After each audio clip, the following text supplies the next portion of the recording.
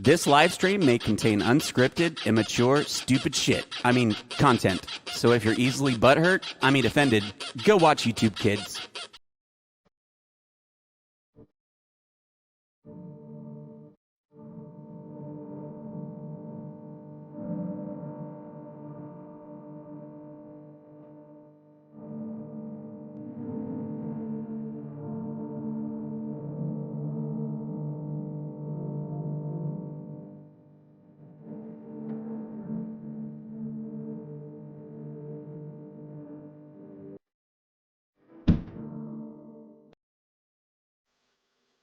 Hello. How's everyone doing tonight? I already have guests in the basement, so who should I bring up first? Eeny, meeny, miny, mo. They're all pointing to you. No? Okay. All right. I'm just gonna randomly pick. Okay, you know what? Let's bring this person up. Check them out. Hello. Hello, beautiful people. How's it going, V? Wait. Forgot. Check him out. I just leveled up on my mustard, baby. You dirty people, you. Gosh. Didn't you talk? Weren't you listening to my interview? Tracy doesn't need to catch up. So I made sure I had mustard in case you want to do the watermelon mustard challenge, but she didn't have watermelon. So. And now we'll bring up our next guest. Eeny, meeny. This one. Miny. Right below you. I don't know who it is. Okay. But you guys conspired. You both are pointing at me. I'm going to have to give you some crap. Check her out. Hello. Will! What's going on? Not much. What's going on, guys? Not much. Hey, V, what's up? I got my mustard. You got your mustard finally, huh? And then the last doubled one, up on it.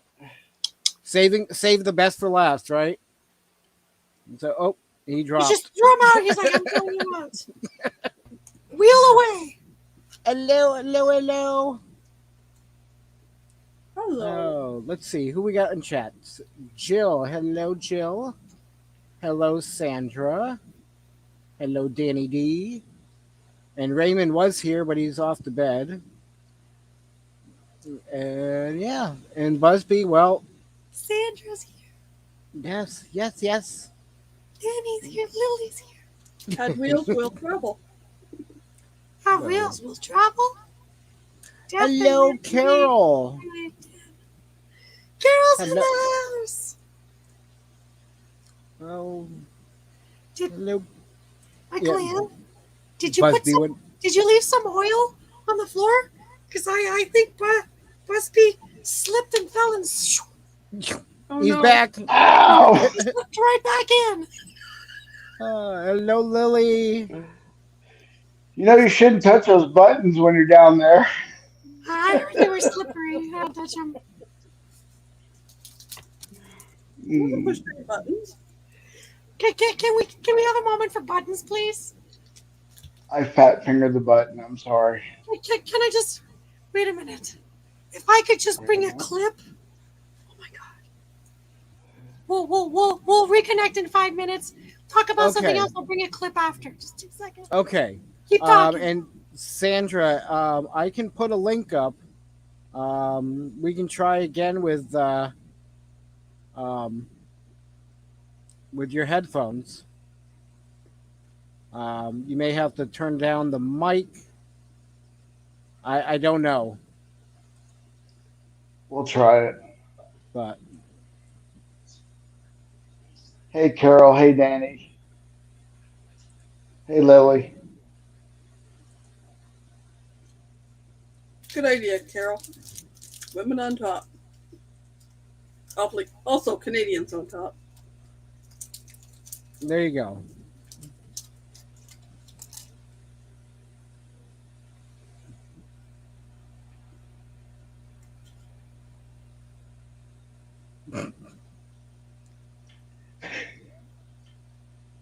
Stop! I was trying to do my frozen thing. Ah, okay. And that's awesome, Sandra. So you actually kept that one?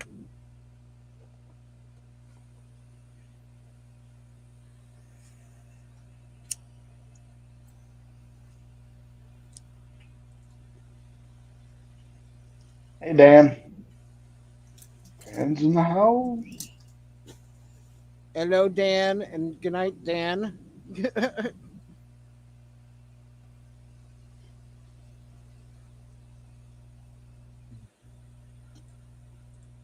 Good night, ladies, and you two guys. Okay, are you ready? I'm ready. You know, Mike, if we talk about buttons, where do you wear your buttons? On my chest. I wear my buttons on my jacket. What? Where about you, Busby? Where'd you put your buttons? On my hat. Michael Ann, where do you put your buttons? I can't hear you guys. Testing 1, 2, 3. Testing 1, 2, 3. Hello. Check Testing. your audio source. Read chat. Oh, read private chat. Check audio source. Okay, Michael Ann, where'd you put your buttons? I'm sorry. What buttons? I didn't get any buttons. Well, listen to this. Everything. You're talking about buttons and all the other stuff again, like I told you. Like I told you not to. Somebody's freaking out about buttons. God, let's not talk about buttons. Let's not talk about buttons. I got one You button get over screen there. dots. I got one button over there on my. I got one button here that I'm not supposed to push until the end. Don't touch it! Okay, wait a minute. You're talking about buttons and all the other stuff again, like I told you. I don't want it. Don't want to. Don't talk about buttons. That's not what I want. Tell me what to talk about. Don't push anybody's Sorry, buttons. Sandy. Sandra. Sandra, it's not working. Nope, can't do it. Fudge. Okay, And I it have a was question. working. Real quick, it was working the other night. Perfect. Does she have any other applications open on her phone? I don't know. Gotta check. Close everything, all the apps. Because that makes a difference. Yep. Professional phoner here. Wait a minute. Did I say for her to touch a button and close her apps? Everything. You're talking about buttons and all the other stuff again, like. Don't touch about buttons and all the stuff that comes with it. Just don't. Sorry. You want to know who that's from? Send me an email. I'll tell you who it's from. Just don't talk about buttons. Okay. Thank you for letting me Okay. have a rant. It was No problem. definitely a 10. And you and Michael Ann had a moment as well. Did I? Yes, you did.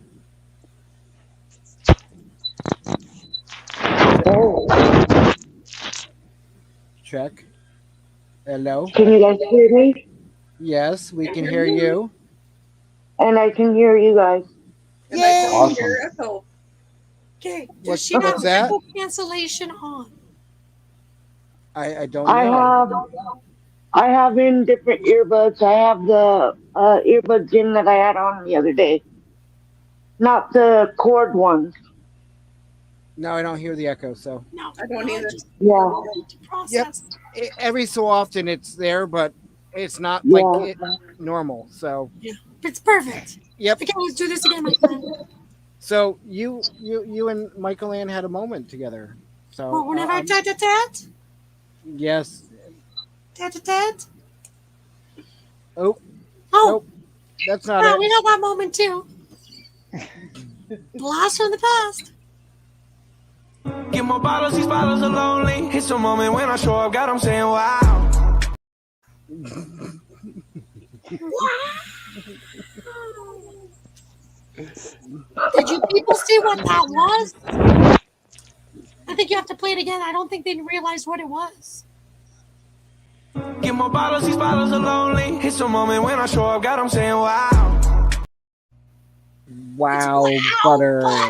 In 3 different forms. Breaking.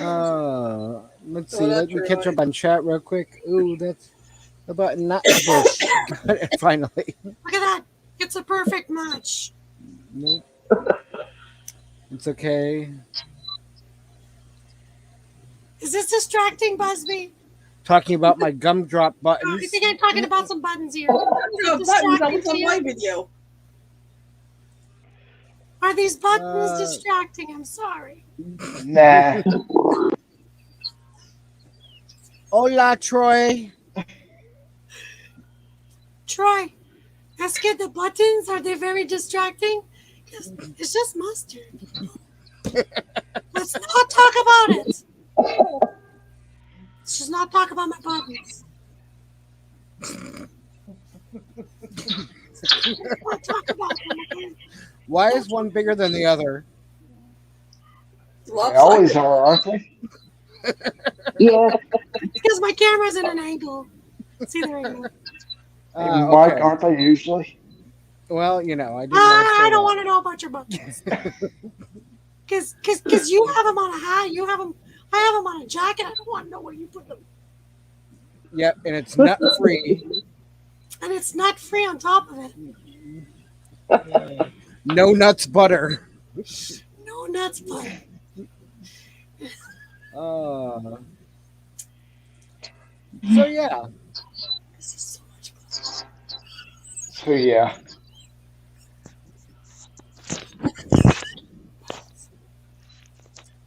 So everybody in my AA meeting gave me permission to upload it. Sweet. Nice. Cool. Sweet. Danny's asking, what color are they? They're yellow like sunshine, baby. And Troy's asking, can your mustard bottles lactate or squirt? Well, they can squirt if you take the pasties off. It's got protection.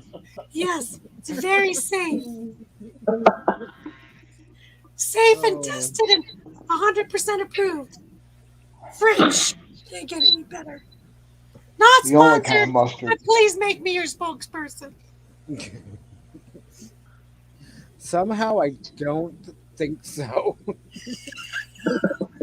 Hey, with the watermelon challenge, I could sell a watermelon with mustard to anybody, I swear again. Yeah. That does not sound good. Lily, I think so. Hold on one second. This live stream may contain unscripted, immature, stupid shit. I mean, content. So if you're easily offended, go watch YouTube Kids. Boo. Wasn't even going there yet. Oh, it's starting to head there. So It wasn't going there yet. before Troy comes in with his comments. So Well, Troy's already here, so. no, the other Troy. Oh, right back. Yeah.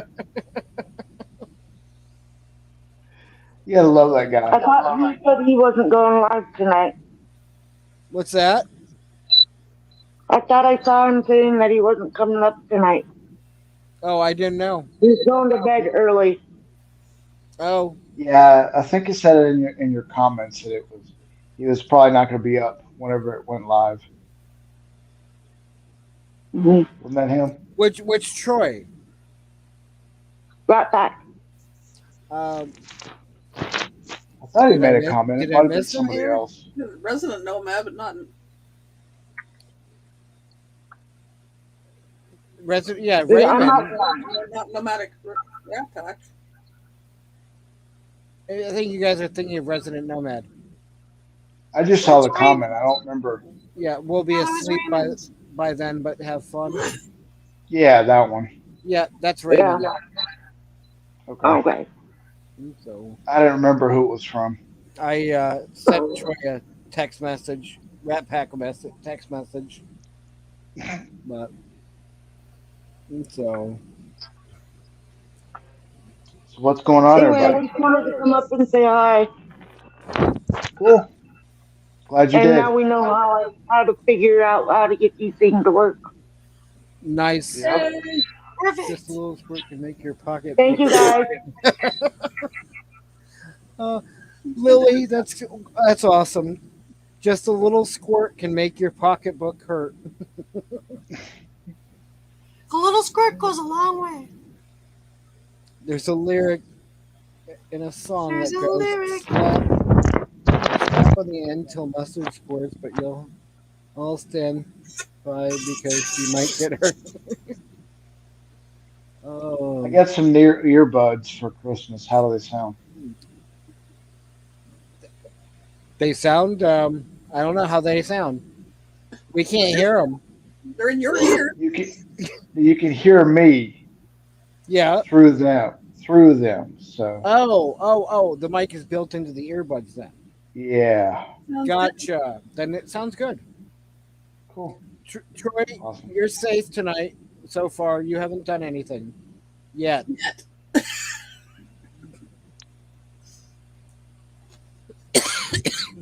Small crowd, but hey, Better than none. I thank everybody that's here. So, Yeah, it's better small than too big. so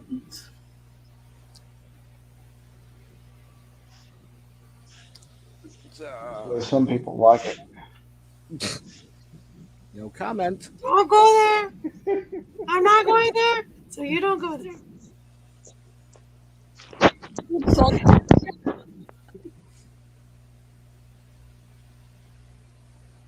Oh, Twice I have to do this. I'm gonna try not to go there. Take Oh, the should oil I? off your wheels. What's that? Take the oil off your wheels. I'm sorry. Didn't mean to Thank- spell. thank you, Lily, and we're happy to have you here. Yeah, all the time. I hope you were entertained today, Lily. I hope it weren't boring. Just have to rewatch my live. I was entertained, and I got hungry watching Michael and cook. I caught the tail end. The tail Oh end? man, Did you say the tail? yeah, he said the tail. You're supposed to insert the video that Troy made you sent to you. You didn't receive that one? I know I played it for you the last time, I think. Are y'all wanting a comment from me that will trigger you? Or female? Sandra, I will check that out. If you or Lily want to drop the link to your page, Yes. Definitely. I think it's done. as Kenny says, not going there. Yep. Oh, here we go. Troy says, "Are you all wanting a comment from me that will trigger your butt hurt female dog? Trigger you butt hurt female dogs?" Yes, definitely. Do I have an option, yes or no? Because I always click yes, whatever it is. It's like truth or dare. Dare, dare, dare, dare, dare, dare, dare. You're welcome, Sandra. Did Sandra and Lily drop their links? I think I'm subscribed to Lily, but Sandra, I think I am, but I'm not sure if I am no more. Tell. Let's see if it's dropped. Let's see.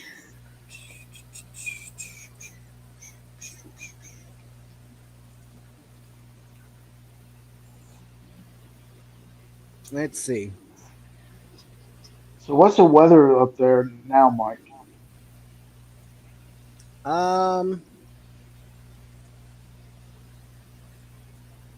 The forecast. I'm sorry.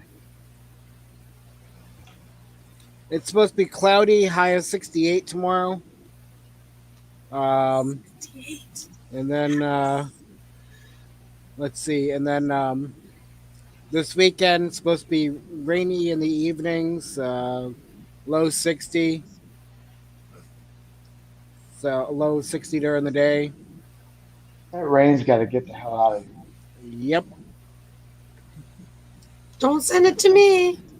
You know how nasty it's going to be in the Don't want queue? me to- Don't send it to me, honey. You know how nasty it's going to be in the queue with that rain? See, I was not subscribed. I'm 172. Yes. I'm excited. Because I remember I was, but then it doesn't show up no more. So I have to go watch a video. Can I leave it? I'm so excited. Oh, it's one of her and her husband dancing.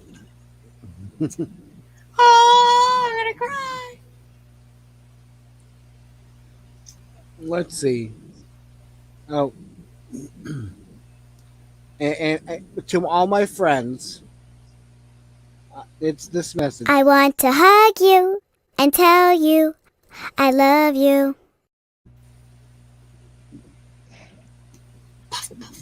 I got it right. Yes.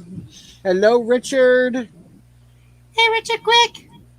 What's Quick. going on, Richard? Richard's here.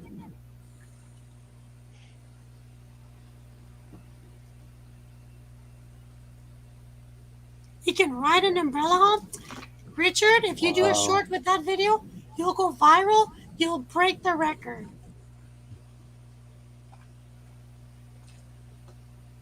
Let's see. See, I watch animals because I don't have animals. If I weren't so fat, I could ride an umbrella home. The winds here are atrocious. I Okay. thought it was Richard who said that. Try do the video. You'll go viral. You'll break YouTube. I really mean it. I'll watch it for That 20 would be minutes. cute. Lily, that'll be cute. I'll watch the show on replay. Oh. Michigan Carol thinks it's hilarious. And she loves it. She's giving us a long and comfortable hug. Carol, tell me when you're uncomfortable because I can keep it this way.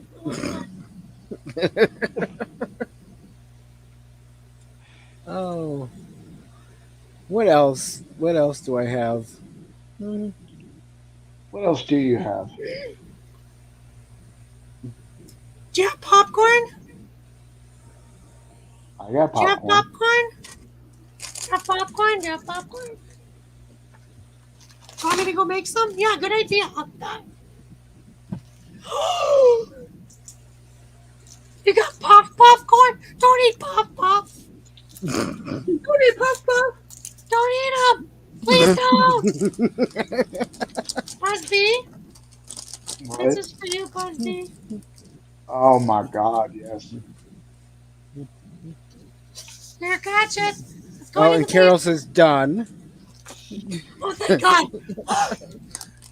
Travel like Mary Poppins. See? People are with it. With the high winds, I'm expecting a sandstorm to begin any moment. Nice. Troy S. has got the hook up on popcorn.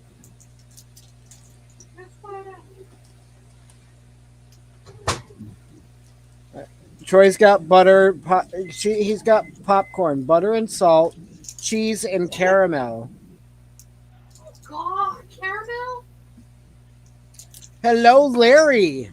Larry's in the house. Hey, Larry. How's it going? Oh.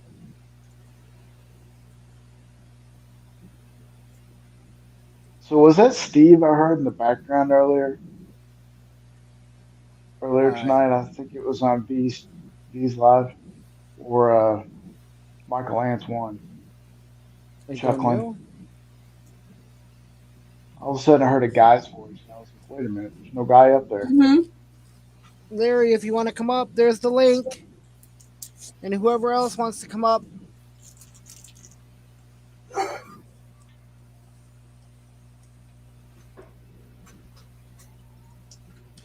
Oh, really, Lily?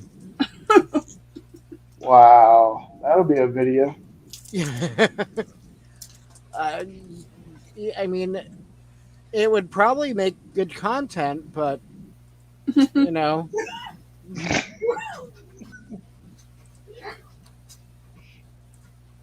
Hello, Larry. Hi guys. What's up, Larry? I How's it meant going? to set up my thing here. I'll Oh. come right back. I just got to fix my green screen. You want me to drop you down in the basement till Yeah, down? yeah. And he gone. No, that's fine. Oh.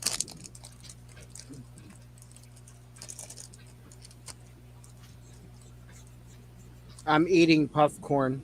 Puff puff. How dare you? Puff puff. No, puff puff. Don't eat puff puff. Say puff.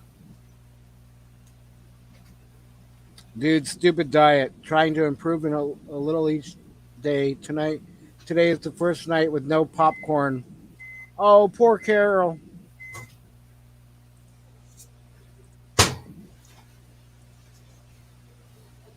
You all set down there now? Oh, I'm leveling it up. No, it's still not working. I'm going to sign out and come back in because I fixed it on the other side. So Okay. I'll start back, Mike.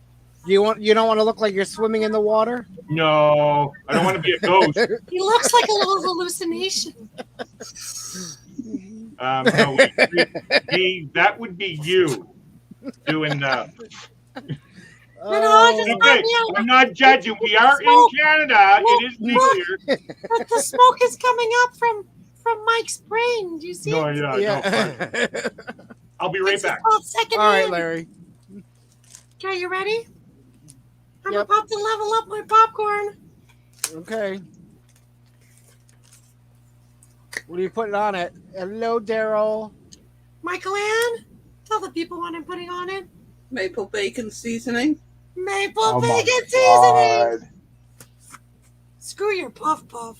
I'm elevating. I'm Everything's leveling up. better Level with up. bacon.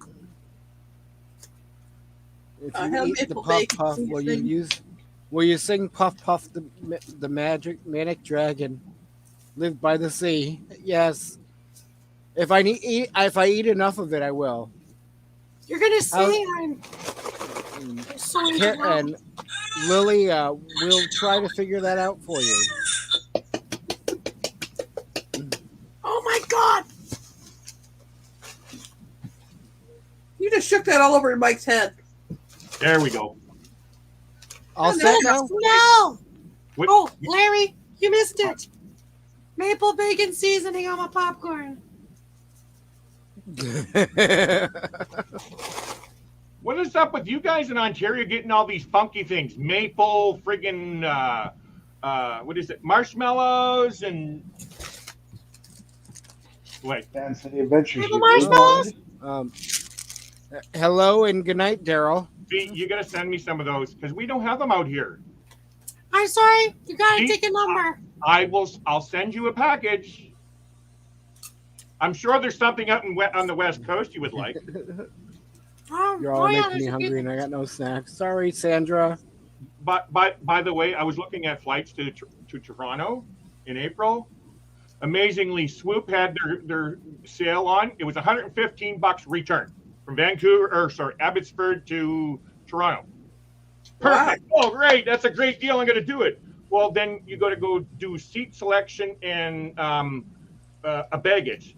You had one free personal item that had to fit under your seat, or a carry-on was $63, or a check baggage was $63 each way. Yep. That's how they make the money. So this is on Swoop 737. It's a normal plane. Then I go and check with. Sorry, I'll finish this quickly. No. I'm just saying hi to Greg. That's it. I looked up WestJet from Vancouver to Toronto on a 787 Dreamliner was $268. With Swoop and everything, it was coming out to $289. I'm thinking I'm going to go with WestJet and go from Vancouver, which is closer for me. And yeah, but I was looking at it. I might still, but The then hot you can dog I was bring- looking at was quite pricey for my dates. That's Question on that's this. Go ahead. what's that? I was gonna say on the second one, are you allowed to luggage a backpack and a personal item? Any carry on? No. I just haven't learned how to travel for a week in a small little bag that fits under your seat. I'm a big person. I'm bigger than the bag. Doesn't work. Yeah. See, I found a incredible deal to I fly will, by the way. from Florida back to New Hampshire in November. It was like $29 for the ticket. What? Yeah, but For the ticket, he's saying. yes, yeah, but for the ticket. So you were allowed one carry-on bag free that fits under your seat. Yeah, the personal But- item, like I'm saying, yeah. But I did not know how big that item could be because looking at the picture on the website, you know, it shows a bag and dimensions 10 Yeah. whatever by whatever. And I'm looking at my laptop bag going, there's no way that's going to fit. Well, a So I laptop paid- bag, now considering what if you put into it, that Well- could fit under the, like here, look, Mike, here. This is my laptop bag right here. Okay. Look at how thick it is, right? Now, of course, my laptop's on my computer right here. Ooh, dusty. That would fit under my seat in front of me. I know it would. That's It just would- moaned. So mine is a big 17, holds a 17-inch laptop, plus there's about 5 to 6 inches above that. So it's a rather high backpack. So I'm like, okay, so I looked on it, and it says it was like $59 for a bag over in the overhead. So I paid for that. No. Yeah. Here, pro tip I I ended use, up- Mike. My laptop bag fit under the seat. Yes. Pro tip, So- Mike. Here's what I found because I've been flying out of Canada into America a lot. Yep. If you're going to be, say, you're going to be using, it's mostly smaller airplanes, but they have gate side check-in. Sorry, baggage check. Sorry. Okay.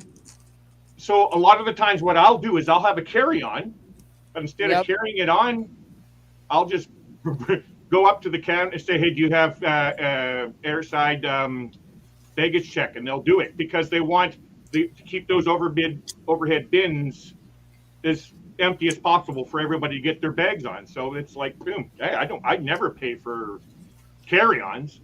But I don't know if that would work for like Swoop or any of those ultra low cost carriers. So- I wonder if that would work. So now I know that, yeah, it would fit because I'm looking at the size of my bag and I'm looking at the dimensions on the screen and I'm like, there's no way that's gonna, and I didn't have a thing to measure or any, handy. So I also have to carry a CPAP, which is considered nothing. It's because it's a medical device, so they don't count that within anything, but they're sure to get the looks. But I also, and I still need to get something made for V. oh, let me See? make it big. Let me hold it up again. Oh, sorry. Hurry, It's put it on on the your green chest. screen. Put it on your chest. She knows what it is.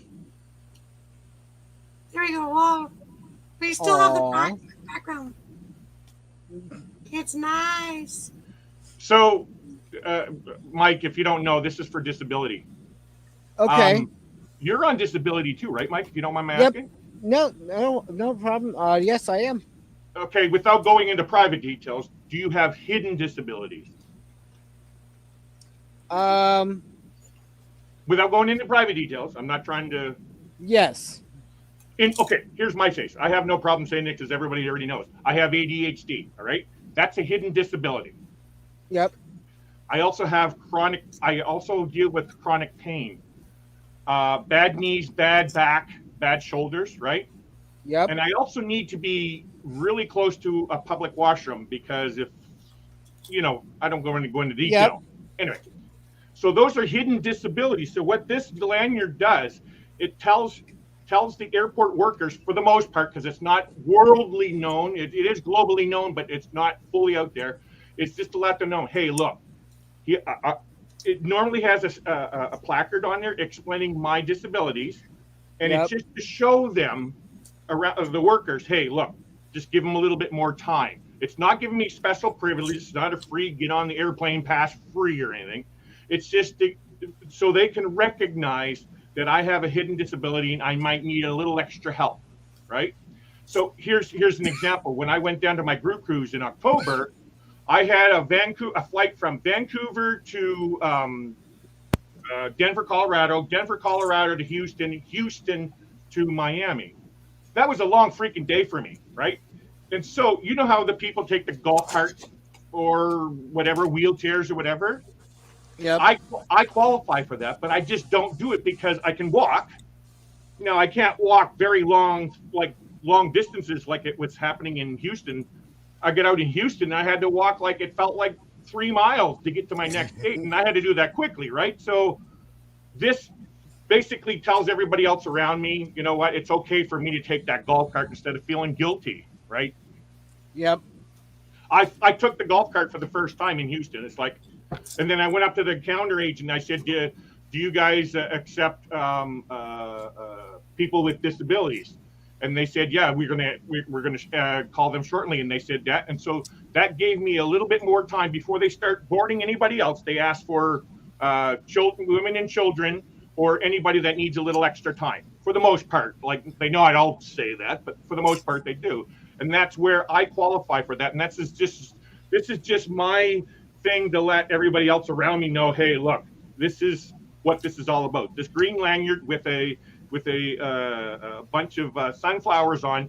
It's the international symbol for hidden disabilities.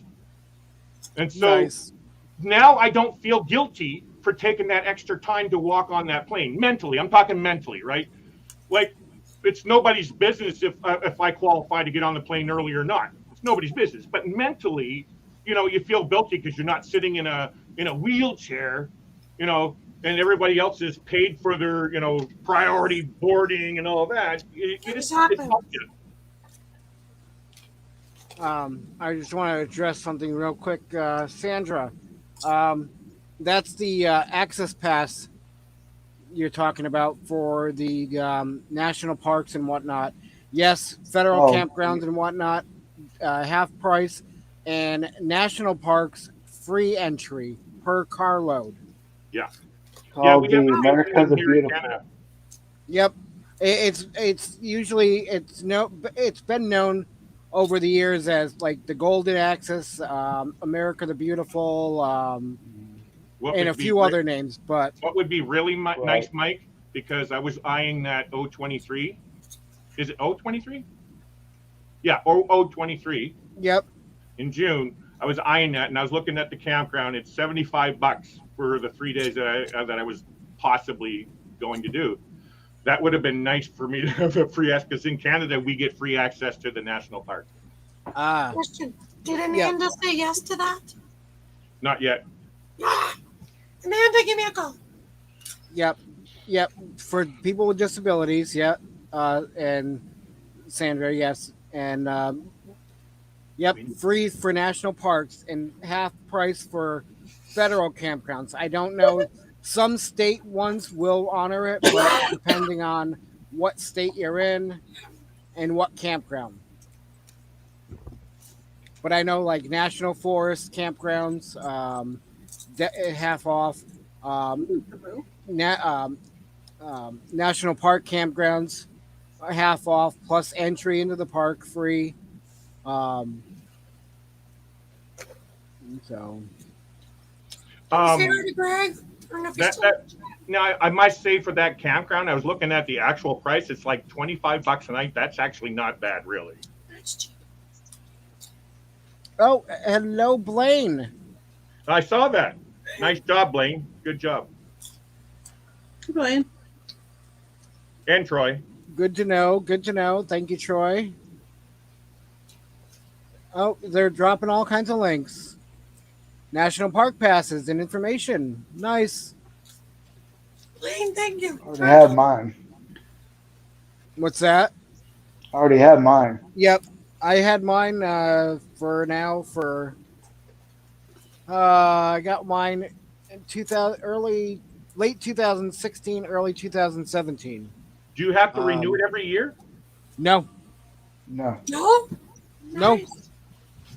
So For us, we have to renew ours every year. In case it changes.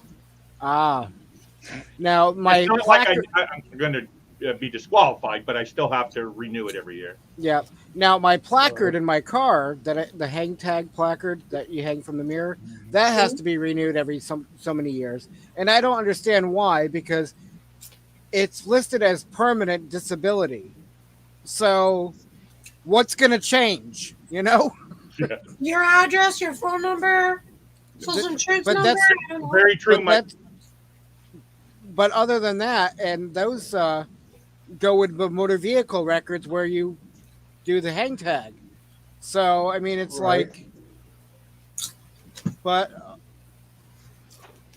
We are actually, Ananda, did you send out that application yet for the disability placard? Greg, say hi to Ronnie Ron and Crystal.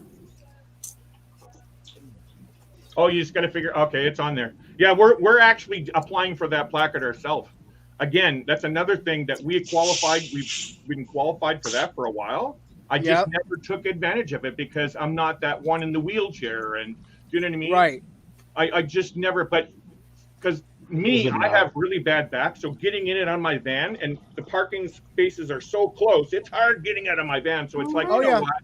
I'm disabled. I'm on disability. You know what? I'm going to take advantage. It's always been this guilt, the stigmas, and all those things, and people giving you the look. That's a Canadian mentality.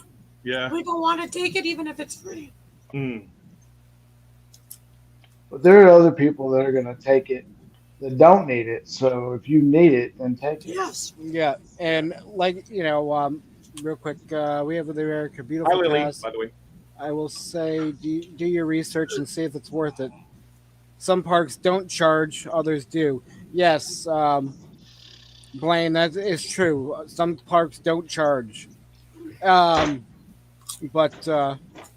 so yeah, if you're paying for it, obviously check and see what before you go and get it. See if the park that you're going to visit charges.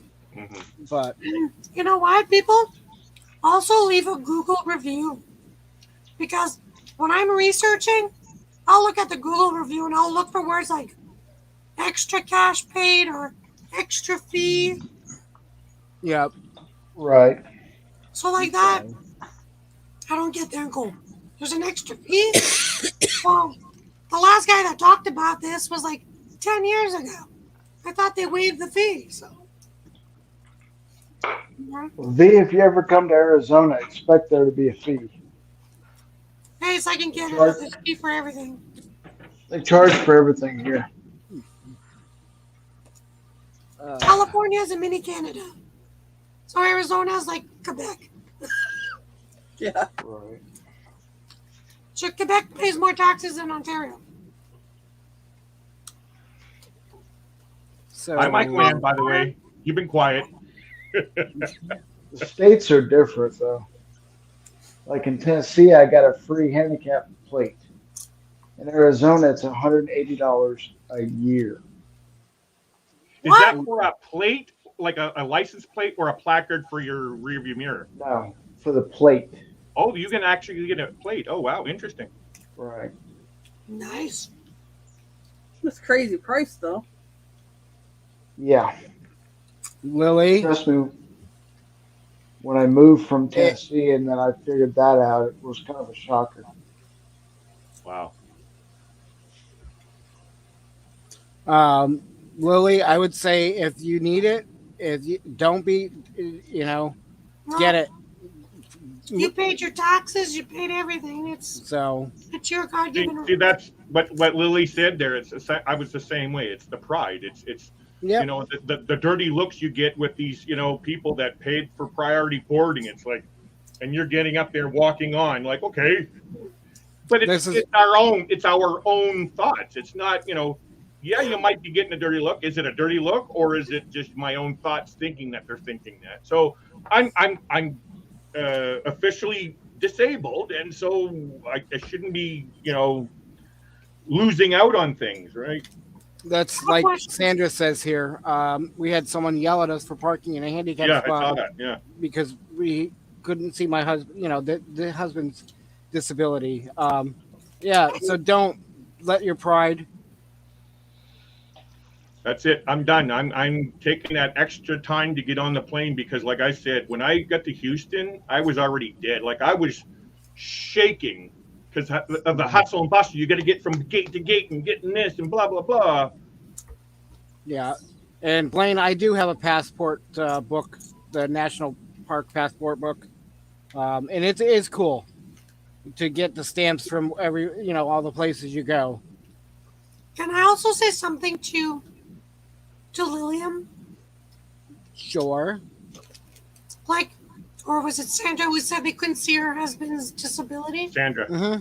Sandra was Sandra. Okay. Sorry, I'm still mixing them up even in chat. Like, sorry, girls. But my thing is, if you were to have what Larry has with the thing, it's a teachable moment. Say, I know you don't see my disability, but let me show you. This is world renowned. Here's the website. Go check him out. I have an invisible disability, which has in turn been approved by my doctor, which is approved by the government with the doctor's medical license. And that's how you just don't have to do nothing after that. I don't know if you guys have, do you guys have expecting mother or parent parking at stores? Yes. Some do. Some stores do. I have to tell you, I've seen so many people park in there that I'm an advocate. I go, excuse me, do you need help? And the guy would be like, no. I said, well, since you're parking here, you need help with your children. Do you need me to hold a bag, a diaper bag? And I'm actually adamant because I've seen so many people park there without kids just walk in. And I was like, you're not going to leave your kid alone in there. The guy goes, I don't have kids. I said, oh, she froze. Because you're parking. You shouldn't be parked there. Because Gotcha. I said, I've seen so many women walking in the snow, pregnant with 2 kids, and just parking there because he can, And one guy said to me, thank you for asking. Here's the diaper bag, and here's the other one. I said, thank you. I said, you're the first dad that's parked there that actually did have kids that I've seen in the past 3 months. And the guy goes, what? He's like, yeah. And way to go, Sandra. Sorry. Way to go, Sandra. Troy's comment. Oh, sorry. I'm getting to it. No, I know you are. Sorry. So, oh nope, not even. None at all in Oregon.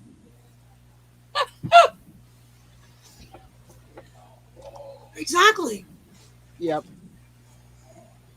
And I always say, don't judge a book by its cover.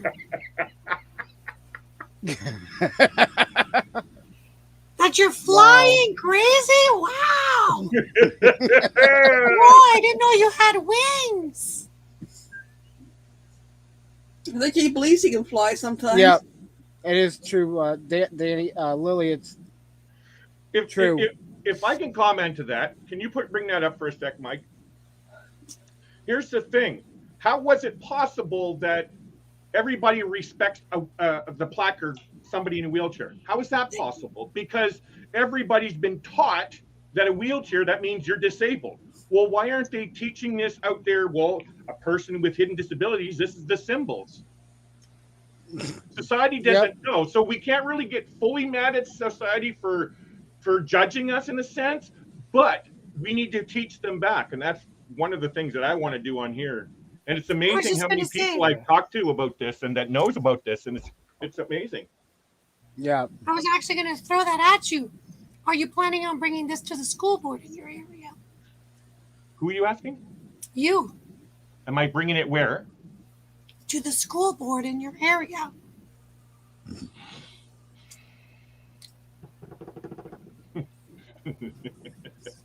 V, Food for thought.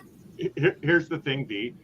My last job was in 2017. I was an outreach worker. Okay, I did all kinds of community service work, and I volunteered with me. She was helping out the female side of things. I was doing the male side of things. Well,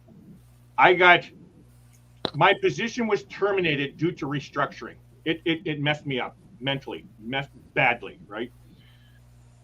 I have a passion for those kind of things, but I don't have the drive to go out there in the community anymore because there's so many negative things, how politics works. I don't want to get involved with that. It's a simple email now. You don't even have to go out. You just send the email. No, I understand what you're saying, and I like how you're saying that, but I don't have the strength to go out there and pursue it in that sense, push it that way publicly. I could do it on here, but like going out to businesses, I was on the affordable housing committee here, V, and I was putting so much effort into getting them housing here in Powell River. They totally went against my idea, and it was the cheapest. Shipping container homes is a proven fact that it was a cheap cost per unit was cheaper to do shipping containers home, and they went the traditional way because it was giving business to somebody else here in town. V, is this true? V? Yes, I did. I was Michael. I was freaking out. Very much so. I was like, I can't watch. I have 911 ready to die. Don't you drive the 401? So, Troy, what you're saying is you were playing Frogger. That's exactly what we were doing. The only crossing thing was like a mile down the road to go across and come back to go to the restaurant. And then another mile to come back. It must be an American thing because when I was in Dewey's car, he did the exact same thing from one far right. Oh, there's my exit. Boom, right over. Like, gotta be an American thing. We were not in a car, Larry. We were walking. We were walking. See? From the hotel across to the Cuban restaurant. Oh, the Cuban restaurant across the street. Oh, I know the. Okay, yeah. All right. Wow. And it was during rush hour at 5 o'clock. He's like, okay, so if you're talking like in that sense, I walked the same way as Troy then. If you're saying it that way, yeah, I pretty good with that part. I had a wet spot in my pants. I'm just I bet. It was not a good one. And Larry, real quick, back to what you were talking about with the parking and needing to open the door wide and whatnot. Oh yeah, that's the same with me. And if there's a parking spot like next to a handicap spot, I'll take that and leave the handicap spot open for somebody else that needs it more, because I can park so that usually there's that double line and then the regular parking spot. So for me, that's enough to open my door. Otherwise, otherwise, it's a bitch to get in and out without it being able to open the door all the way. Here's the thing for me, Mike. In Powell River, it has a very big senior population. So the odds are all those handicap spots are taken. And if they're not taken, they're the closest to the entrance to wherever you're going, and everybody jumps on those spots. So you never get them, right? So you're stuck going to a parking spot that you don't want next to, Yep. Hello, Kathleen. I know it's a lot here. We got all these handicap parking spots, but there's not a lot that are marked like having that extra space to get in and out if you have a wheelchair. Yeah. It's like, how is a person in a wheelchair or with a walker supposed to get in between vehicles to get out of their vehicle when you got this much? I just want to do a little bit about this subject. There's a place here, a grocery store that we go to here. They have quite a few handicap spots, but there's this one spot that's not handicap parking. What irks me is seeing somebody with a handicap placard parking that spot and not parking the handicap spot. Drives me nuts. Because I don't have the placard yet, and that's where I wanted to park. You know what I mean? Like, that's all that was. Sorry, Larry. What did that say? No. To your comment about somebody having the placard and parking in the spot next to the handicap spot, that would be me. Well, like I'm saying, there's this one spot. It's pretty close to the entrance. Yep. They have a placard, and then they park there. Okay. Yeah, it's annoying, Mike. Sorry, because I'm trying to save that for somebody that really needs it. But if you have a placard park, if there's a handicap spot, use that one. I know. I'm horrible about that. You wanted to get an extra 7 steps. Let him be. Jeez, he was trying to work on his physical. Speaking of that, everybody's always fighting for that closest parking spot to the door. Yep. The other day, I was parked in this same parking lot, but way in the back, away from the entrance, because the nanny was in getting groceries, and I didn't want to go in, so I had the perfect eye line to the friggin' door, and hundreds of parking spot closest to the door. And where did somebody park? Right directly in front of me, blocking my view to see if the nanny was coming out the door. V. Blaine has a question for you. Blaine, I would like the ultrasound. No, wait. Wait. Signature with your picture that you're getting the ultrasound. Just tell them, wear a dress, and it'll work. Blaine, I can lend you my wig. Kathleen. Blaine would look good in a dress. I just ride my T-Rex to the store. He parks wherever he wants. Cute Kathleen. Busby wanted to say something and now he left. I'm here. Say what you want to say. I'm waiting. You know you're talking about my daily nightmare, don't you? Yes. Yeah. That's what I'm saying. The conversation is my daily nightmare. Uh-oh.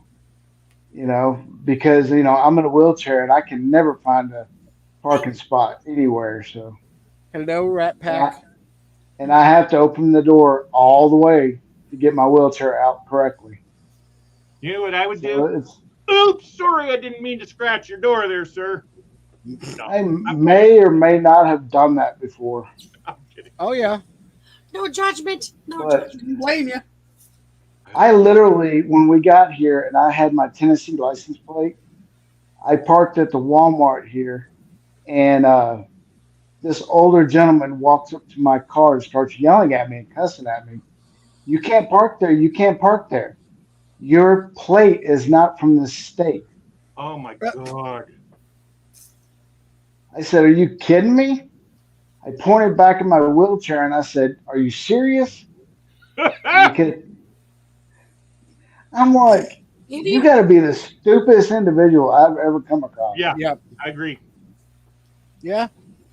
You get that. And it irritates me. And then, then you, like you said, I think you were saying, Larry, you see these cars parking in the handicap spots that don't have a placard or a plate. And I'm like, and the people get out and perfectly normal. Now, granted, maybe they have a hidden disability, but nothing to show it as far as on their vehicle. Blaine, I can relate to your last comment.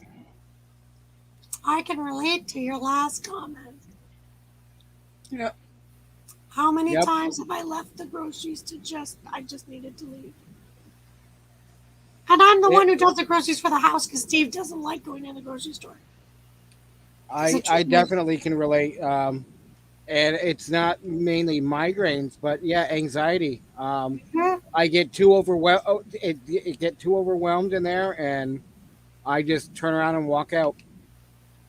I've gotten to the point where it's like I had to shut down. I can't. And that's what I was afraid of going to Miami. Yeah. Is that happening? So that's why I did not go. Okay, that's why you should have, because my hotel room was in the other hotel, because I knew if I had that moment, I was physically in my brain walking to a different hotel. How should I have known that? You didn't talk to me. You should have just talked to me. Did you read Rat Pack's comment? Do what I do: buy a 20-passenger wheelchair van from an old folks' home and double park at the front door. I believe all the stickers from the old folks home. So I actually have a story about that actually happened.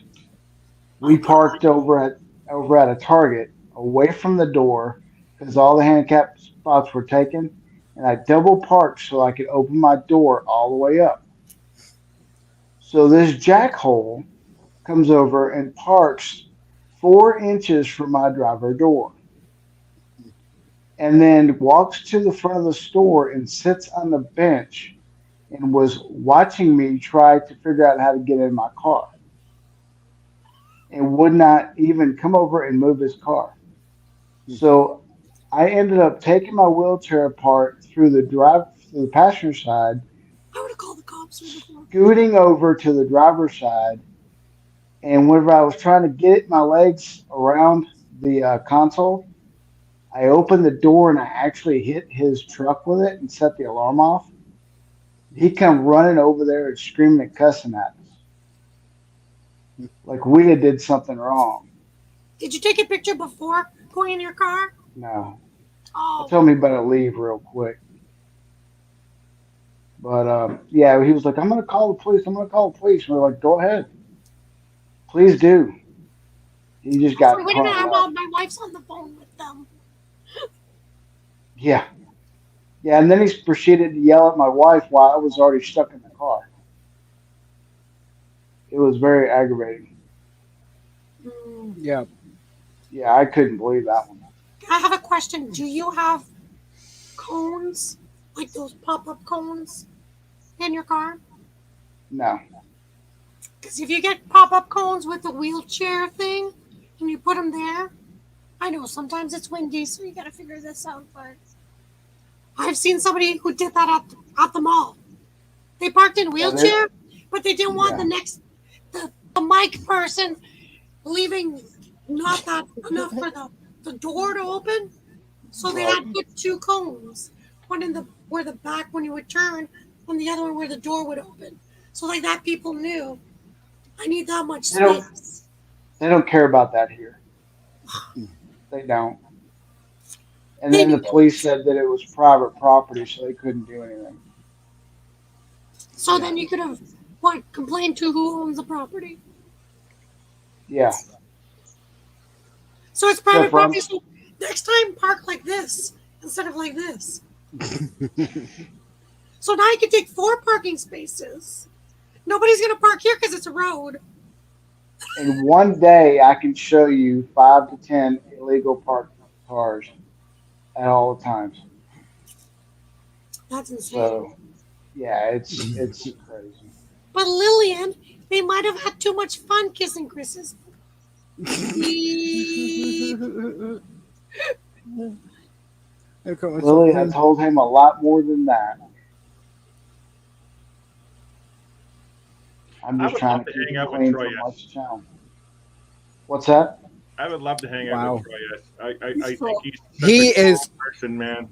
I had the pleasure with the KKP project to be with Troy and everyone else for that week, and he is a freaking blast to hang out with.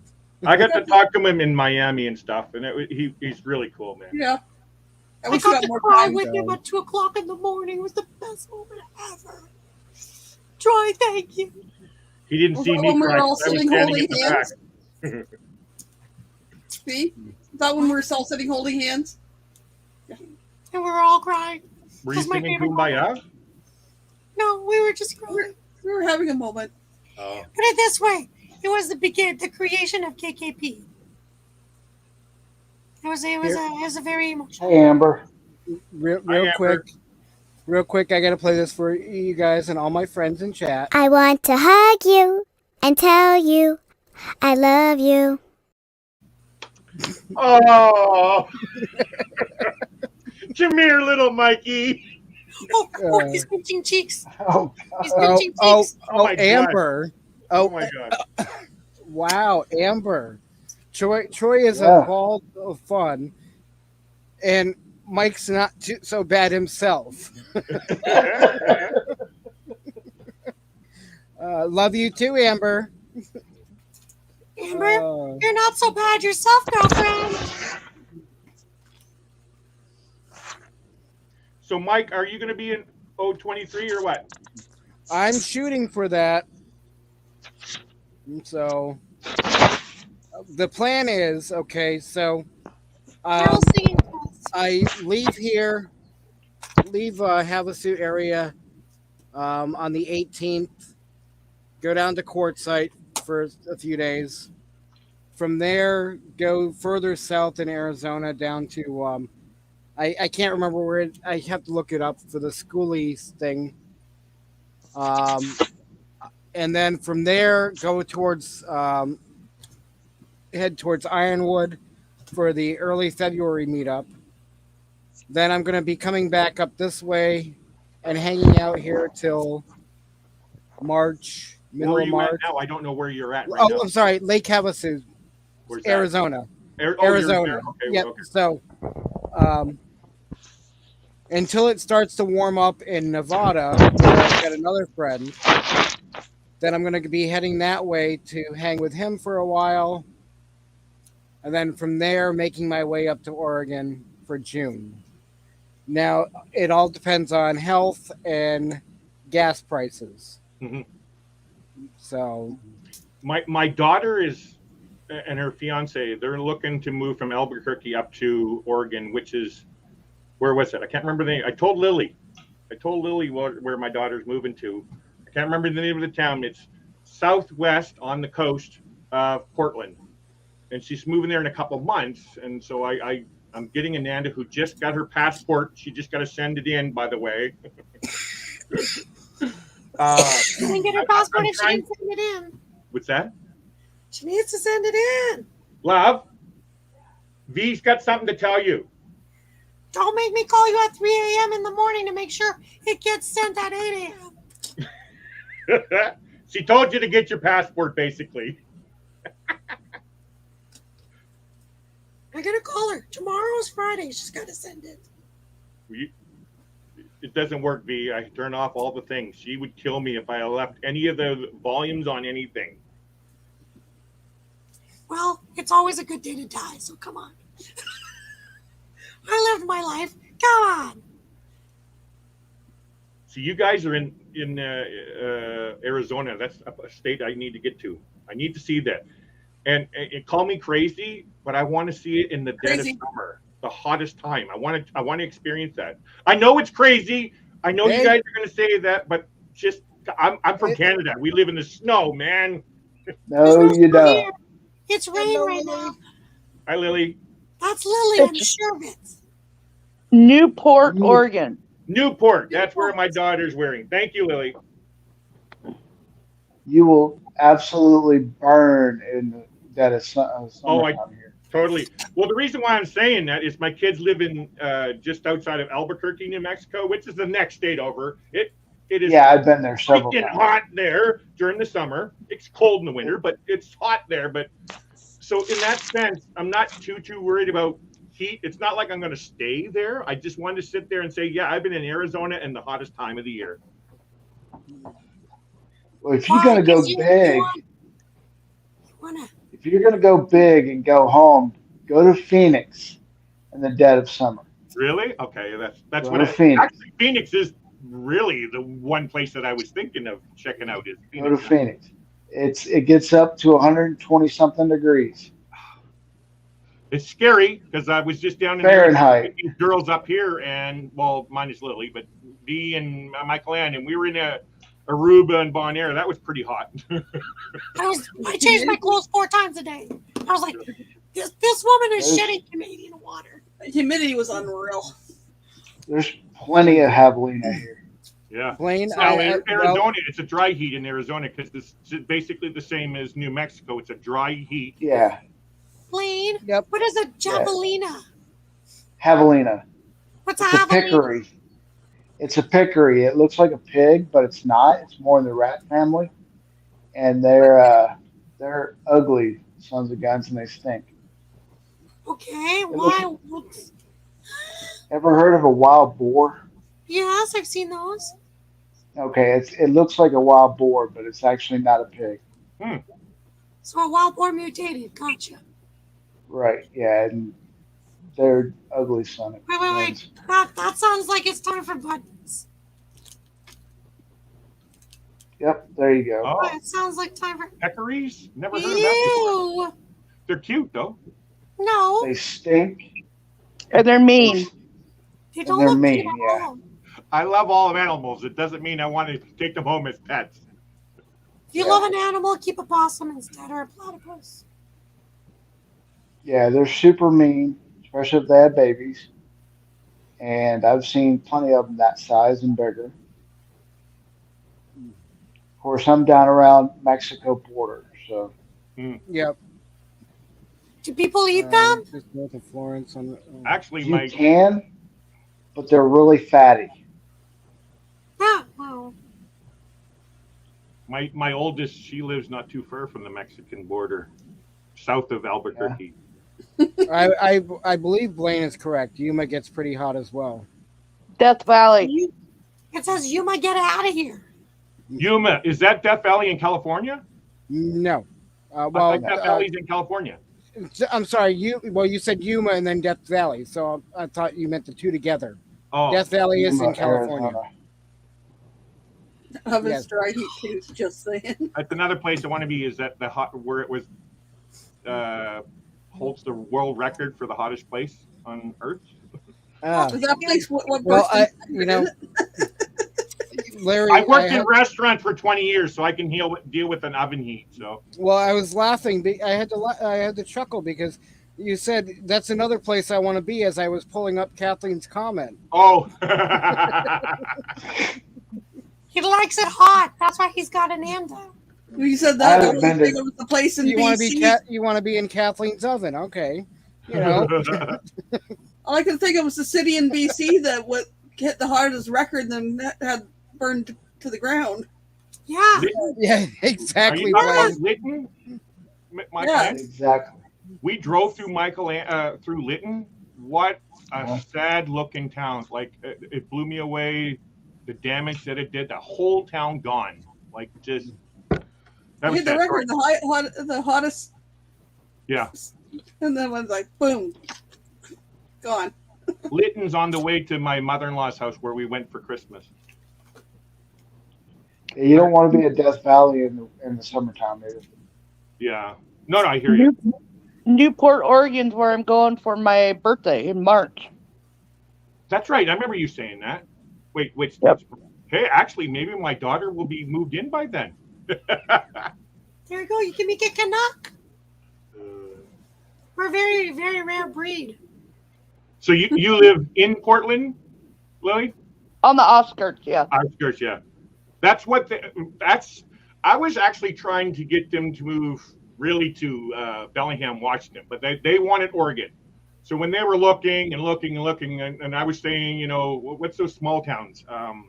There's some Bend, Oregon, all those, because that's what they want. They want outskirts. They don't want crazy city life. But Newport is really cool. yeah, so I guess he had found a job there in Newport. So I guess they're going to be fine and going there, I guess. Newport's a cool place to visit. Well, I looked in Google and Google Street View and all that. It looks pretty cool. They got some Walmarts and some restaurants and some Oh, yeah. really nice beach, by the way. Kathleen. Plus, it's not too far from the casino and the aquarium and all They kinds of do stuff have an down there. aquarium. I saw that they have an Yes. aquarium. Yeah. Big aquarium. Yeah. I love aquariums. That's where I used to take my wife for a date here in Vancouver. We used to That's the have only- yearly passes. That's the only aquarium I've been to. What's that, Michael? Ann? Vancouver Aquarium's the only one I've been to. Really? And Anna and I both had annual passes to there, and we used to go there all the time for dates. Just walking around, just hanging out. Larry Look at needs to go aquariums. stand on the corner in Winslow, Arizona. I've never even heard of Winslow. You've never We heard of the also song? We also have Seaside, Oregon. They have an aquarium there. It's smaller, but Yeah. you can feed the seals. That's nice. I like that. What's this Winslow, Arizona? Was it you, Wheels? There's an Eagle song too, I believe. Are the winds low or the winds high there? Winslow is pretty awesome. Thanks, Steve. Now I caught Winslow it. has a crater from a meteorite. Oh, actually, that would be interesting to see. It's very interesting. We've been. It was pretty cool to see. Except for a pair of my sunglasses blew off, and it's in the crater somewhere. Oh, It's pretty windy that day. Actually, it would be much more interesting in your point of view because you're in a wheelchair. So that's a little bit, you need to be careful on how far you wheel that wheelchair, man. Yeah, yeah. Their platform wasn't wide enough, so I only got to the door. My wife got to actually walk out on the platform, though. Yeah, it was pretty cool to see. We just did a video through a whole bunch of different towns on the way back home. That's hot, Troy. that's close to HE double hockey sticks. Yes. 140. I can't imagine there's a difference between 120 and 140. It's like Kathleen was saying, it's hot as hot. Hi, I beg Yeah, to once- differ. I don't care. Once you get to 120, it doesn't matter. I don't know. And whether or not it's a dry heat or what, humid, Yeah. it's still hot.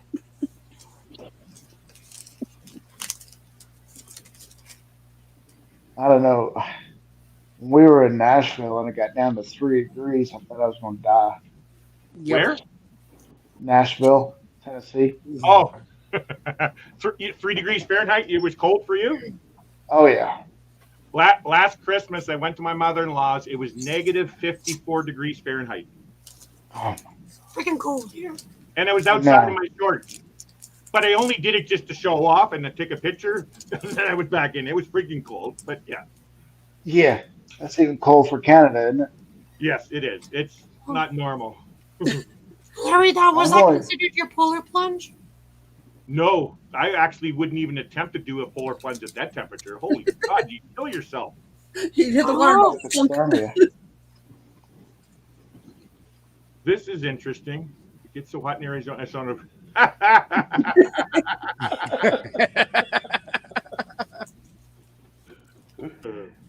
Oh. I wouldn't doubt that one. Okay, Leave it to Blaine. Oh, that was good. I'm gonna switch devices. Uh-oh. Can you handle it? B, is your battery low? No, I'm getting on my phone. Speaking of battery, I wanted to ask Mike about Mike. Yes. Can I ask In Mike your about Mike? trailer- Good idea. What do you have for power? How do you power Okay. everything in your van or your trailer? Okay. So the lights here, Yep, they're LEDs, so they don't take much power. that's all 12-volt lighting. Yeah.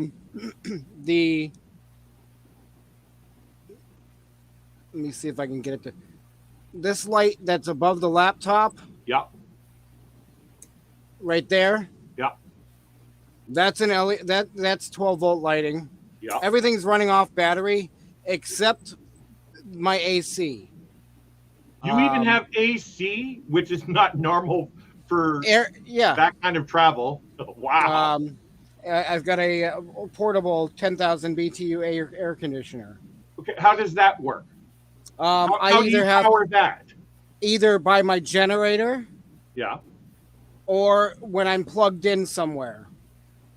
So what if can you so you can't boondog with that AC then? No, well, I could because I have generator, No, so I that's can run my true. generator.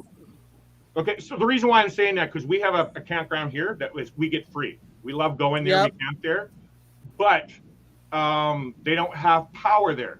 Now the problem is I don't want to use AC overnight, or generator Right. overnight. That's the problem. Exactly.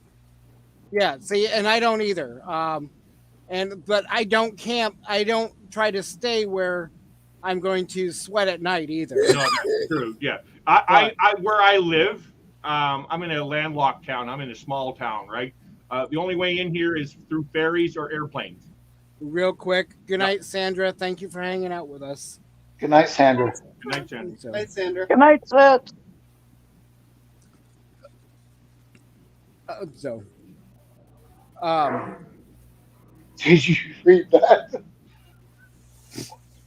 Oh, Blaine, Blaine, you're full of them tonight. full of hot air. Well, some like it hot.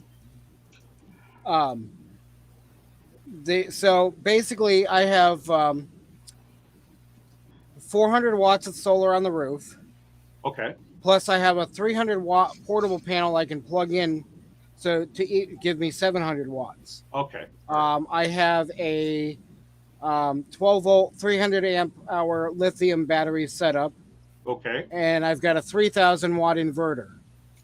Gotcha. So if I need to run anything electrical while being off grid and I don't want to start my generator, I can do it for a short amount of time. If my batteries are fully charged. But I do not, I have not tried running the AC part of the portable off the 12 volt batteries, but I did switch it to fan and it ran just fine. Not for a long period of time, but I was running it. I ran it for like an hour or two. So, could you run that all night long? The fan, the AC. Not with the battery power alone. No. No, you couldn't. Okay. No. So, is there a way? Okay, here's my thing. I don't like sleeping in heat. I need cold air. I need cool air. Like last winter, not this winter, but last winter, I was using an AC. It's so warm here. At 63 degrees Fahrenheit.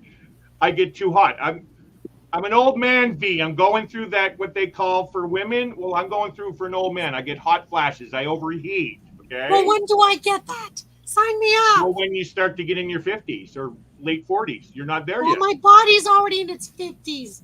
I had chemo. You're not there yet, V. Jesus. Hey, Tim, that guy way over there is Busby on the bottom. Side layer. Busby. Oh, okay. V, you just need to invest in a tiny home and come to Oregon. So hang on, me, that's my dream. So, in answer to your question about what do you need to run the AC overnight, I would say at least 600 to 800 amp hours of battery. So you would have two of those. So basically, either 600 to 800 amp hour Battleborn, something like Battleborn or whatever, Or are they just deep cycle batteries that you're talking about? No, lithium. Oh, lithium. That's even more expensive. Holy crap. Because just the regular lead acid or the gel or the glass mat or whatever, say you have 600 amp hours of that. No, because you can't drain them below 50%. No, you can't below so you actually only have 300 usable. With lithium, where you have 600 amp hours of lithium, you basically have 600 amp hours of use. Now, some people say don't drain them below 10%. Others say, it's a fine once in a while. But, the real question is, who knows, which is right, I personally don't. If somebody else does in chat or, for sure. But I try not to let them go down below 20%. A couple of years ago, we rented a fifth wheel, 28-foot fifth wheel, and it had AC and everything. But where we camped, it didn't have no power. Well, I had a hard time for the 3 days because I need air conditioning, and I couldn't get nothing. And they had AC in it, but there was no power, and then they didn't give me no generator to to recharge the battery if I used it with the AC. So I was SOL with no AC, and it just drove me nuts. Gotcha. So, and Blaine says he can't. He has to have a fan on. Doesn't care what the temp is outside. You just get a Blaine, USB we're all your fan, plug it into your van. Yeah. You know what he says? The USB fan. I actually, when I went on that cruise with you girls in October, Dewey bought me a USB fan. You can either plug it in or it's USB, and that actually worked okay in the in the cabin, but I can't see it working in a van where you're in Arizona and it's 120 degrees outside. You're not going to survive without no AC. Yeah, you're just pushing that warm air around. You're That's just pushing the hot air around. And Tim, you correct. Yeah, I see Tim saying that. Yeah. 600 amp hours of lithium means you need 1200 watt in solar. Basically, so for every 100 amp hours of battery, 200 watts of solar. Basically, you need to keep double. Basically, you need to have double the wattage for the battery to keep them. Wow. So Larry, I have a question. Oh, sorry. Go ahead, V, real quick. I was gonna say, do you guys use then? Can you use just a regular plug-in AC? That's what Mike's talking about. He's got a portable one. We've had the portable ones. We also have the window ones as well. That's what I'm saying. The window one versus the portable. Well, now I am looking at switching to a window unit because it draws less than the portable. Yes. So that's what I'm looking at for the future. But how much? But I'm also looking at upgrading my solar on the roof. Now you can find 400 watt panels or 450 watt panels for under $300 a piece. Yeah. Well, in America, that's an American. Okay. That's like $600 Canadian for us. But so I will do like two 450 watt panels on the roof. Yeah. So that's 900 watts. Yeah. Okay. Then what I was talking about running when I was 2 years ago, I was looking into this idea, and I still am, is get another 1 or 2 panels that size to put off the side of my trailer to go up at an angle when I'm parked. Also, it doubles as an awning. No, true. So that's another 9. So basically, with all 4 panels, it would be a total of roughly 1,800 watts. So, Night Troy, safe travels. And then, I would definitely be able to do the AC during the day. But again, you'd need the battery power as well to run it overnight. And I don't have that much. I mean, I only have 300 amp hours, and that AC would be draining it in a few hours. So, are those lithium batteries lighter than the Deep Cycle? What's that? The lithium battery that you have would that be lighter than the Deep Cycle? Yes, definitely. About half the weight of the Deep Cycle. Oh wow! The reason why I'm saying that, Mike, I use CPAP as well. Yep. And I borrowed a Deep Cycle battery, an Interstate Deep Cycle battery. I can't remember how many amp hours it was. And I got almost 5 days. I probably could have gotten 5 days out of this one usage, and that was just CPAP alone, right? That's not without recharging the thing. So now, that's one issue that I use power, and then AC would be the other. I could care less about lights. I can use a flashlight or battery-powered lights to worry about lights. I just need power for my CPAP and AC, if that's really concerned, because we're talking Busby saying 120 degrees in Arizona. I'm gonna die if I test out down in Arizona. Yeah, my van roof. By the way, I have a 2012 Dodge Grand Caravan that we got a bed set up in the back. We have big stow and go seats and all that, and that's what I plan on doing some driving around. I used to own a Dodge Grand Caravan. And why was Blaine asking how is parking the fifth wheel, Larry? LOL. I was telling we rented a fifth wheel a couple years ago. And ironically, I have a video up on my YouTube showing the lady who actually rented me the fifth wheel. It was actually usually her husband who did the parking, because what it was, I paid $80 a night, including setup and pickup to a campground here locally. And like I said, the lady's husband usually did the backing in and all that kind of stuff.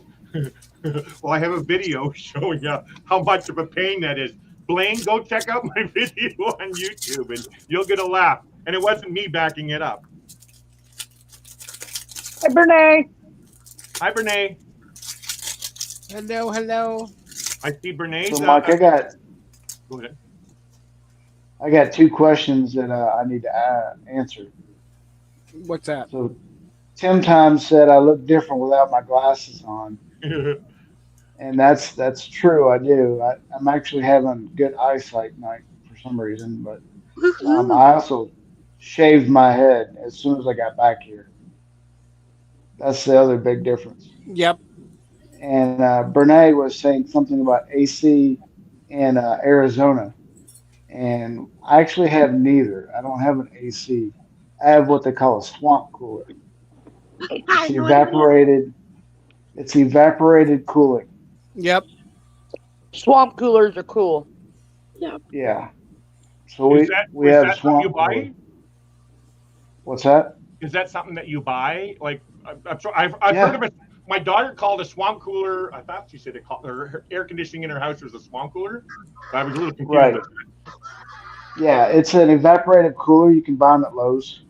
Oh, really? Are they expensive? They're less expensive than an AC unit.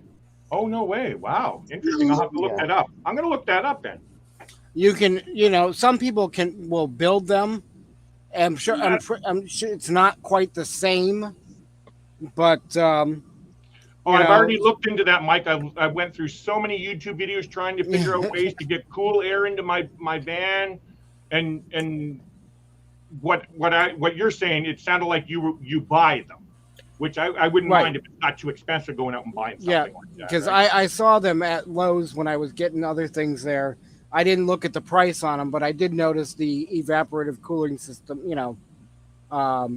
so. Yeah. Well, Larry, for one on Amazon.ca, $189, $139. Send me the link, B. I'm just about to close my PC. You can also do a fan in front of a bowl of ice water. True. When I went to see, ironically, Chris, when I was seeing my kids back in August in New Mexico, they had one of those little tabletop things you get from Amazon that you fill with water and stuff. Mm-hmm. It was fine, and I had it plugged in, but my daughter had just gotten a puppy, and it was allowed out. It got out of the bedroom, and it started running around, and it caught the cord and smashed it on the floor, so I never got to really try it out. Right. We have that in our chamber up. I'm going to try to show you mine. Yeah, and you Renee is asking, hang on, let me make you big for a sec. See the box? Yep. Okay, That's the swamp cooler. It's got a lid on it right now. Gotcha. Okay. And Brene is asking, real quick, Busby, Brene is asking about needing water for those. Yeah, you just need water for them. Oh, cool. See, there it is. That's cool. And then you just close it up like that. Yeah. Yeah. Tim, I've heard that as well, that they're not good for a van, too much humidity and condensation for a small space. But it's more for dryer. Sorry about the quick turn there, guys. So what happens? What happens if I use it in a van? Swamp coolers are not good for a van. Too much humidity and condensation for a small space. Yeah. Now, couldn't you just leave the windows open a crack to get rid of some of the condensation? You'd have to dehumidifier. Or a Kind of humidifier. depends on where you're at. Mm. Like Arizona is very dry, so they work well in it But until you get down to a certain point, and then so, it but doesn't work. here though with Arizona, I'm assuming it would be the same as New Mexico. At night, it's cool. Right. You don't get New that Mexico has, humid, hot temperatures at night. yeah, especially around Las Cruces, they have a lot of swamp coolers there too. Gotcha. Okay. No, it is Okay. too All right. much, Larry. Okay. So, hello, Cookie. By the way, Cookie. Cookie. Hi, Cookie. Cookie. so yeah, so I was looking at a little, and I can't remember the name of it now. I'll remember it eventually, um, but a small window unit to put in place of this one, and the draw I believe was only 450 watts. Wow. So, but Is that per hour? I'd have to do more research. I believe so, but I don't remember. I'm still so lost with how this battery stuff works, man. It's so complicated to figure out. Or that's how much I can't.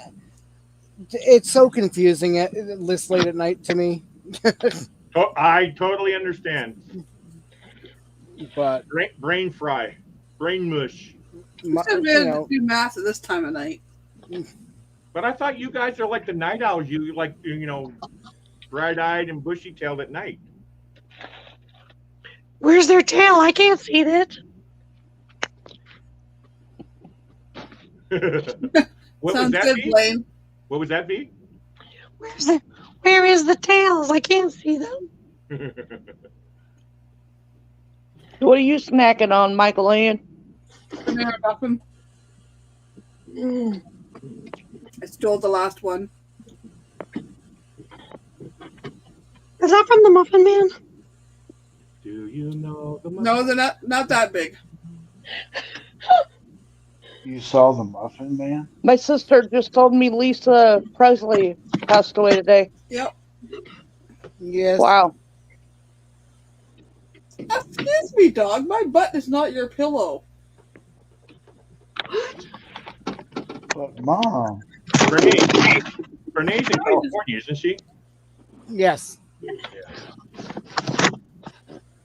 And the thing I like about having this portable AC in here is I only have to run it for like 10-15 minutes at a time before I have to shut it down because it gets too cold in here. Oh, wow. So, well, I'm only, yeah, yes, I saw your trailer. Yeah. So basically 60 square feet is not that much to keep cooler heat. So, but I only have 200.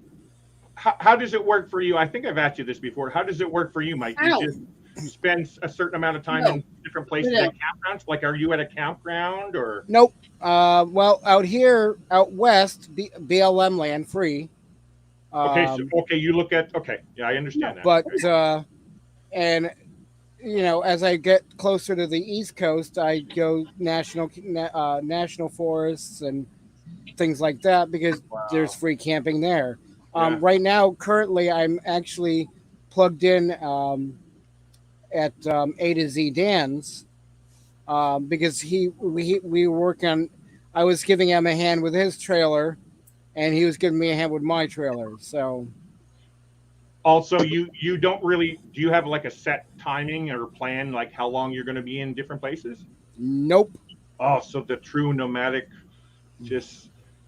But Larry's like living the dream, the freedom that I always wanted. I know, Heather. You're like freedom. Oh, I used to be that, but I don't like saying it this way. Before, like when I was separated from my ex-wife, I had that free time. It felt so great just to do whatever. but I miss being with my wife, right? You know what I mean? So, and Ananda would never do this. And thank you, Tim, for the explanation on that. So 10 amps would be 10 amp hours. So Okay. But you know what, Larry? Ananda 1 just amp, has 1 to amp try it hour. once, and she might change her mind. Well, she experienced us renting that fifth wheel for 3 days. Yeah, but where did you go for just 3 days? Well, it was local into a campground. How local? You needed to bring her out. Well, that's what we were supposed to do with our van. Now, I just drove 14 hours coming back, but it was in the snow, very dangerous mountainous roads here. I was actually white knuckling it for maybe 3 hours of the drive because it was snowing and icy and everything. Yeah, it's not fun. Like, you have to bring her in a perfect experience first. Yeah, but down in before America, throwing her in we're the worst case scenario. Blaine, I was actually going to ask, yeah. to answer this question, technically on BLM land, it's technically 14 days, and you have to move within 25 miles, at least 25 miles for another spot, and then you can go back to that one. But a lot of the places I find here, there is no host to be found, or there's a sign that says host, but nobody's ever around. So technically you have until somebody comes around and says, hey, register, or a ranger comes around and says and tags, and then 14 days from that. But and Dan's seen it as well as he's seen people in spots for a month, 2 months, 3 months, and nobody ever says anything. So it depends on where you're at. I watched the they usually don't bother you. Go ahead. They usually don't bother you too much. Kelly. Mike, did you? Yep. There was a YouTube video I watched. Somebody in New Mexico says for non-residents, I think they pay $180 something for a year. That allows you to stay at the campgrounds, and then you have to move every 2 weeks. I think that's why that question was coming into play there too. Yeah, because national forests are like that. All the free, basically, down in Florida, the Florida Wildlife FWC. Yeah. Their areas, again, register 14 days, most of them. Then you have to move on to another area. But it depends on where you're at. Like, Blaine was saying, in the Badlands, ranger writing down stuff but never said anything, and he didn't really care, wasn't busy. But it was also the fall time. But, so, I mean, you can get some nice people that are like, okay, never mind, you're not doing anything wrong. You're not making this big mess. You keep to yourself. Stay, Yeah. But what's the longest? I'm not trying to put you on the spot. You don't have to answer it. But what's the longest you ever stayed in one spot? Up in New Hampshire. Up in New Hampshire, I held a camp spot and it was a beautiful spot. Yeah. Brook right behind the site. Like you could, within 20 feet, you can walk, and almost 4 months. Oh, wow. Nice. So, although we just kept every couple of weeks, we rearranged the campsite. So it looked different every 2 weeks. So I have looked into BLM land. Now, I'm a little confused because you're making it sound like you're at campgrounds. So does it have to be a campground that you stay in? No. Like out here on BLM land, there's nothing. I mean, it's wide open. Yeah. You pull into a dirt road, and you see on the map that it's BLM. Yep. And you can just find a spot wherever that's off the road and just park there? Yeah. Oh, wow. I've actually, hang on, let me bring up a picture for a minute. Um, oh, We have come BLM on. land here in Oregon too. Yep, it's dominantly in the west. Um, Further east you go, less and less. Hmm. In Canada, they're known as crown lands. Yeah, crown land. Yeah.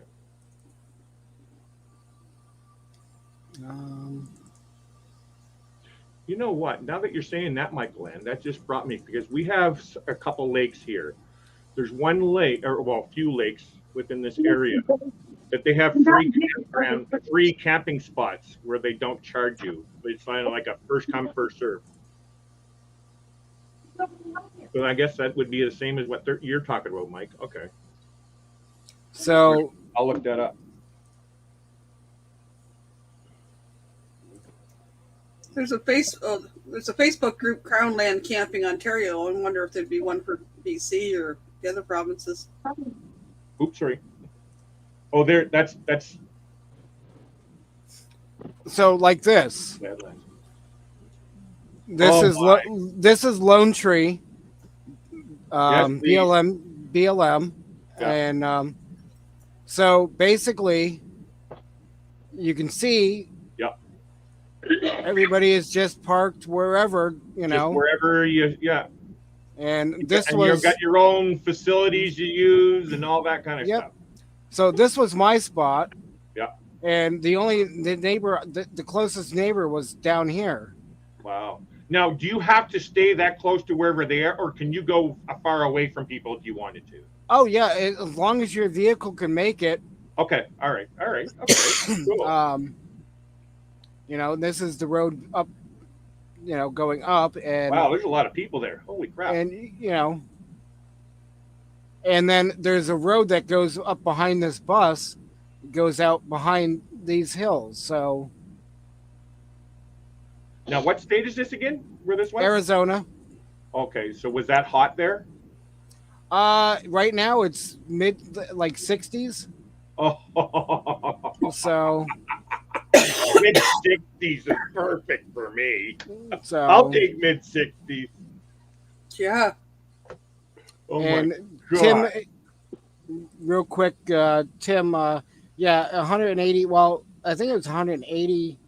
Maybe it's 187 now. But what they call LTVA, long-term visitors.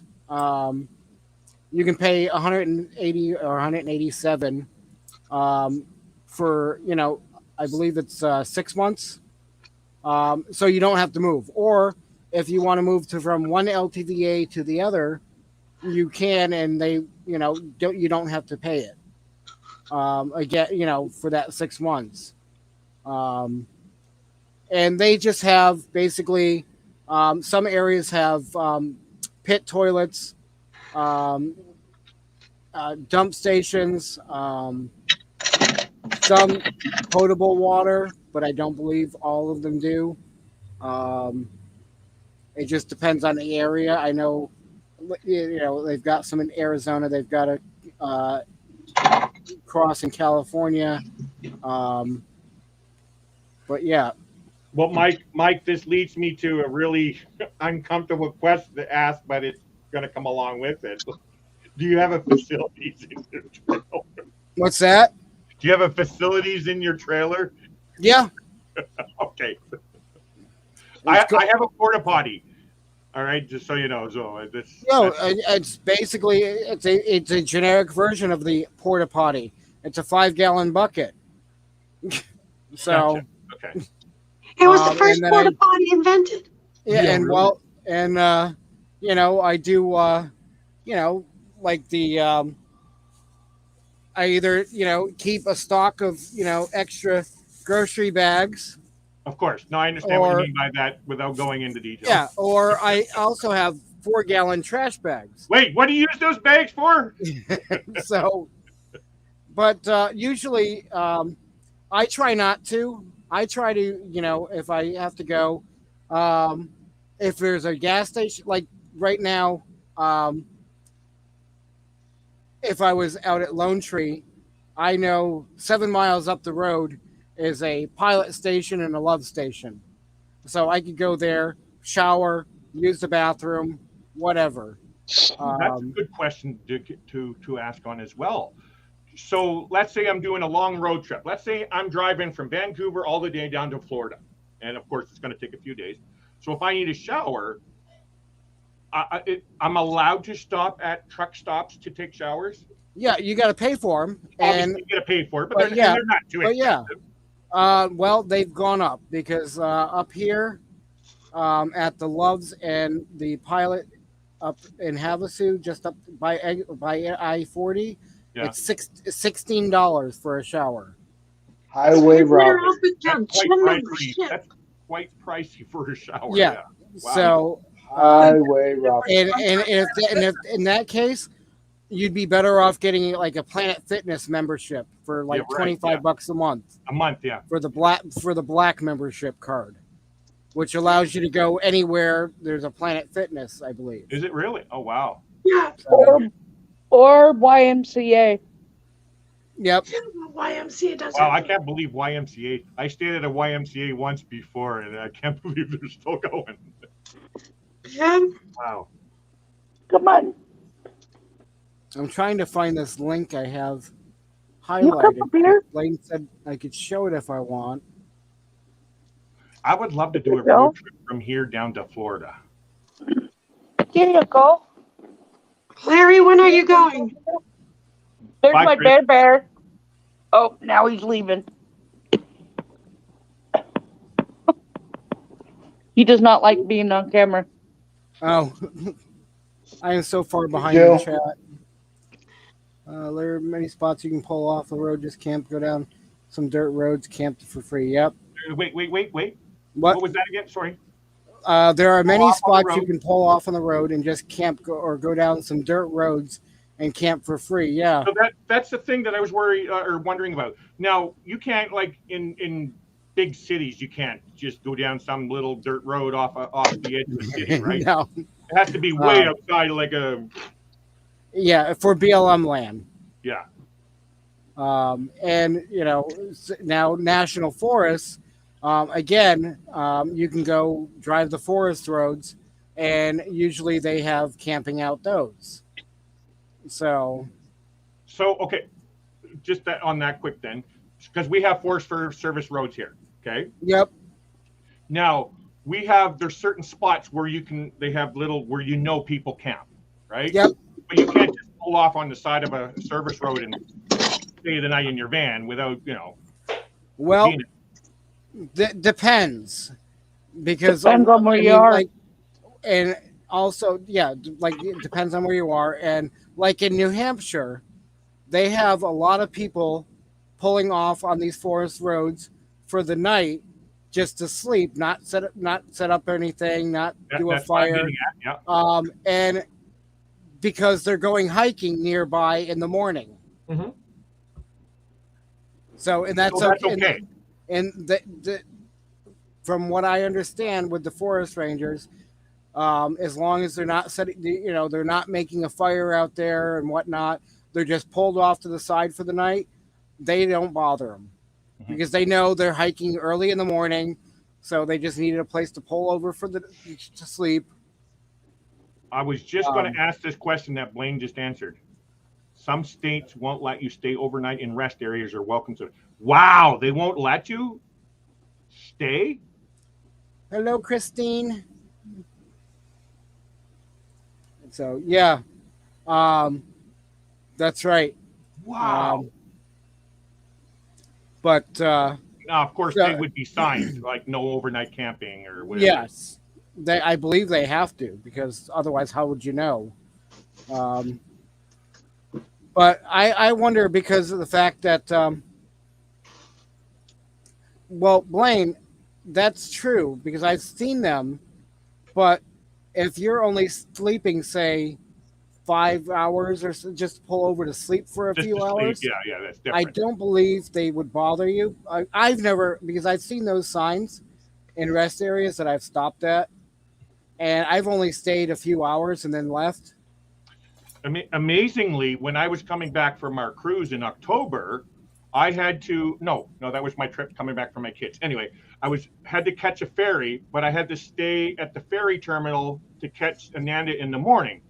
Well, I found out later that I could have stayed overnight in the parking lot because I was talking to the attendant. They said they don't bother because people miss ferries and they have to stay overnight in the parking lots anyway. But I ended up staying up the street, up in this area that people just said, hey, go park there overnight. I'm fine.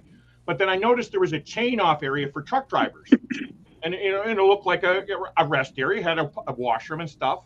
And I'm thinking, hey, what a great place to go park overnight if I needed to. And there's signs, there's no overnight parking. It's like what's it going to hurt if I'm parked overnight there? Right. I mean, trucks obviously do it. Yeah.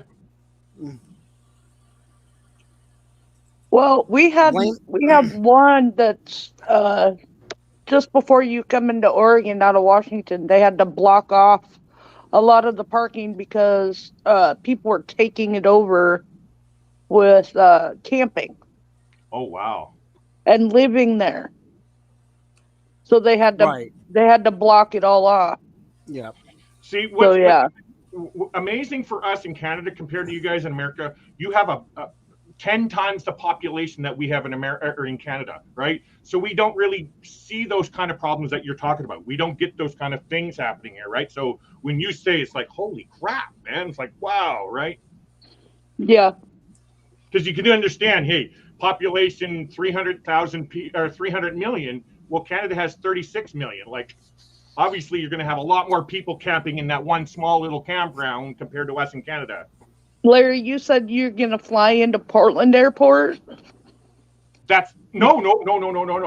They are flying into Portland. Oh, okay. Okay. So, real quick, before it leaves my mind forever, I'm going to play this little video that Blaine said he didn't mind me sharing. Oh, come on. Oh yeah, I just watched that. Yeah. Oh. I am so jealous of that. Oh my God, I'm so jealous of that. I would love to have that. Oh, I would. See, Larry is the stereotypical Canadian who wants to go to America to live as a nomad.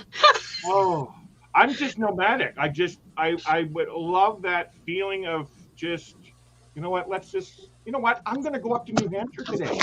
Oh, great. Let's just go over to California. I'm a spontaneous traveler. Iowa doesn't care. Iowa doesn't care. They allow you to. As far as I'm guessing, parking at resident. And Blaine, yes, I have done this as well. I figured out what he meant by that. That's a common term I never heard, but now I figured it out. It's a Walmart. Yep. Walmart parking lot. Yeah. Walmart, Cracker Barrels. Yes. Yep. But again, those are just overnight sleeps. They're not where you can camp. No. And like some of the truck stops, like Love stations, Pilot stations. I've stayed at Love's and Pilot. Flying J. So is what you're saying is so if say I had what Blaine has, the 20-mile long trailer. Yep. Isn't he allowed to stay at a truck stop? Yeah. Yeah. Okay. All right. Yeah. Some of them don't like you to stay, as Christine and I found out in Florida. Wow. Where was that, Christine, that we went across the street to the other station? I can't remember which one it was, but it was either a Love's or a Pilot. I can't remember. I lived in a van before it was cool. So, yeah. Well, I actually really am trying. We live in a 66 by 14-foot mobile home. I actually want to move into the tiny home. I want a tiny home. I want that small little footprint, minimalist, like what Blaine and Mallory are doing. Cascade Locks, Oregon, or Hood River, Oregon. Yeah. But here's the thing.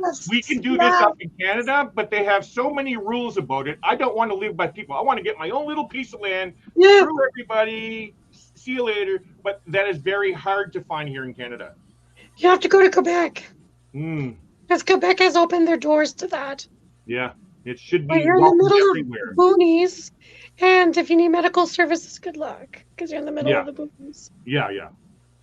But if you're in Mike's situation, which is a really cool way of being nomadic, because you also have the vehicle to get away. You still have your canvas spot chosen, but you got your vehicle that you can go and do all your things, sightsee or whatever. Funny thing is, Cracker Barrels allow you to stay in the parking lot overnight. Even has RV parking slots. Yep. But in the city of Bend, Oregon, you're not allowed to stay in a public parking lot overnight. So then which one works out? Because it says in a public parking lot, but that's private. Oh, yeah. Troy's there too, isn't he? Yeah. Yes. Okay. Christine answered me. It was the pilot station in Ocala area that sucked. They didn't want us there. They made us move. So we went across the other side. Yep. It must be really annoying in Ben when they have to send on Ben. Oh yeah. People make money. They're like, here's my parking lot, and give me $100, and I'll pay. I'm like, So They do that in Long Beach, Washington on the 4th of July. And for Rod Run in September. They rent their lots out for people to park and camp on because it gets so busy. And I'm there every year for Rod Run, September. That's right, Christine. It was a TA truck stop that kicked us out. Yes. Yep. Anyway, so this last Rod Run in September, I found a free spot to camp. My daughter's yard. oh, nice. Pitched a tent in between two fences in her yard. Slept like a baby. For me, I don't mind paying whatever they charge for like the campgrounds and stuff. But if I was living the nomadic life, then that would drive me insane. All trying to figure out where I can and can't sleep and all that. And but I do like to save money also. Larry, also, I forgot about this. Casinos. Some casinos allow you overnight camping. Well, of course, they want you to come back in the next morning and spend your money. You have to go in and obviously spend a little money, but isn't that the way Walmart is and Cracker Barrel? You have to go in and have some lunch. Well, it's the polite thing to do. Of course, yeah. But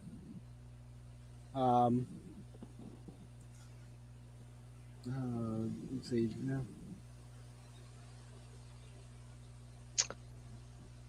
Peeps are delicious, peeps.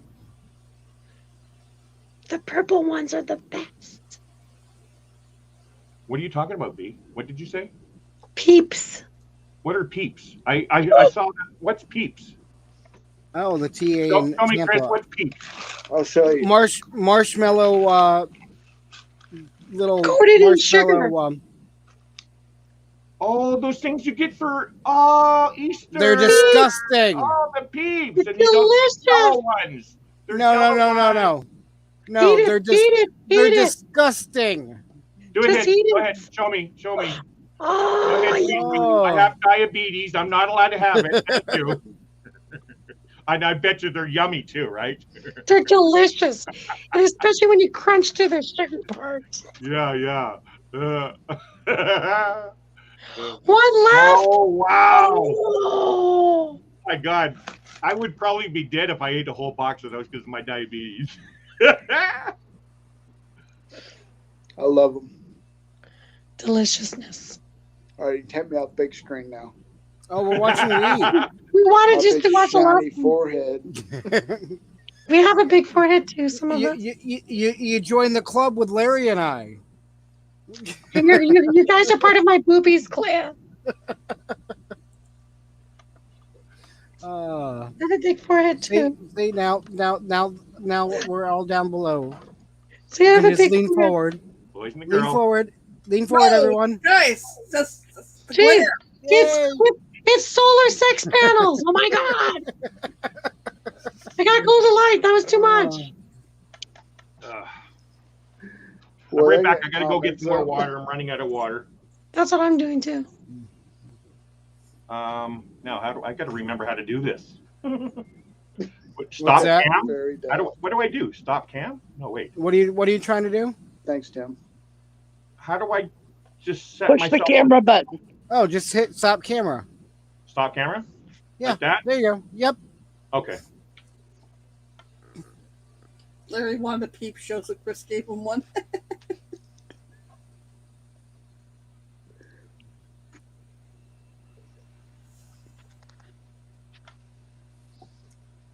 And Kathleen, I want to address that. Usually, I try to not do truck stops, but some truck stops have areas for campers. And if that's the case, then yes, I will use those areas. I understand truckers there isn't enough truck parking as it is. But if it's designated for campers, I will use it.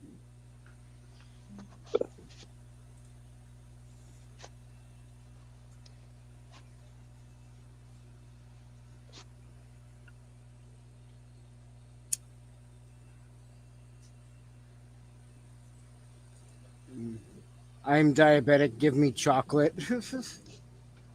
Larry wanted a peep show. Larry wanted a peep show, so he gave. Did you say a peep show? Yes. Gosh.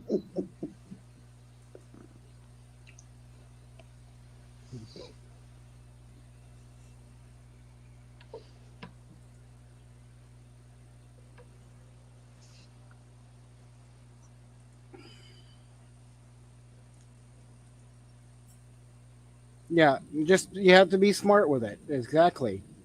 You know?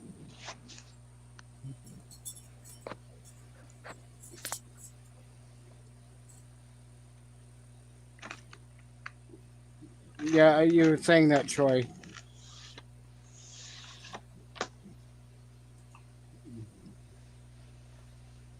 Oh yeah, when Highway 84 closes, they don't have enough room in the TA out there. It used to be Flying J, but I think it's a TA now. They line the off ramp.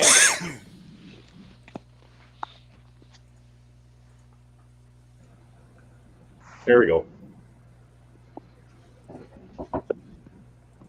Here's my peep. What is it? Oh, it's a see-through banana. Yep. The see-through makes it look kind of disgusting. What was that? Banana.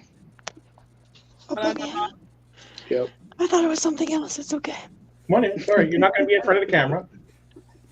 Amanda, we love you. She's not decent. She's not decent for the camera. She's clipping a hangnail on my finger that's hurting. Say hi. Good night. Good night, Blaine. Good night, Blaine. Night, Blaine. Troy, it's very rare to be kicked out of a rest area for overstaying the 8 hours. Just don't plan on staying there for days on end. True. Well, you're missing what Blaine's putting. Nice banana, Larry. Amanda must be proud. I haven't gotten down that far.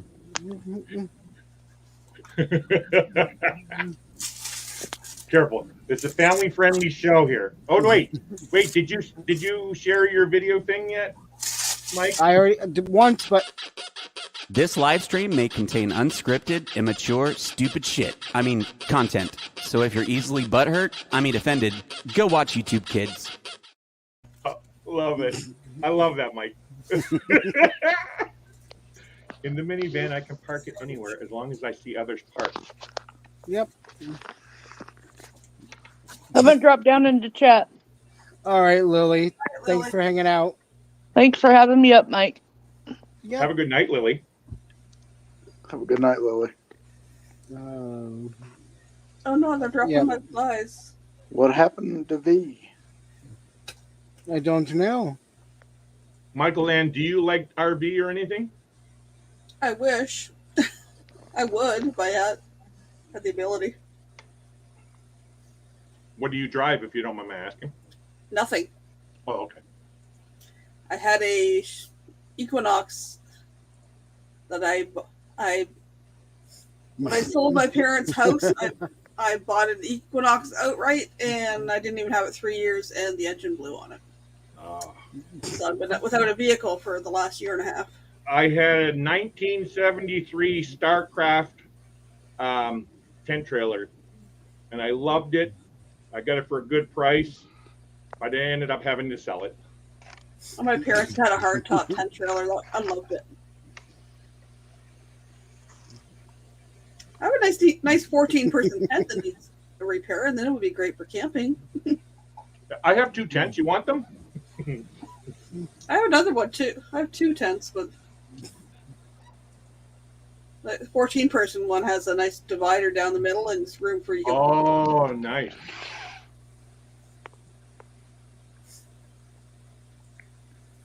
Oh. A lot of you put their stickers on board. What? Oh, Jill was saying just don't put stickers on the van to Brene, and Troy, and yeah, I was trying to do this as stickers on a board, instead of like on the side of the vehicle or on the side of the trailer or something. Just get a designated board to put stickers on. We just bought a Cricut machine to start doing some crafts and maybe selling some things for a little side hustle. Yep. If you ever want any vinyl stuff for your trailer, just let me know. Oh, there's Lance. Hello, Lance. I have I started an album after M23 because I thought of doing a board, and then it was like, but if I decide to downsize or whatever, it's hard to take a board everywhere. Whereas I got an album that's plus I can put pictures in with it too. I'm out before my banana gets the butter knife. Oh. Oh, speaking of Blaine, he's going on a cruise shortly. Nice. Yeah, I've got a ton of stickers that have been sent from different people. I need to get some made before summer. Oh, that's a good idea, Kat. Asked to park at a volunteer firehouse. I traded cooking the guys dinner for a safe place to park. Good idea. I was a cook for 20 years. Maybe I can do that. There you go. Yeah. Go to different fire stations that have large parking lots. Why do I stay here? I'll make you a pot of chili. So is Lance back up in Canada, or is he still down the States? Still in the States. I believe still in Florida. Of course, it's summer down there. Although Hello, Crystal. Hi, Crystal. Wait. Hey, Crystal. Didn't she have fun with the FAA issues? Have her come up and talk about it. Yeah. Drop the link for her.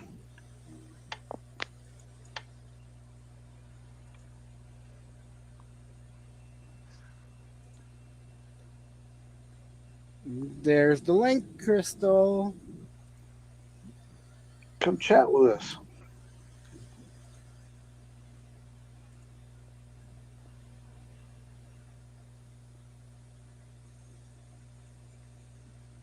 Blaine, I thought you were going to bed. Oh, she's in bed. So is Michael Ann. Michael Ann's in bed too. So is Mike. Well, my bed doubles as a seat, so I can either lay down or sit up or. Actually, I just noticed. So the picture behind me, this is called Khartoum Lake. And actually, they actually have a free campground at this lake here. unbelievable, man. Like if you had a little boat that you can go out here and go way in the back where I was here, I have videos of it. It's just, oh, it's breathtaking out in the back, and you're surrounded by all mountains on all sides of you.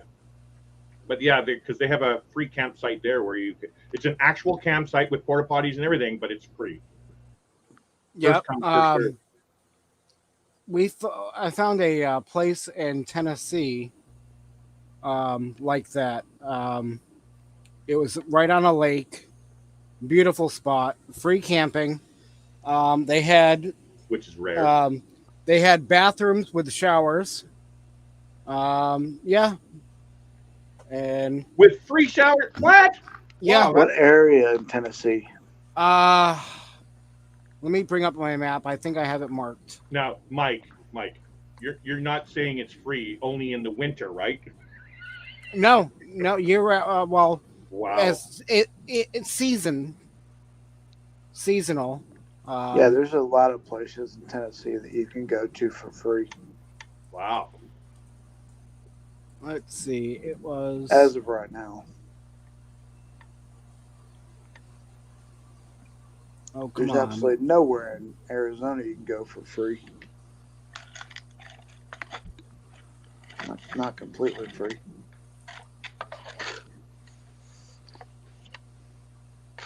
Again, I don't mind paying a few bucks a night. Better than paying $100 a night or $200 a night for hotels. Right. Rhea Springs. Rhea Good Springs. Lord. This was one of this. This is Google's, but this is from a camping spot, right on the water. And that was free? Yeah. Oh. Actually, that's one thing. That's one thing you're missing, Mike. You need a boat, man. Yeah, So, not one of those little rubber rafts that I got. Not one of those. I have one of those in my storage shed. Trying to see if they show up towards the bathrooms or not.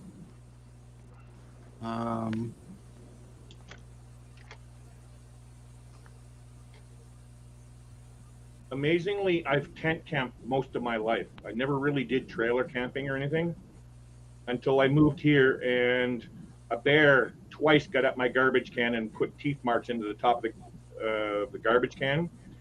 And we see bears all the time. And I put my tent up in my yard just to air it out for the season, and I fell asleep. And at like 1 o'clock in the morning, I'm all freaked out and sweaty. I had a nightmare that the bear was attacking me in my tent, and I can't get over the fear of sleeping in a tent now. But Rhea Springs. Yep. Yeah, that's the Piney River. Right here. Oh, wow. There's bathroom and the showers are right there. See, we have that stuff here, but you have to pay for it. Nope. So, yeah. But yeah, that was the Piney River. We weren't too far from Nashville. See, nobody really in like for you guys, you would really never come up to Powell River where I live, because in order for you guys to come visit me, let's say, and you want to camp, you have to take 2 ferries. So your rig, Mike, it would cost you a little over $200 each way for the ferries alone. Jeez. Yeah. Nope. So what it is you got to drive, like say you're in Vancouver, you drive to Orchard Bay, get on one ferry, that's a 40-minute ferry, then you get an hour and a half drive, then you got a 55-minute ferry ride, then you're in the land of Powell River, and then it's another half an hour drive in the Powell River. But yeah, that's like we have some beautiful spots that you can see behind me, but really, like, I wouldn't even suggest anybody come to visit. Like in your case, like if you're in Arizona, yeah, I would love to go visit Arizona, right? But it's not going to cost me $12,000 to come for visit Arizona. Where for you guys come up here, it'd be an arm and a leg. Oh yeah. Let me see if I can find one of the pictures I took. I think that's why I attached myself to the RV and van life communities as well. Is there's all kinds of this information that I want to do. That's why we got this van. I wanted to do a little bit of road tripping in the van.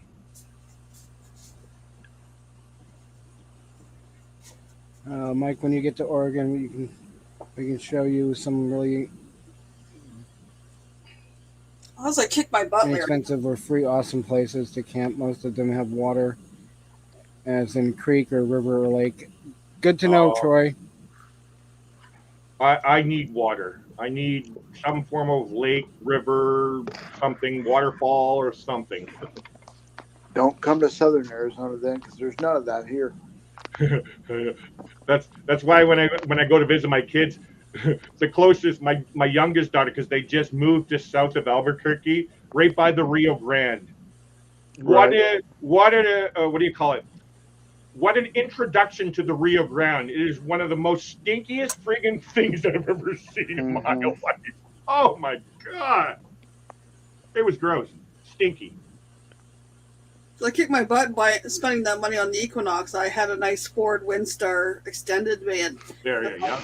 I should have put the money into fixing that. I could have built that out. But hindsight. Right.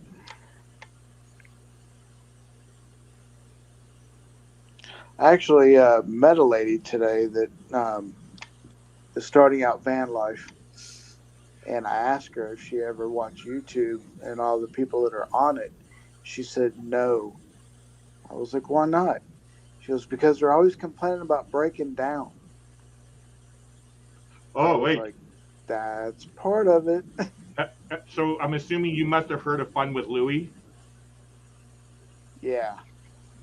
So he actually converted an old Volkswagen van into electric, and his series right now is him driving from California, where he did all the work, driving all the way to New York to meet up with his wife, who's pregnant and all that kind of stuff. But that's his series going on right now. But it's unbelievable how many times he broke down and the battery ran out in the middle of nowhere. But that's all adventure. I've been on so many vacations where, you're delayed for hours. Yes, at the time you're angry and pissed off, but that's all part of the event. Now I have a story to tell that I spent 76 hours in this place or whatever, right? That's the way I look at travel. Mac and cheese is just part of it. Beans. I'd love to do it if I could afford it. What's that? I said I would love to do it if I could afford it. Yeah. Sorry, I had to change headsets. My other one died. I gave up on those wireless ones. They're garbage. Yeah, this one said 36 hours charge, and it was not quite even 8. Do you ever lose signal? Yeah. See, that's Tim, I have not made this, and I don't like chili beans, so it wouldn't be for me. Yeah. But I would actually consider that. That actually sounds pretty good to me. Oh, Lily's afraid of the water. I was given these for Christmas, and they're called J-Lab. Exactly what I got. Exactly. Really? Exactly. Yep. Jill, I'm with you. Sounds kind of weird. God, I wanted to throw them at the wall, trying to get them to pair and making sure both of them are paired. Yep. Mine's green. Yeah. I gave up. No, well, I'm going back to wired ones. Yeah. I like my wired headset. Well, I was way too late on setting up, so I just got on the phone. It's okay. Yeah, you're on the phone, yeah. Well, God's it's not to set up my computer. So it's not like it's not like I go at a certain set time every night, but I know. I didn't say it was your fault. I didn't say it was your fault at all. I said It's I not like it was late on setting up. It's not like it was planned at the last minute. Exactly. No, But I'm Jesus. very much a procrastinator. If I've got an extra 5 minutes or 10, I will take it. Larry, I found a wireless Bluetooth headset. I get in my car and realize I left my phone in the house. Leaving the driveway, the range on them is incredible. That's another thing. I have the hands-free thing in my van, and trying to pair that thing. Oh, had to dig out the manual, friggin' just to figure out how to friggin' pair these things. You'd think it would just be an automatic. With wired, you just plug the wire in and you listen. That's it. Not go into this setting and that setting, and I'm a computer geek. I know lots about technology. Actually, these are pretty easy for me. Really? Yeah, I mean, there was no issues. Like, it drives me nuts trying to take them out of the friggin' case, because the case keeps slipping up and down, and you're trying to, and your fingers are slipping, and they're a pain in the butt to get out of the case, but yeah, and then to make sure they're charging and all that good stuff. Yeah. No, when I started using them, they just were, for one, they weren't loud enough for what I'm wanting them for, and so right now my situation, I have 3 TVs, 3 big screen TVs, all went on the blink. So right now I have 3 dead TVs I got to take to the thing. Oh my God. Well, I have one. Well, I just finished watching this 40-inch TV, and the speakers on that, the headphones are a little louder than the speakers on the TV, and so that's what I was going to use them for. But they weren't even that loud as well. Right. So when I just broke down and I bought a projector, and I'm getting a sound bar. I'm getting a good thing for my room. Yeah, there's a volume control on them too, and if you barely even touch it, it goes crazy. It goes crazy. Yep.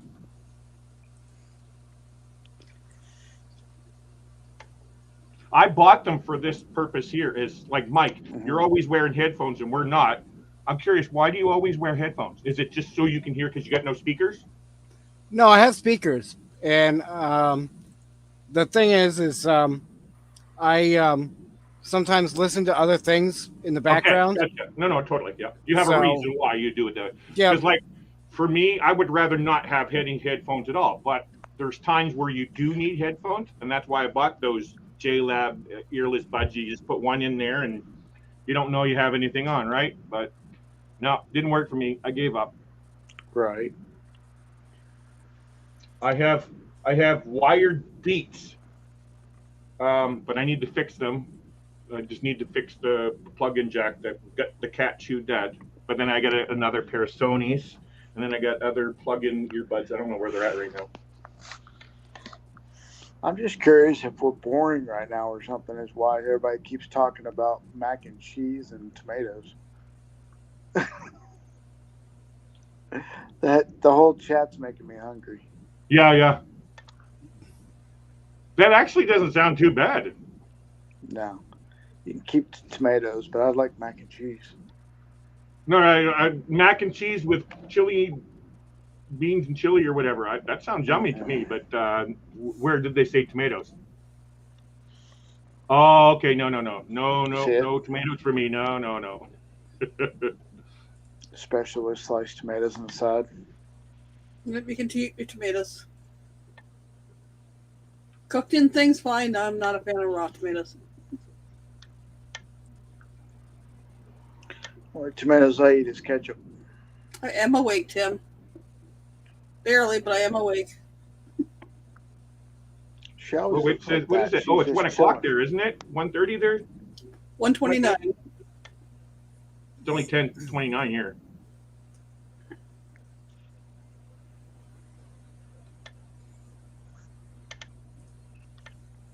So what time zone are you in? You and Mike in? Mountain Standard Time. Mountain Standard.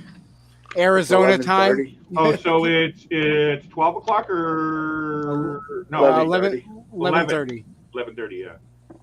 So you're an hour ahead of me. And Tim, yes, you're You're in Oregon as well? California. Oh, he's down in California. Okay. I was going to say Lily is 29. Yeah, okay.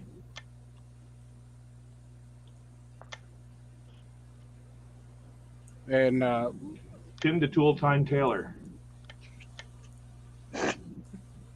R. Oh, wait, yeah, California is going through a lot of craziness. Yeah, Bernays down in California. But it's more northern with us getting all the damage, right? I'm gonna play a little video clip here real quick. Go for it, Larry. It's one of the campsites that I was talking about keeping for almost 4 months. Oh, cool. It's just a clip from that.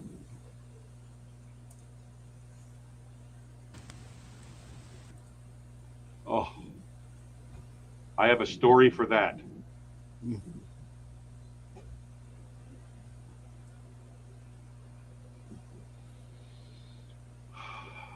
I got to turn my fan off so I can hear the nice. No, there's no sound. I don't have the sound on for it. Well, that's the point, Mike. Well, I don't want to hear somebody else. So. Oh, just give me the quietness. But my number one favorite thing about camping is a fire. Definitely. Yep.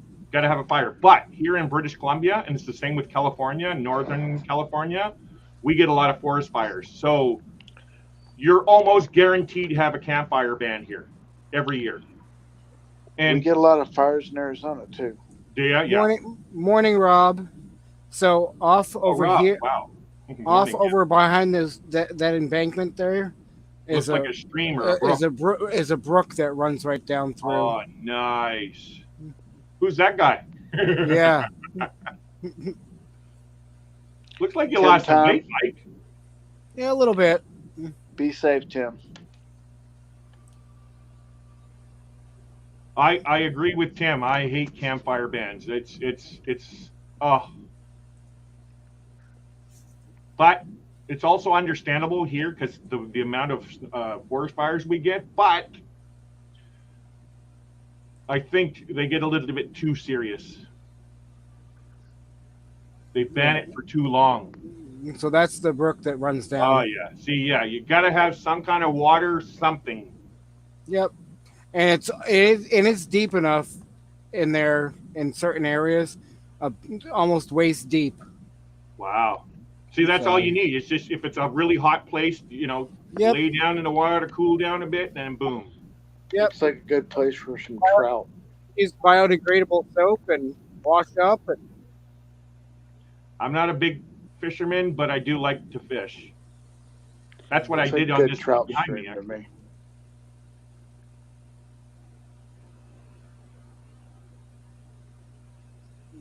I miss this. Morning, ladies, gentlemen, and those who identify as a 1980s two-door domestic refrigerator.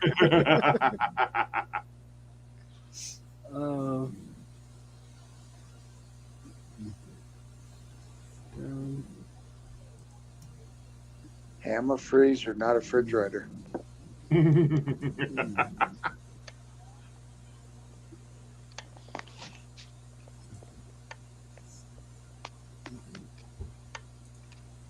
So yeah, this was the one spot we kept for almost 4 months.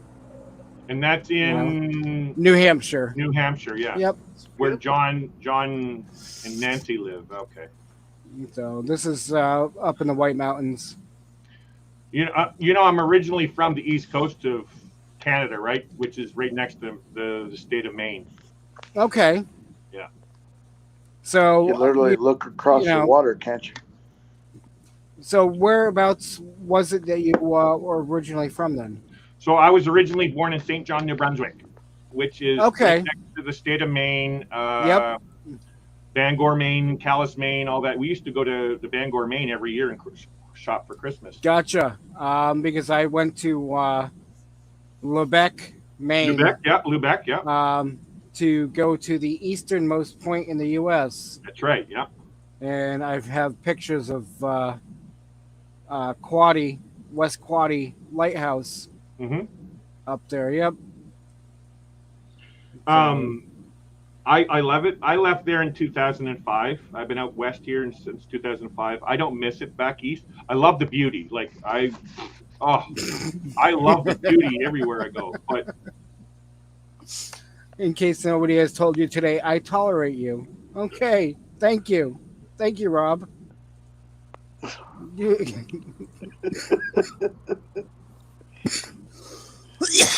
And for those that don't know what we're talking about, I'm a little lost on that one. Oh, okay, I see what you're saying. Yep. There's Lubeck. Yep. So Fishing Village. Yep, and the lighthouse. Yep. And yes, easternmost point in the U.S. I have a friend that's been there. So you did make it there, Mike? Yes. Okay, yep. Cool. Yeah, I nice. went up and got pictures of the sunrise there. There's one of those provinces I have yet to get to. New Brunswick? Oh, I've been through New Brunswick and PEI. I have yet to go to Nova Scotia or Newfoundland. I've never been to Newfoundland or Cape Breton, but I've been to Prince Edward Island, Nova Scotia, New Brunswick, Quebec, all across the country. But yeah, I didn't make it to Newfoundland, or I've never made it to the Northwest Territories or Yukon. I've been far as north as Fort McMurray, which is right close to the Yukon border. Oh, a cousin that's been working off and on up in Nunavut. Nunavut. Oh, that's far, far north. Yep. None of it. I'm not going to take none of it, man. Up in Igloolik. Yeah, Igloolik, yeah. What's this? I'm trying to see where the spot I was Why did camping. they say Mount Washington? Because we have a Mount Washington out here. You got a Mount Washington there. Worst weather in the world was recorded here. Oh, wow. 230 some odd mile wind gusts. Oh, wow. Crap. Holy crap. Yep. Have you ever been up to Canada, Mike? Yes. Yeah. Wouldn't want to be flying a kite that day. Yeah. But oh, you've been to 7-Eleven. yeah, actually I've been. There's where I live.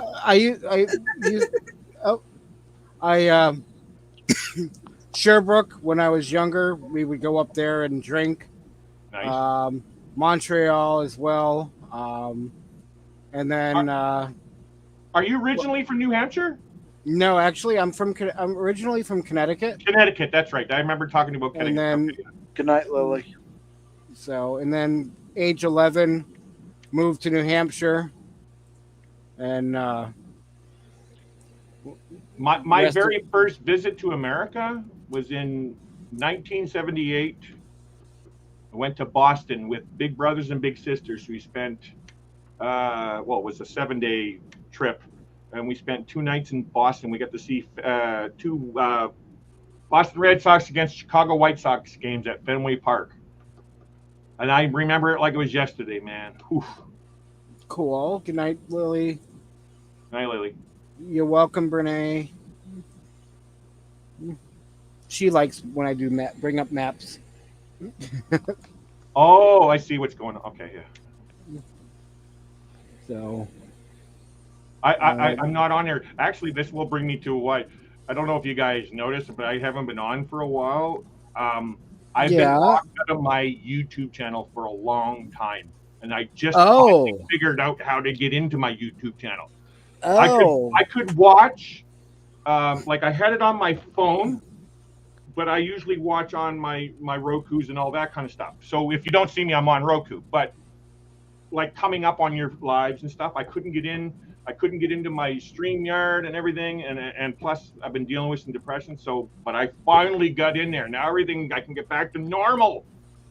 Cool. And I can totally relate to the depression. Yep. Well, I that's part of my disability is I suffer with deep depression and stuff. But yep. It was actually I've been doing pretty good mentally. But this apart because I thought somebody had hacked my thing, and I was trying for days and days trying to figure out, well, how do I get this? Because what happened was I got a new phone. I had this phone, right? Yep. Well, it's the mid-tier phone, so I got upgraded to the top-tier phone, but I changed companies. So when you do that two-step verification, it was still thinking this phone, which Yep. had the dead SIM card on it. So I finally figured out another way to get past that. But I was so frustrated that Google does not give you a real person to talk to try to help you. No. Of course not. Oh, I was so angry, but now I'm finally trying to think positive here. I can get back to normal.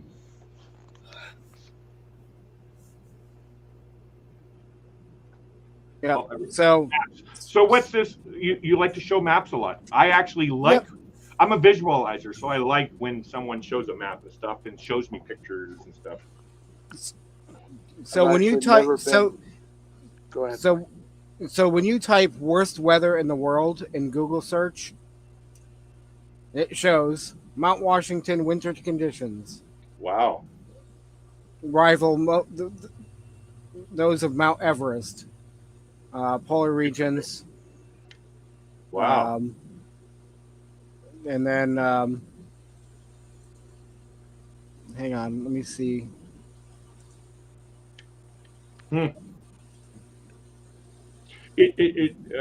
East Coast does get some really nasty weather.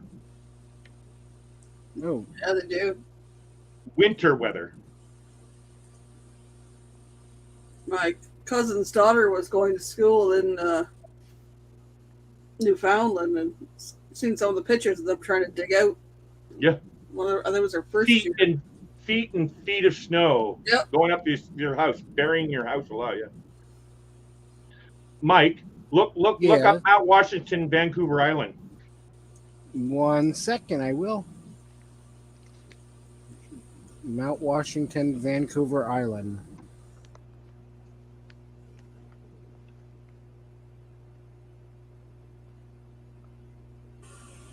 Oh, okay. Elevation 5,210 feet.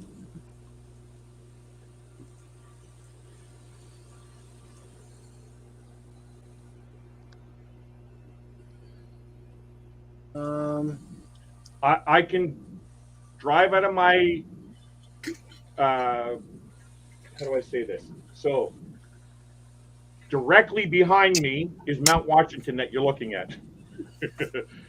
I can actually see it from Powell River, which is, I'm not on Vancouver Island, I'm on the mainland. I can look over across to Vancouver Island and I can see Mount Washington. Ah, okay. Oh, wow. Rob. Oh, yep. Okay, now. Wow. Okay, so the record was broken then, because Mount Washington held it for the longest time. For Ireland, Australia. 253 miles per hour. Now that's not hurricane wind, but that's hurricane force winds. But it's that's not moving. What's that? So that's moving. Yeah, yeah. Because what was it for?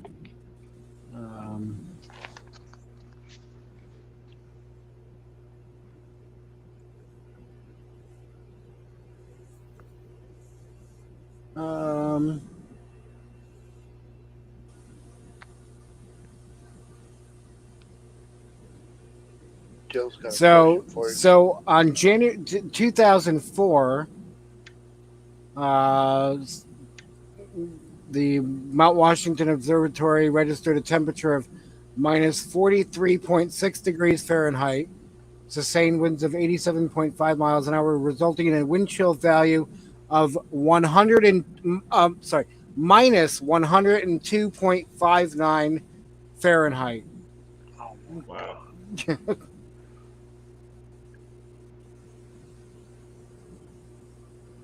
There's no way. Did you go out skiing that day? No. Okay. Hi, Hello, guys. Crystal. Can you hear me okay? Yeah. Okay. So, I went on an amazing adventure today. Do tell. We went to Kaiser Hot Springs hike. Oh yeah. Yeah, it was fun. Awesome. Did you go in the hot springs? No. We just went down the canyon. I got to see. I just did a short. I uploaded a short of it all. Oh, So, cool. and then from there Real, we went to. real quick, Crystal. I just want to say goodnight, Kathleen. Good night, Kathleen. Good night. So we went to Kaiser Hot Springs. We got to see mountain goats in the wild. I posted a short of that just a few minutes ago. I got to see a burro, a wild burro. That's cool. Let's say we hiked so much that when I got back to the car, every bone in my body ached. Gotcha. It was And it was two and two and a half miles in, and then 2.5 miles back. Gotcha. So Crystal, you're in Arizona as well, right? yeah, it's beautiful here. Is that your first time there? No. Oh. Real quick, Jill. I have a 2011 Nissan Armada. I was actually going to ask you that. Yeah, Armada. So, yours is an SUV. Yeah. Yep. Is it 4-wheel drive, Mike? Yes. What about your trailer? No, not for not. I will not take this trailer off roading. No. No. Good night, Lily. Good night, Lily.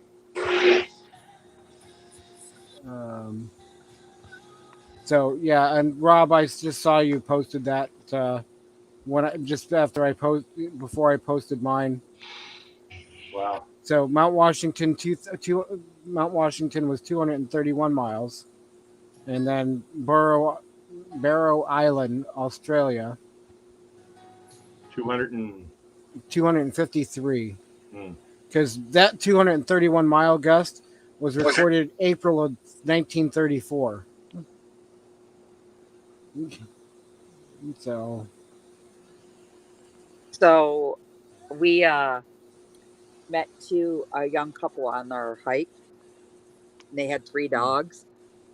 They beat us to the hot springs, and as we got up there, they were sitting in it, and I was like, yeah, that doesn't have a really good bottom, so I don't know if I'd be in there with all that amoeba and bacteria. You could get some type of disease.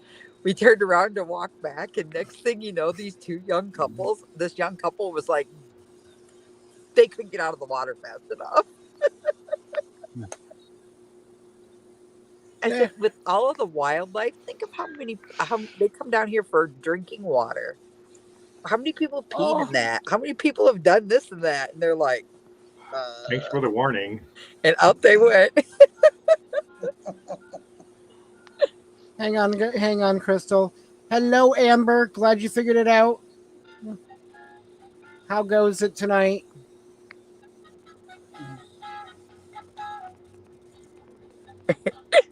Right, Renee, right? Mike's trailer, the deluxe short bus version of trailers.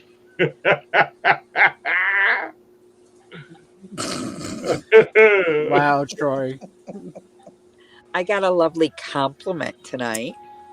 Cool. I got told, you don't look as old as you are. And I was like, well, thank you. How old did you think I was? When they told me, my jaw about hit the floor.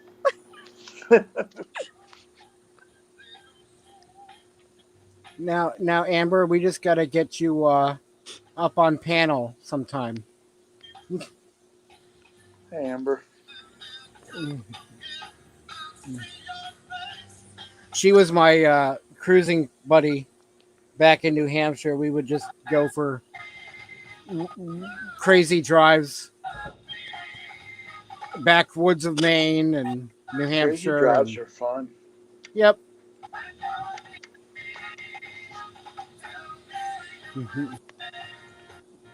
I once drove from Nashville to the Cincinnati Zoo and back in one day.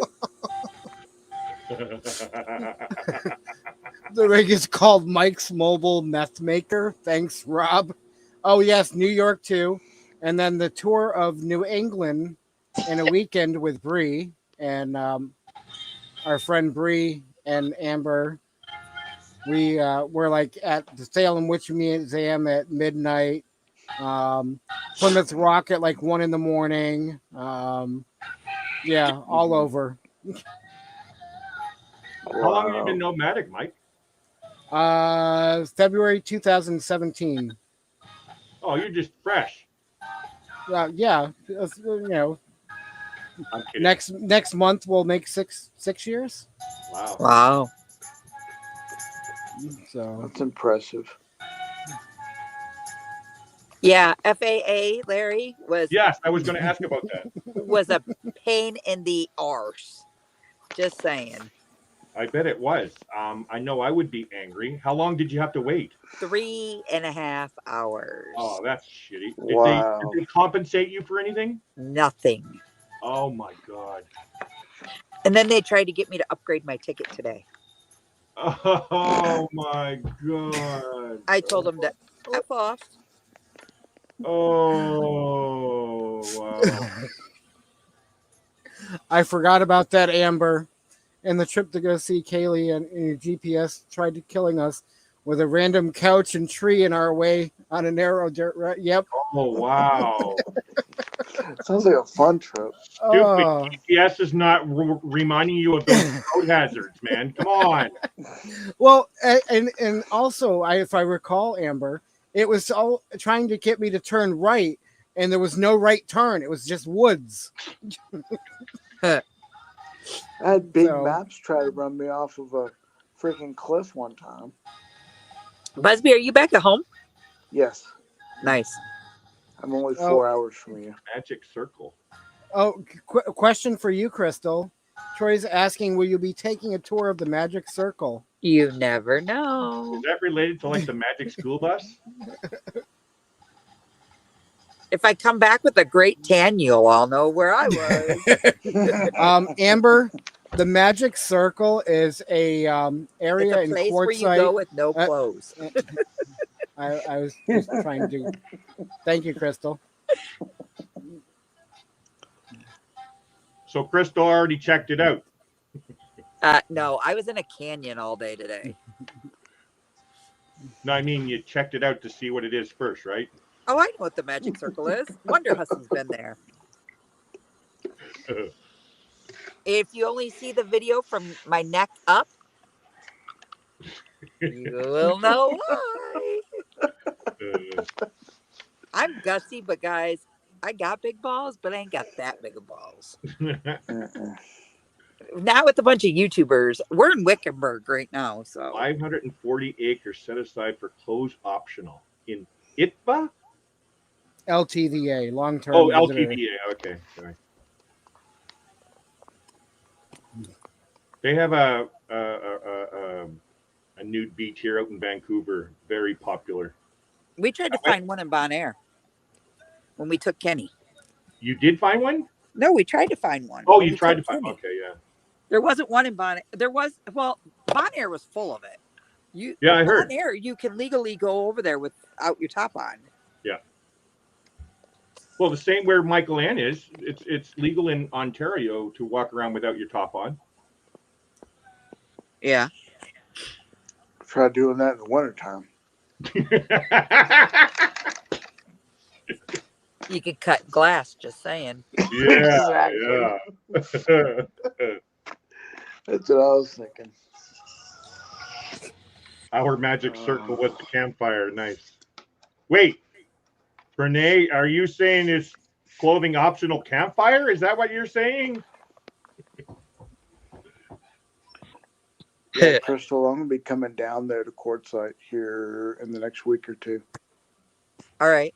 How far away are you from Quartzsite? 4.5 hours. What about you, Mike? From Quartzsite, Yeah. an hour and a half. Yeah. Oh wow. You Well, guys are well, all people- in there together. Larry, I don't like nude beaches. I fell asleep on one. Ouch, ouch, and more.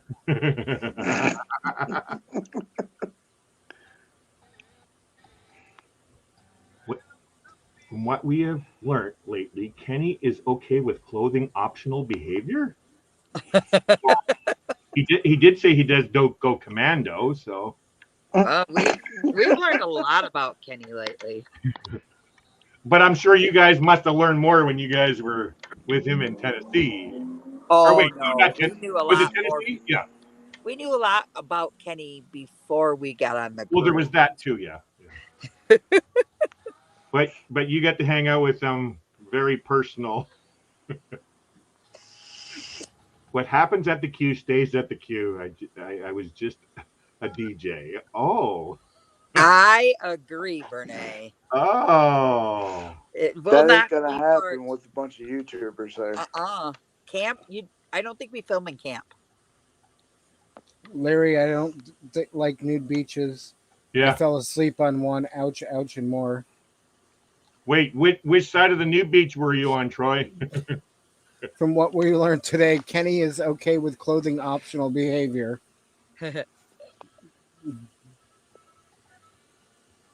Alrighty, y'all. I just yeah. wanted to say hello and talk about the FAA real quick, and I'm going to bed because I got to be up early in the morning. So what are you guys doing tomorrow? What are you guys doing tomorrow? I think we're headed to Q. Cool. From here. Because Gotcha. the RTR starts at 11, and he wants to be there and set up and ready to go. Yeah. The queue is Quartzsite. Right? Okay, so you guys are not coming up. You guys are not coming up to Havasu. Not that I'm aware of. Okay. Because I think he's going to the queue today and tomorrow. So. I've got to take my wife to the ER tomorrow for her leg. She hurt it on the way home. Yeah. And I will know what I'm doing after that. Gotcha. I don't know what we're doing. I think he's talking about the queue today and tomorrow or Friday and Saturday. And then I think we're headed to Cali for a couple of days. And then we'll be... Well, Crystal, I will see you when I see you then. Yeah, you'll be there. You're coming to the queue though, right? Not until next week sometime. Okay. Yeah, because you're meeting Greg. I'm going to be going back up to Lone Tree Saturday through whatever. Yeah. And I know they're coming down through Havasu and stopping somewhere. Yeah, they told us they'd be in the queue on Wednesday. So, yep. And you're going to be there for a while, Crystal, right? I couldn't tell you. Okay. Because I'm not driving. Okay. Well, I hope I get to see you before you leave. Yeah, I leave. I know we're going to Schoolie. Okay. So that's even closer. So that's like right after. Yeah, that's in Eckenberg. Or is it Eckenberg? I don't remember. Yeah, it's in Eckenberg. So we're going to that right after D's thing. No, you guys, you're going to Ironwood as well? I know. I have to be back home by the 26th. Unless I want to extend my ticket, but I don't know. Thanks, Bernay. I don't feel like dealing with the bullshit, you know what I mean? Yeah. Of the FAA, that is. Mm-hmm. So, all right. Good night. So, yeah. Good night, guys. Good night. I will see you all soon. All righty. All righty. Bye. Bye. Bye-bye. Where did everybody go? I know. Jeez. Dropping one by one. And then there was 3. So. The friggin' camera wearing glasses. If you lose focus, then you got to freaking take your glasses off. Amber, are you going to bed? No, it's not working. I don't care. So You Amber, guys are do I know Amber? I know there's. no, That's not the Amber I'm thinking of. Okay. nope. She's a good friend of mine from New Hampshire.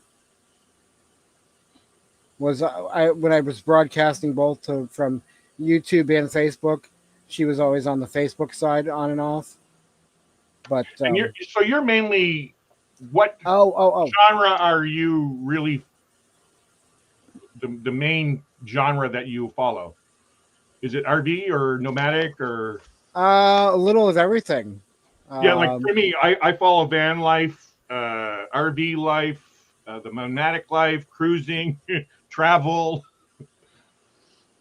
So I'm just wondering, like, the main people that come into your chats. I'm noticing there are a lot of like people going to meetups and stuff, right?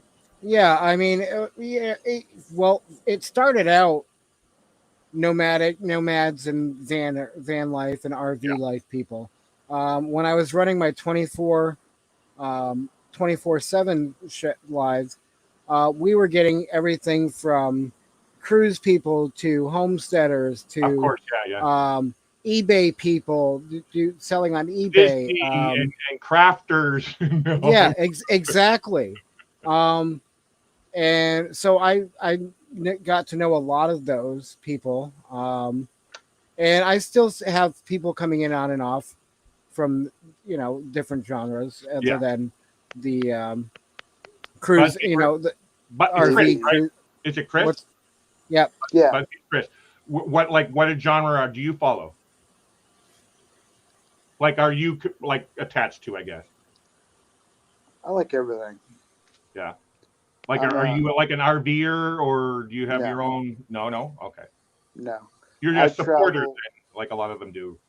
Yeah, and I travel a lot of different places on my own, but okay. It's pretty much my life, and my life with my wife. Yeah. Is my channel, but I'm all over YouTube as far as what I watch. Same with me. I follow. Wow. Renee, in this sense here, I follow the user either cruising or van life or RV life. Those things, those are my main interest right now. And Brene, I do not know. I haven't heard what she passed away from, but yeah, I heard. Yeah, Lisa. Yeah, I did not hear about that. Of course, I don't watch the news. And I stand correct. She was from New Hampshire. Now she lives in Nebraska. Okay, Nebraska. Okay, I gotta look at a map to see where Nebraska is. Sorry, guys. I don't know my central and eastern geography that well. You don't want to Sorry, go to Mike. Nebraska. I just came in to say goodnight. I did get a phone call, so I just Oh, yeah, right. I thought it was me. Okay. Sorry. Good night, Z. Larry, it's not you. You got pinchable cheeks. It's not you, honey. And you pitched them very nicely. Thank you. Don't say that too loud. Ananda might be jealous that I pitched she you. knows. She's okay with that. Okay. Good night, beautiful people. Good night. Good night, Z. Where's this Nebraska? Where is it? So, real quick, Troy, thank you. He says, in my opinion, Mike is about a safe place to go and hang out, talk shop, or just have fun. All are welcome, and many will come. Well, obviously, you see me coming here, Mike. Yeah. I can, right? You know what I mean? Like, I may not be here every night, and I might not be up on all the stuff, but I do drop in. I actually follow over 500 channels. I don't watch every one, but I follow 500 channels.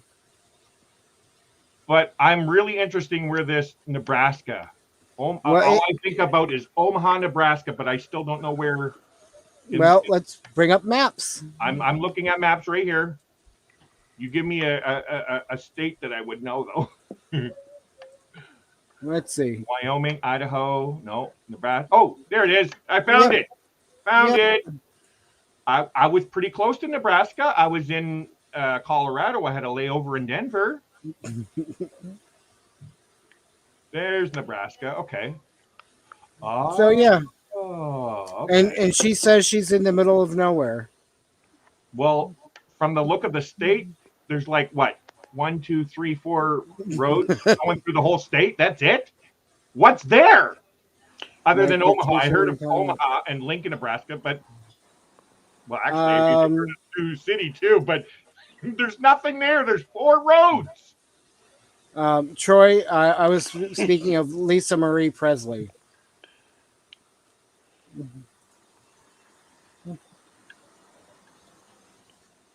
Oh, corn. Okay, so it's yep. Flat land of nothing. So wow. Okay, I'm gonna say one of my unfiltered things, Mike. Oh, hold on. Oh. This live stream may contain unscripted, immature, stupid shit. I mean, content. So if you're easily butthurt, offended, go watch YouTube Kids. In my opinion, I have been through Nebraska from one side to the other. Nebraska sucks. I can agree. Wait, there's actually only one road going from east to west. So. And I've been on it. And it sucks. Yep. Wow. Yeah. Nope. Nate left there for a reason. I can agree. Oh my God! Yeah, you would want to if it's just cornfields. It sucked. I can't remember. Was it 25 or something like that? 25 what? Highway 25 or something like that. It? Was 80 in Nebraska. 80 is going across Nebraska. No, up and down. North. Oh, up and down. Oh, I see. Yeah. Yeah, there's a 25 over on the west. Yeah. I drove that road forever. And then it was flooded, and then we had to go around. And we were on that road forever. And they were like, I finally stopped to ask for directions because the GPS wouldn't get me where I was wanting to go. And so I said, where the hell am I? And how do I get from here to there? Wow. And they were like, well, everything's flooded all the way around you. The only road you can go on is 25. And I was like, this is going to be a long day. That's in the, what do you call it, belt too, isn't it? The hurricane or tornado alley, right? Yep. Oh, God. No, thanks. I'm not going there. Sorry. Yeah. Nebraska's notorious for tornadoes. Fuck that. Oh, wait. You already said the thing. Fuck that. I'm not going. No friggin'. It is nothing but flat, Troy. Oh. And the Amber's right. Oh, look, more corn. Yep. Yeah, it's some creepy ass old buildings. I don't even like corn, so there we go. Sorry. I might drive the movie. Fly over your state or have like a layover if it's possible, but that's it. Mike, have you seen the movie Twister? Yeah. Yep. I swear to God, I passed some of those buildings in the way to Nebraska. I swear, man. It was these creepy ass old buildings. Say what? There hasn't been a tornado in this town since 1990. Well, that's good. What? I don't understand how that works. I don't know enough about how that all works down there anyway. Wow. Since the 90s. But you still have the chance of getting the wash. I'm so confused. This wash was cut out to be a little river where you would get flash flooding, right? Yeah. Yep. The washes are normally dry. But man, if you get a flash flood. Yeah, I actually didn't realize what they were until I watched the movie Into the Wild.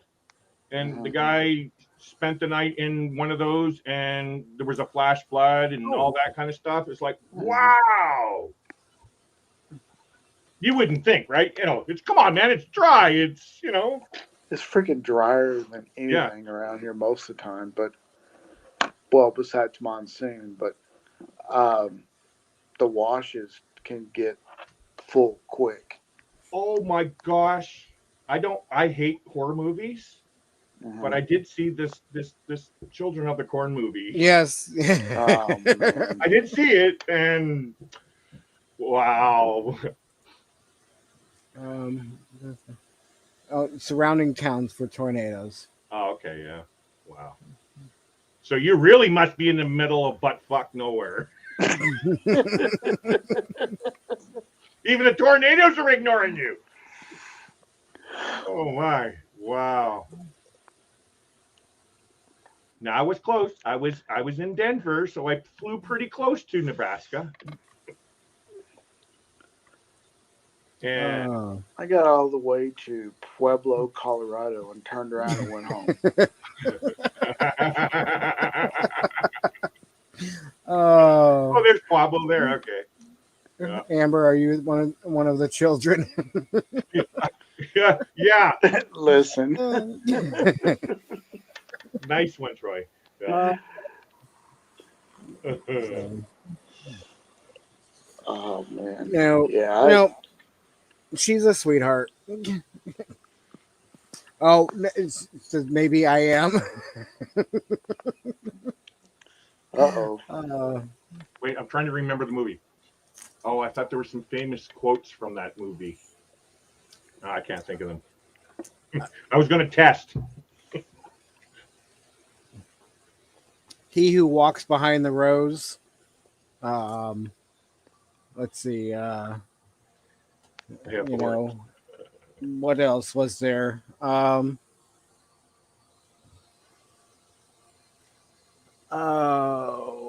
jeez. What are some other lines from that movie? All I can remember is the one part is, and I can't do the voice, but something about he wants you to Malachi or something, But yeah. I need more. But that sounds familiar. Yeah, Malachi. Yep. So I've been to Washington State, California, Nevada, Utah. I hide them with the hair. Colorado, yes, Mexico, Texas, and Florida. Those are the and Boston. I guess you would say New Hampshire because you guys through New Hampshire to get to Maine and Maine. Yep. Those are the states I've been to. Nice. And so hopefully within a couple months, I'll be going into Oregon to see my daughter. They're moving to Newport now that Lily reminded me. So that will be Oregon. So then I need to get Arizona. I have to get Arizona on the west here. And then all I'll have left is, well, I flew over Idaho, which was a very, very, very extremely scenic flight through on an airplane, man. Like it was. And even though the pilot came on and said that this is one of the most scenic routes that you can flying over Idaho. Mm. And I guess they would have flown over Wyoming because they had to fly into Denver. So, right. Troy, not yet. Sorry. So I don't know I don't know Central. Well, I can't say Central America. Mid America. I don't know that at all. You gotta visit Nashville. Troy, totally. Tennessee is one of my bucket list places I want to see in the States. Troy, my budget ran short this month, so I know all about that. Well, I was expecting to have some money coming in from the car deal, but I have not seen anything other than the first $50. So, oh wow! What kind of lights? Solar lights. Oh, okay. And yeah, at Mountain Lions potatoes. Twin Falls, Idaho, and it was a water feature. Oh yeah. So that reminds me of something, Troy. We went to I can't even think of the name of it now.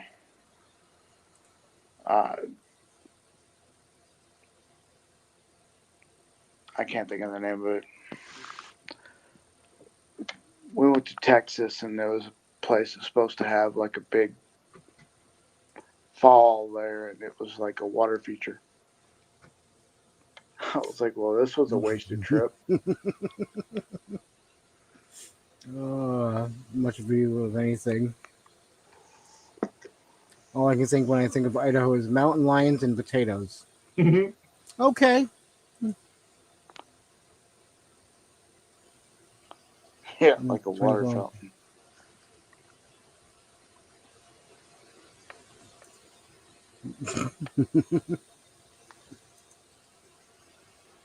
Mike.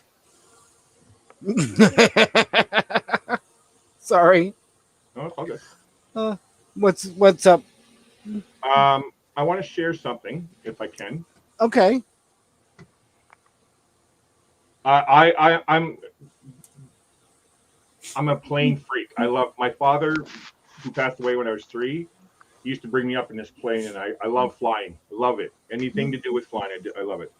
And so when I was just saying about Idaho, yep. I just want to show you the picture that one of the pictures I took. Yeah. While you're getting that ready, it's right there right now. Yep. Amber is so right. Plymouth Rock is a waste of time to go see in Massachusetts. It's literally just this little stone down in this well gated air thing, you know. Wow. No, that's Vancouver, sorry. Yeah, I don't have all my pictures here, but that was Idaho, and just so many different things, like different scenes like that. It's just unique. That's the thing I'm trying to say is unique.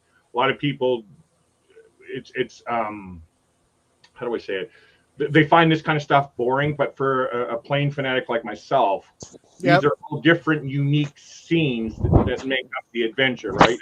So, it was so beautiful. One of the photos I took, I got a bunch, but it's in my other folder that I have access to right now. So yeah, I just wanted to show that. Thanks. Okay. I had to change out headsets again. Oh my! The Idaho view is so pretty. I didn't think it was so mountainy. Yeah. No. It's the same with Utah. Utah, the state of Utah. Same kind of deal, different colors. Okay. And it all depends. So you might be in a really flat spot of a state, but on the other side, it's totally different, right? So if you're spending a lot of time on the ground, right, without seeing it from the air, right? So, I freaking love those photos that I took there. But again, I don't have access to all those, so that's okay. Yeah, but like I said, the pilot came over and said this is one of the most scenic routes you can take is through Idaho. You're saying about the plane fanatic? Yeah. I've got some pictures from. I scanned in when I was cleaning out my parents' place. Mm-hmm. I came across some pictures that my father had, and I couldn't take them all with me because the small spaces, but I scanned them all in before giving them away. Nice. I have no idea what any of these are. Although the next one you get showing up in the top left there, I know that one. Was the first one a B-52 or not? No, that's what I was thinking, but I don't know if it's a B-52 or not. It might be. It's got the little turret up top. Yeah. Yeah. But that looks like the one that just had an accident, actually. Not the Oh, one, but the kind well, of plane. I think this one is okay. It's this That's the same. plane. That's the same. That's the same. That's the okay. That looks like the one that just crashed at in Texas. There's a tank.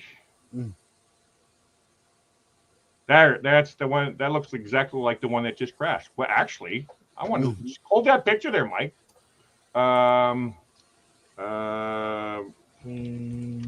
Crash was in Texas, I think it was. Texas, come on. Oh, of course. No.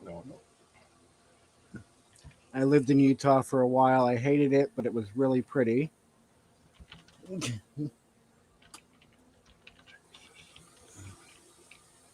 Welcome back. It was in October 2022. Bearhawk Patrol. Hello, Mike.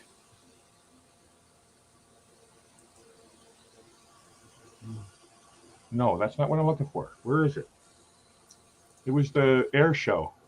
The one that just crashed in the air show. Oh. Burst of flames, 8 injured. No, that's not it. Plane crash, air show. Let's try. Air show. Mike, that water feature I was telling you about was Wichita Falls. Okay. A B-17. Sorry. Yeah, that's huge.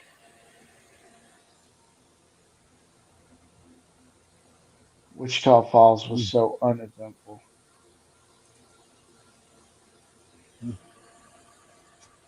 But yeah, so this is. And the Bell P-63 King Cobra collided over Dallas Air Show. Yeah, so yeah, it was a B-17. Let me see something here. B-17 Flying Fortress. I want to see if that's the plane that we're talking about. Okay. Mike.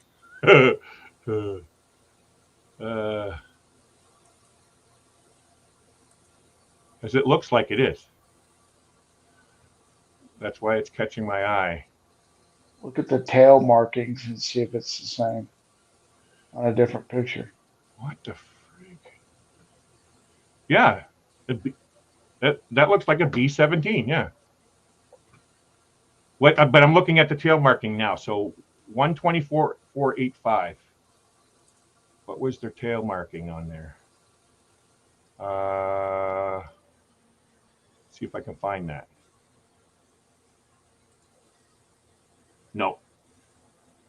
No, their tail markings was different. 483.872. Okay. Yeah, but B-17.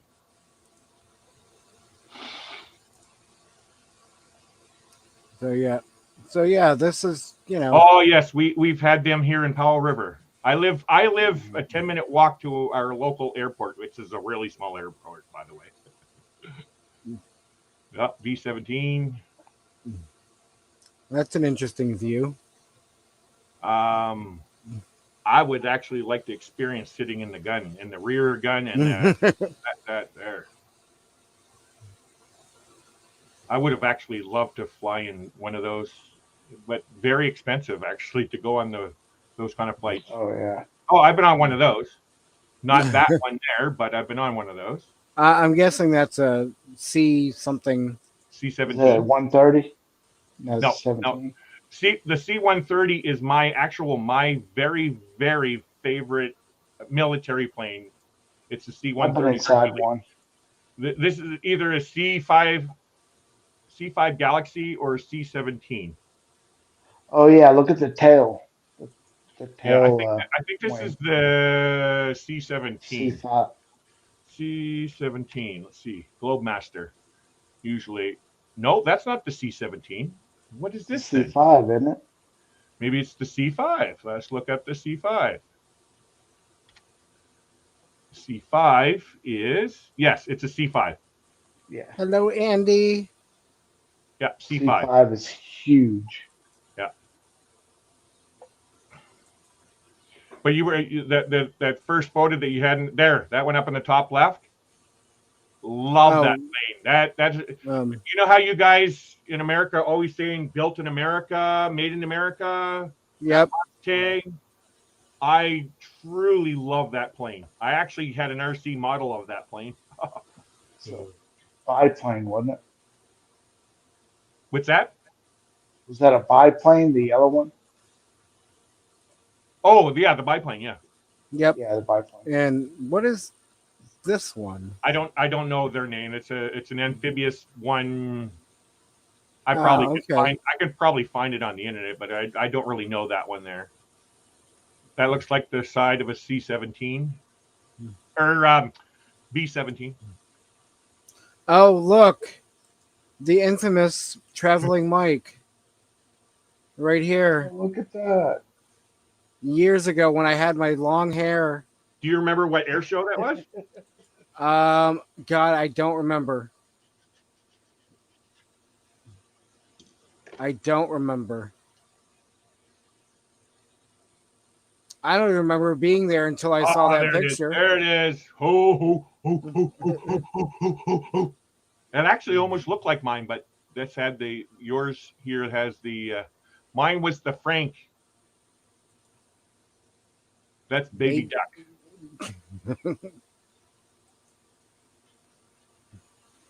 National Warplane Museum. San Gennaro. New York, something New York. I can't tell. Tim is saying that one amphibious one's called a belly plane. A what plane? What did you say? A belly plane. Belly. Maybe. Belly plane? I'll look it up. Belly plane. So, all right, those are all. What's that? Don't go. Oh. You type in belly plane, it's all these planes that landed without landing gear. Tim says C5. From probably that other one. Yeah. Dual props. Let's see what we got. Yeah, we have C-17s that fly over here. This kind of looks like one. When I was while you're looking that up, when I was on the boat, my friend's boat up in New Hampshire, there was a lot of C-130s going up and down, taking off and landing, and also now are those? I don't remember if those are or the it's another one, but the refueling planes that go up and fuel all. There was a lot of those taking off. Yeah. I'm not thinking of their names, but I have actually been on that one as well. I've been to what they call the Abbotsford Air Show here in Canada. That's the closest one I ever get to, and they had all that, and most of them are all American. Ironically, so that's how I get to see the C-17, the C-5, the C-130, and that's where I was sitting in the cockpit. I have a picture of me sitting in the cockpit. You want to know how much I love the C-130? It would be a dream come true just for me to take a flight in one of those, just to sit in that plane up in the air. It would be a dream come true. That plane is made out of nothing. Amber, real quick. No, those weren't taken from the cannon. Those actually were taken by somebody else that gave them to my father. The plane that you're showing there, Mike, it looks like the Grumman Goose, as it's called. Okay. A version of the Grumman Goose, yeah. And then Tim says Catalina seaplanes. Yeah. Where? In chat. The last comment I see that, but where does he refer to seaplanes to? I don't know. Maybe that first one you showed. I actually just went on a float plane for the first time back in March, and I still actually. Oh, okay. I think that's maybe it was the first one I was talking about. Which you were looking at float. I know what a seaplane looks like. If he's talking about this, no, this is a form of the Grumman Goose, as it's called. Oh, He the was talking belly about the one planes. earlier. Oh, the belly planes. No. Or is it?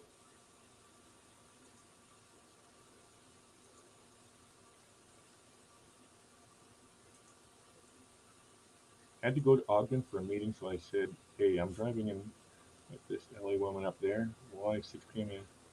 There's no freaking way would you ever catch me driving in LA. Sorry. My ADHD. Okay, so I've got. Thank you for sharing those pictures, Mike. Yeah, no problem. Yeah, I've gotten within 5 minutes of California, but I've never been in California. What was that? Sorry? I've gotten in within 5 minutes of California, but never been there. Ah. Oh, I've been to California, Los Angeles a few times. Oh, it was my favorite state until I had to deal with LAX in a different terminal than the international, and it was a freaking nightmare. Twice I had to go through the domestic terminal. It is the worst terminal I've ever been in. Try to go to Dallas Fort Worth. Good night, Tim. Good night, Tim. I actually had a layover that was supposed to go in when I was going on my cruise back in October, but they switched it to Texas, Houston. And Amber, you're not gonna be brave and come up. Good night, Tim. Wow. You normally have like 12 million people up on your panel, Mike. It's been varying, you know. 12:30 our time, which means it's what 1:30, 2:30 on the East Coast. Well, let me look. 11:30 here. It's 2:30 on the East Coast. Yeah, a lot of people are going to be going to bed.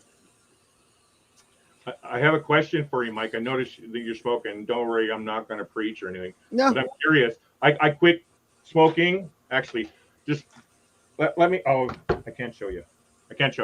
I quit smoking November 18th, 2009 at 5:30 p.m. I was standing in front of 555 Homer Street in Vancouver, British Columbia. It was a nice evening. Sorry. Wow. Wow. But again, I'm not trying to preach or anything, but my question is, what does it cost for a pack of cigarettes? I honestly don't really buy them anymore.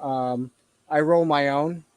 But Okay, so I've been finding them. What I used to do as well. It's a lot cheaper to roll your own. Roughly for a pack of cigarettes. So But depending on what state you're in, yeah, it varies anywhere from. I've seen them as low as I bought them before, as low as like $5 or $6, to $12, $13 a pack, depending. Like New York. Yeah. And I'm sure other places are that high, but it's like $13, $14, $15 a pack. Which is, I think, around what they were charging here in Canada when I quit, actually. No, I was getting the cheaper brands. I was paying like between $7 and $8 a pack. And that's a 20 pack, not a, I don't know if in America they sell 20s or 25. Yeah, nope, 20 to a pack. And real quick, Amber, if you close out YouTube and click the link that I sent in Facebook Messenger, that'll bring you to StreamYard. But I understand if you need to go to sleep and try it another night. Wait, she's in the same time zone as you, man. Come on, it's early. No, she's an hour ahead. Oh, okay. So it's 1:30 there. It's 12:30 here.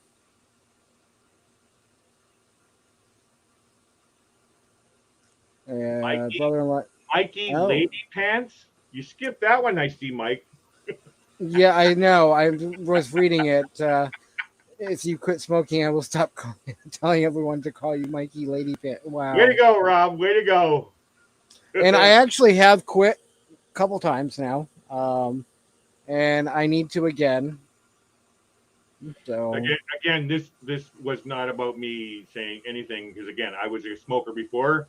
I know what it's all about. I chose to quit smoking. I'm not here to tell you to quit smoking. But So I wow, went from $6.90 a pack. smoke. Oh, Marlboro Old Go ahead, Man. Mike. Go ahead, Mike. real quick, Marb Midnight's okay. So Amber pays $6.90 a pack, and that's cheap. That's the cheaper Marbs. Um, Andy says used to be like $4 here, but now almost $7. Amber Holy again. Amber says my brother-in-law gets packs that are $4.50. So, I have a feeling there's nobody smoking over in the UK. 13 pounds a pack? yeah, Holy. Yeah, they're trying to totally kick out the tobacco industry. Ouch. Yeah, $16 a pack. Yeah. Wow. Holy crap. Yeah, wouldn't be doing that. Well, that's I'm right at kind of one of the reasons why I quit too, is because it was just getting too unaffordable to smoke. 4 months of vaping instead of smoking. I don't know if it's any It's one of better. the it's a tough thing, and believe it or not, it's been what 2008, so or 2009, so what's that? 14 years since I quit smoking, and believe it or not, there is still triggers me. Mm-hmm. Right? It's in that freaking brain that you have to train yourself, and it's tough, man. And that's why I will never preach to anybody. You know, that's up to you. Yeah. It's not my place to say you should quit smoking, guys. You know. Yeah, I quit for 6 months and then my grandmother died and I picked it right back up. Yeah. For me, when I quit smoking, I'm 6'2". I weighed 190 pounds. I am now down to 336, but I was up to 360 from quitting smoking. Wow. I went from quitting smoking to eating food because if you quit, the Mm-hmm. food does taste different. And It's I'm a the foodie man. yeah, I freaking love food. And then I it's had the a job hand of where I sat in my butt all night long, right? So I gained all the weight. it's the hand to mouth. It's the habit that we're into. So I'm sure you're like this where after your meal, you light up a smoke or like, well, Right. because you're vaping, but it's still the same thing. It's those habits. You wake up in the morning, you have a puff or whatever. It's that habit Mm-hmm. that we get into, right? so Yeah. um, And I'm catching myself. Go ahead, Mike.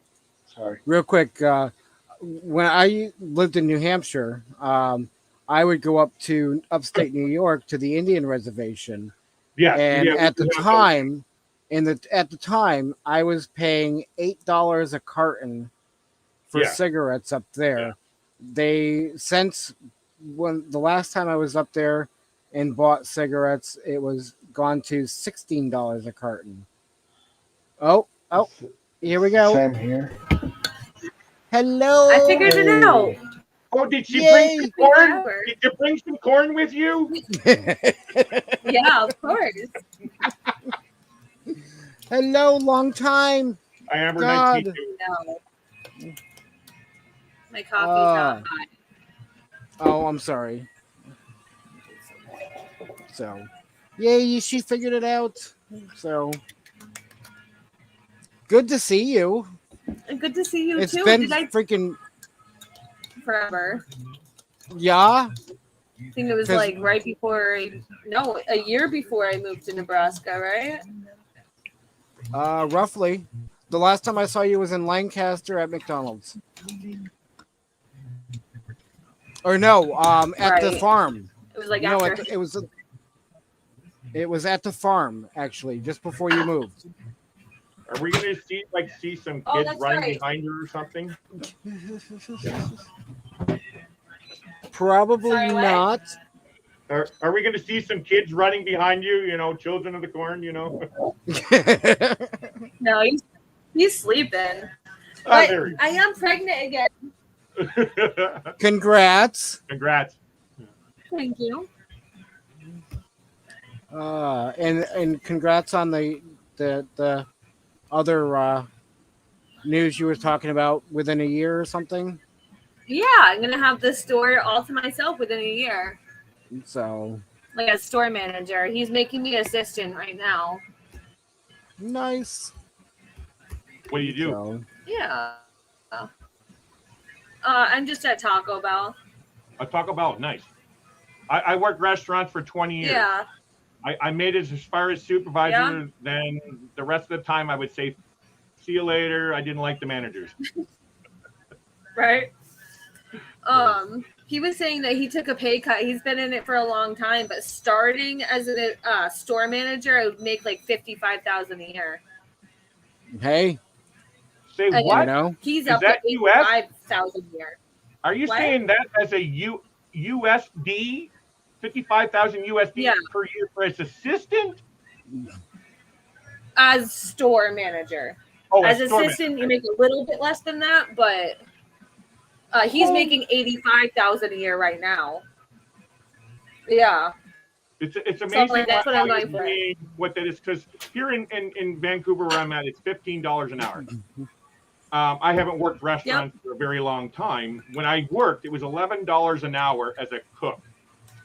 I actually applied for an assistant manager's at a McDonald's, and they were offering, God, it was way less than $30,000 a year as an assistant manager. And you're saying 55,000 US. Now, when you say 55,000 US is like probably $75,000 Canadian.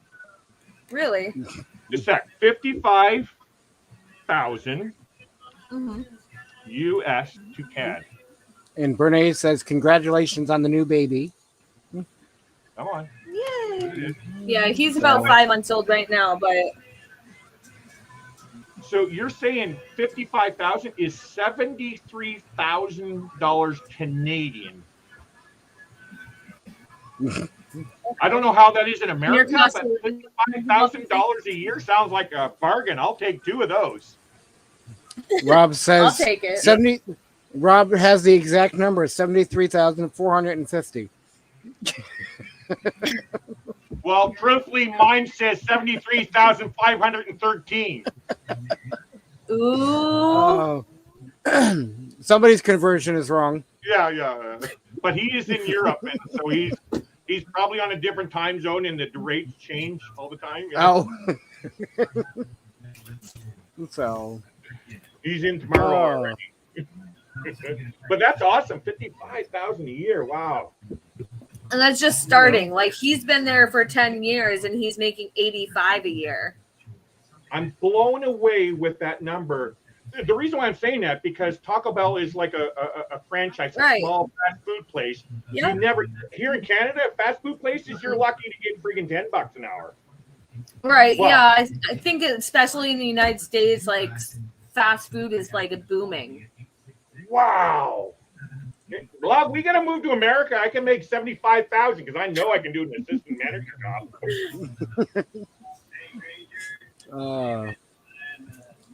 It's crazy. I didn't think that like anybody would make that much at a fast food restaurant, to be honest. But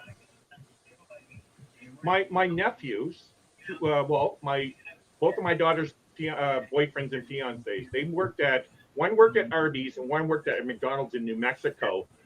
And one was a manager, and he wasn't making anywhere near what you're saying. in New Hampshire, it was crazy. New Hampshire, I was a department manager at McDonald's, and I was only making $14 an hour. Yeah. So, but you're in Nebraska that you're saying this, right? Now I'm in Nebraska, and then I'm a regular manager right now, becoming assistant, but I'm still making 14. But less work. In Nebraska, you're saying this wage is in Nebraska? Nebraska is really crying for people, I'm sure. They must be crying for people to go there. Nobody. It's in the middle of buck nowhere. Sorry, my language. There's more people to ratio than you would think so. Like in Lancaster, New Hampshire, we have 2,000 more people in this small town. Wow. In Nebraska. So like it's it's bigger cities and stuff, but there's more people that don't want to work. Yeah. So that's 45,000 Great British pounds. So that's about 22,000 more than the average ass man makes at McDonald's here. Yes, I said ass man. Wow. Actually, where was it? That is correct. I seen some signs. I can't remember where it was, but they were looking for a Wendy's, and they were offering $17 an hour.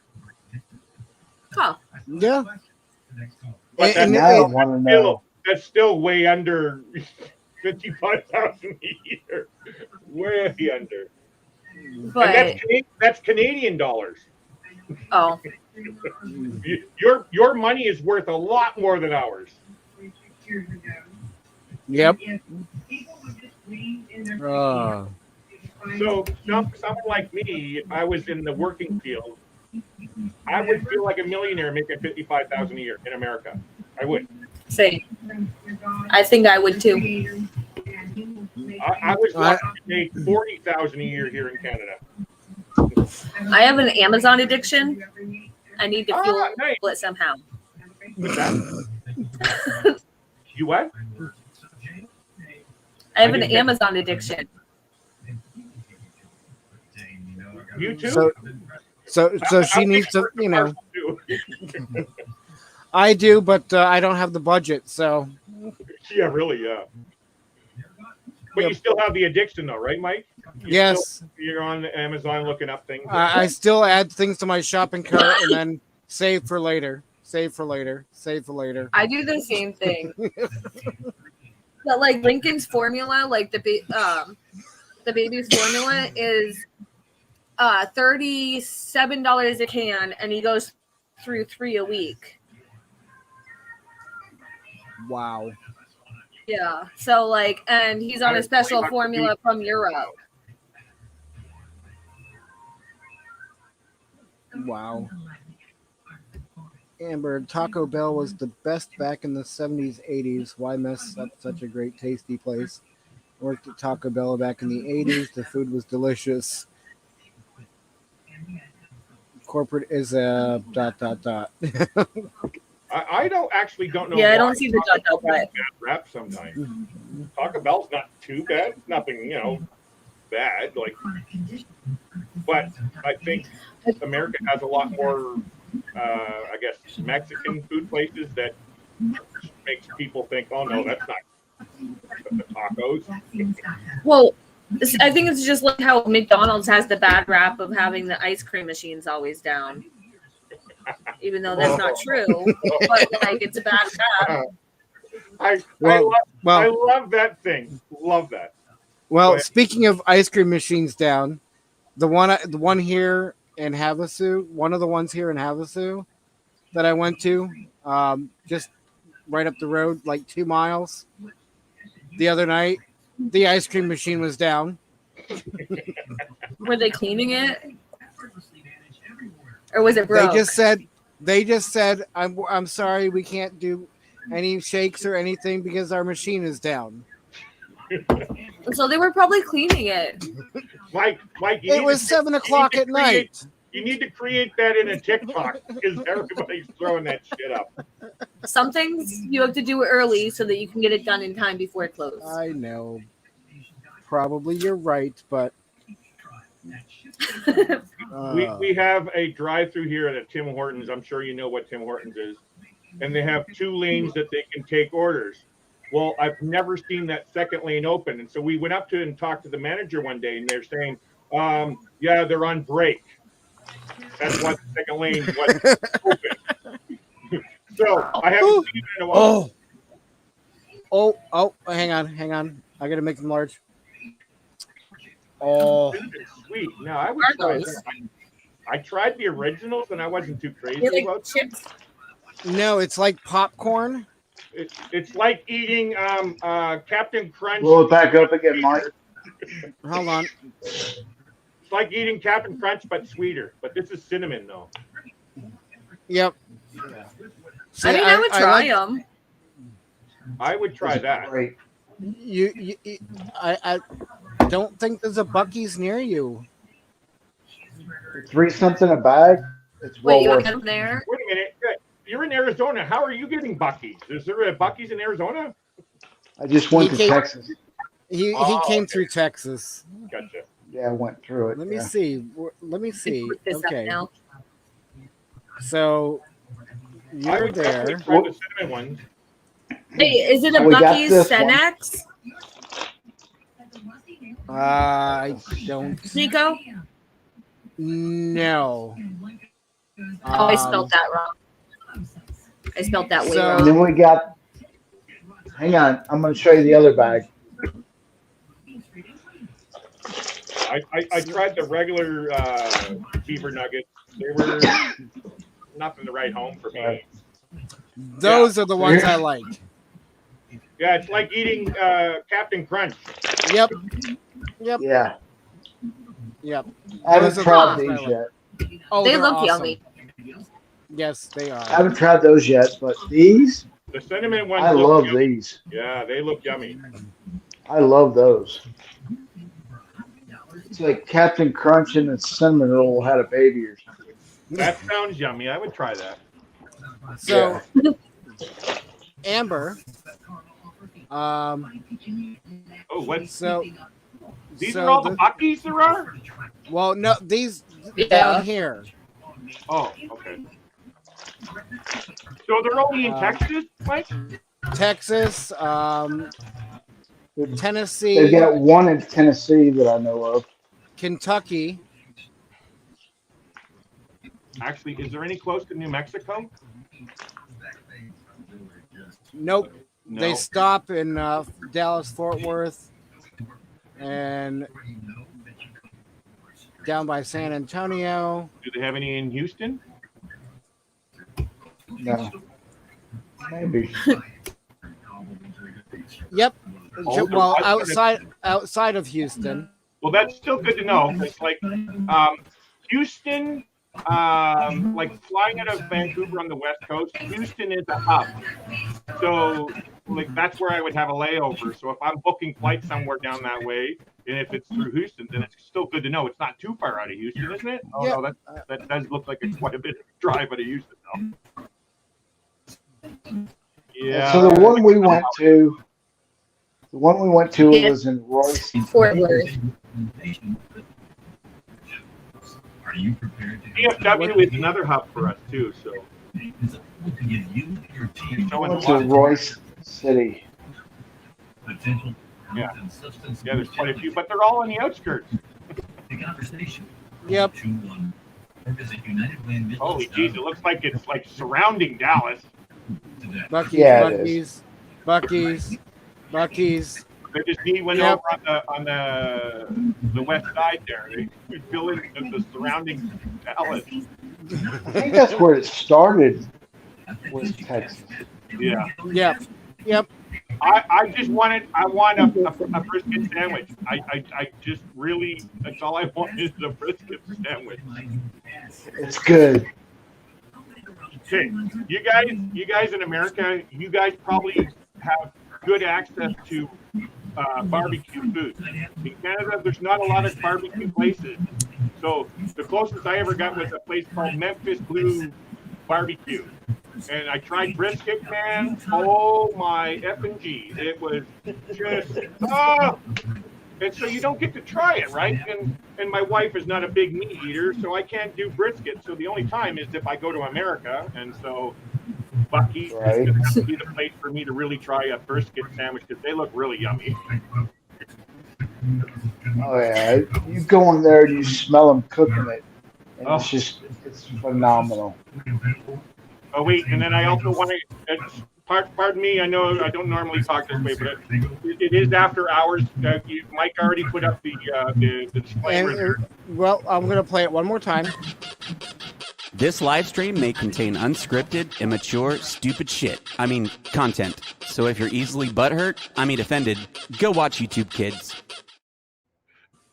Okay. I want to go in their bathroom and pee on the floor. Amber, I don't know if you know why I'm saying that. Buc-ee's is known for the world's cleanest bathrooms.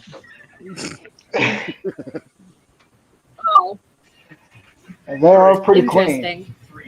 Interesting. Yeah, sorry, I had to say that. That was my bucket list for Buc-ee's. Okay. Is it off your bucket list? What's that? Have you done it yet?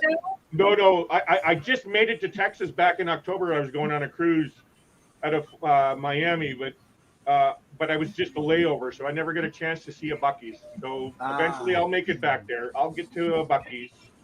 And there is one more other bucket list thing that I need to get. It's a onesie. The onesie. Like the ones that snap in the crotch? Yeah, the onesie. It's the Buc-ee the Beaver onesie. Oh. Okay. I can see you in a onesie. If you do that, you need to come on and do it on video. Yeah, I would do it. Oh, I have no problem. I'm not shy. You gotta do that. You probably know Karen Nate. Mike, do you know Karen What's that? Nate? Karen Nate, the YouTube channel? No, I don't think so. They're one of the top travel channels on YouTube. They have over 2 million followers and stuff. It's a couple. They're from Tennessee, actually. Can you put their link?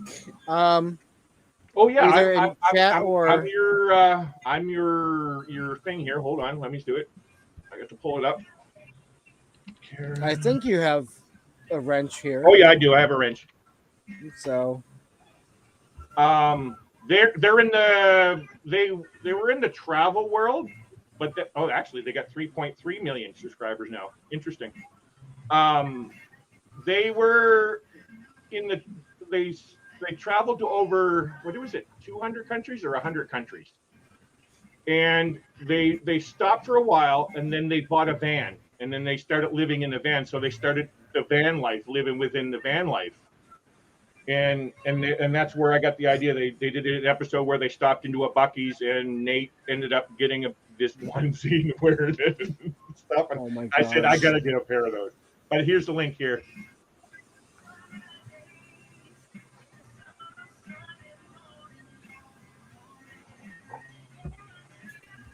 Holy, what a deal. I will have to check them out after. Yeah. Howie Mandel. Yeah, Howie Mandel. Howie Mandel. Oh, yeah, that's pretty hey, cool. Hey, Larry. I guess I have been following them because I'm already subbed to them. So I must have met them along the way somewhere. Hey, William. Holy geez, they really want you to quit in Australia. Yeah. I was about to say that. My God. Yeah, no. That's crazy. No. I remember when it was $1.25 a pack. Now you're aging yourself there, Chris. Oh, I know. Won't be the first time or the last. Well, I remember. Are you an 80s guy or a 70s guy? 70s. Same here. I remember going. Well, you Amber, the laundromat across from the elementary school in Littleton. Mm-hmm. By Mr. Lee's restaurant. Yeah, there was a cigarette machine in there that we used to buy cigarettes out of. So, yeah. And I think at the time they were like $1 something. Oh wait, now I started when they were 2 for $5. 2 something maybe. Okay, now you must be an 80s guy. 70, born in 71. You were born 71. Interesting. Yeah. Yep. Wow. Same age as my wife. Yeah. What about you, Chris? If you don't mind me asking. Me? What year were you born? 75. 75, and I was 70. And Amber's just a baby. I'm not asking Amber because that is totally wrong question to ask a girl. She's just a baby compared to us. She's an 80s girl. I thought for $1.10. 80s girl? No, I'm not. What? Almost, Well, okay. right? So then, I was trying to be a nice guy, okay, Amber? Okay? What are you, 60s girl? Well, I'm 90s. Oh, a 90s. Oh. yeah. My oldest daughter was 90. Oh wow. Oh, I was born in 91. 91? Oh my god. I'm so old right now. I was going into my second year of college. My oldest was born in 94 and my youngest was born in 2000. I graduated when she was 3. Yeah. That's okay though. Man. Listen, I go to work and I feel like I'm the oldest one there, and then I come here and apparently I'm the youngest. So there you go. See, wow, you should feel good. Yeah. As long as you don't get no grays under there, then they're fine. And What? Renee says, I remember getting them from cigarette machine at IHOP for $1.10. What I find amazing, you guys Yeah. are all talking about these cigarette machines that I never went to. Baby Amber. They always charged you too much. According to Google, Australia would, like, has vend the you- most Oh, expensive no. smoking pack. Wow. William's Googling again. So, wow, I've been running for 4 hours so far. Yep. I've been here the whole time. Yay! Mike, do you ever check out your watched hours? How many watch hours you get? Yeah, I've been kind of looking at that on and off. Yeah. And the at one point I had 13.5K hours. But 13,000 watched hours with 400 subscribers. How is that possible? Because of my 24/7, the 56 days of nonstop. Well, wow. Nonstop, I say. It was ended by accident one time, then started right back up. Ended a second time, then started right back up. A total of 1,282 hours of live. But those all dropped off recently because it's been long enough that they dropped. So Yeah. now I'm currently sitting at, let's see.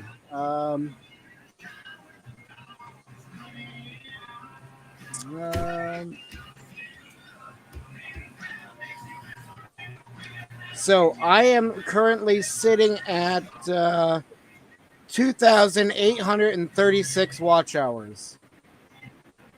Oh, because that's right. Sorry. That's for the year within a 365 Yeah. year. Yeah, okay. Yep. Yeah, for me right now, it is, I see Google or YouTube has changed their system now. I'm at 1,029 hours for 365 days.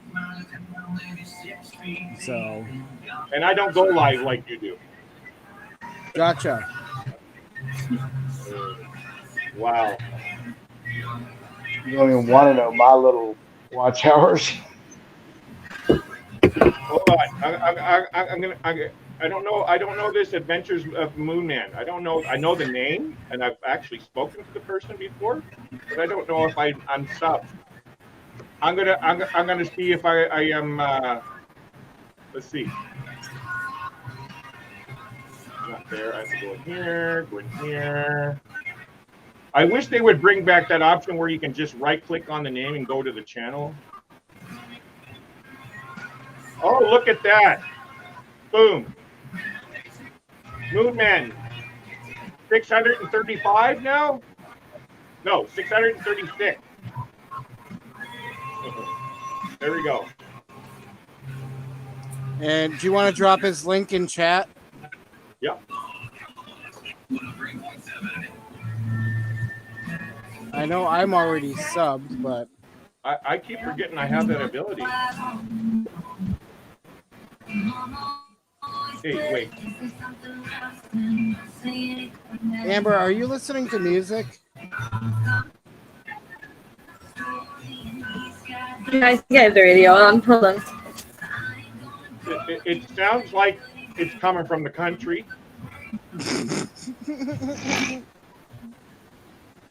I'm very sorry. Yeah, so Well, I had it on anybody... to the baby. Sorry. You can, No, you it's didn't have okay. to I shut moved it him to the off. bedroom. Okay. Like So earlier, how old I is moved he us now? to the bedroom. So how old He's is he now?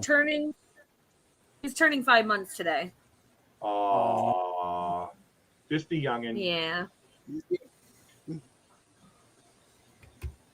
Yeah, I believe I would sub to you, Andy. Sorry, I would sub to you, Andy, but I'm already subbed.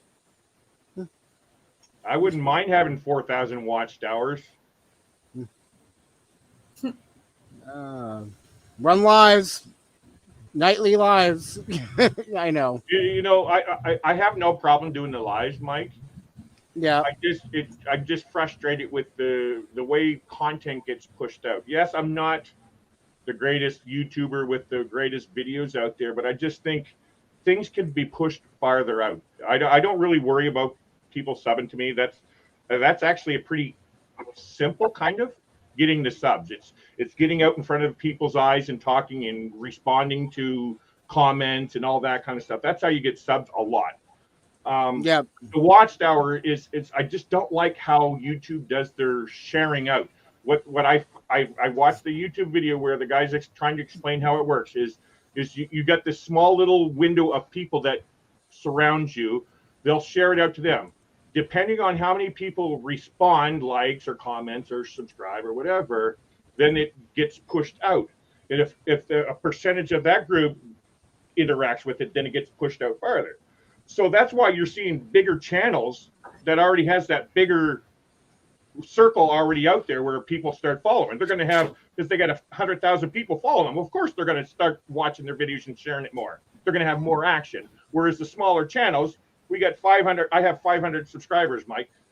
Yeah. You know what I mean? Like we're only getting like 100 views per video. Do you know what I mean? Yeah. And I don't buy this. Well, you got to put this in there and you got to put that in there. No, I don't buy this. Just share our videos out to people. I have a TikTok that has over 27,000 views. I'm going to make a video reviewing Mike's live. Hey, that's a good idea. There actually is YouTube channels that do that. Just leave the parts out that are inappropriate. Well, you can have a disclaimer.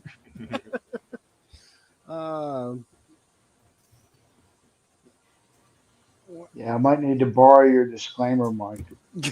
I love your disclaimer, Mike. I love that. I might butt hurt some people here shortly with a video. Amber, get those videos out. Stay at home. Oh wait, you do have a YouTube channel? That's not me. Oh, okay. No? Yeah, that's just like Rob Zombie music and metal music. I mean, I like all those musics, but I don't know who that is.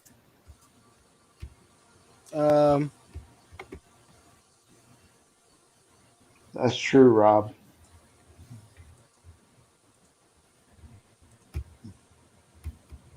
I actually have another channel that I'm going to be starting, but it's totally. Oh, no. Okay. What's that, Mike? Real quick, Larry. That is your channel, per se, but you're just not. You don't have content, so those are created playlists that are showing up. Yeah, but what is Amber Pearson 1988? That doesn't make any sense. Yeah, she was born in 91. I don't know because my Gmail is mattispack723. Huh. Because when I click next to your name in the live and it says go to channel, it brings this up. Oh, that Amber Pearson 1988.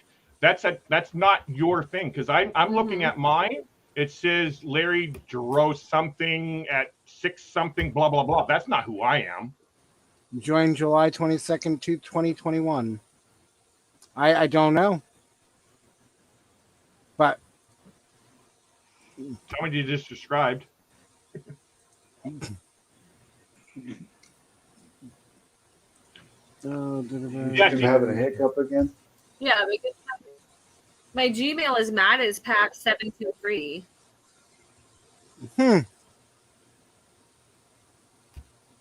No, don't be so. No, Brene, it's okay. Lies don't count towards monetization, sadly, unless they are watched in retrospect. Talk about. I'm just confused. That's all. Like, I'm just trying to figure out why it would say. I don't know.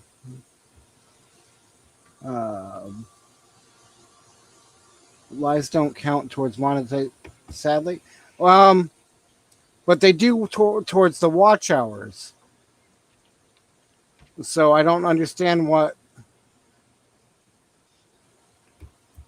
That's weird. It does say that I'm logged in as that, but that doesn't like make any sense to me. Yeah. So I don't even have an email. I have my own personal YouTube channel, Larry Giroux, and the email is nowhere near what my email is. But that, I guess that's like a handle that YouTube puts under your channel. It's a YouTube handle, not your YouTube email. That's weird. Yeah, until you change them. So. Gotcha. Okay. So that it makes just sense may why I be like a all random... that music. So right. Mystery is solved. It is you, but not you. Yeah. Oh. We'll go with that. Oh, see, Rob, when I go under channel customized channel, let me share this for a minute. Earn. It should be under earn. Yep, I just got to share it for a second here. So I click on earn, and I haven't done really anything for videos for a while, but I run a lot of lives. So that's why I don't understand why it would be they wouldn't count towards monetization.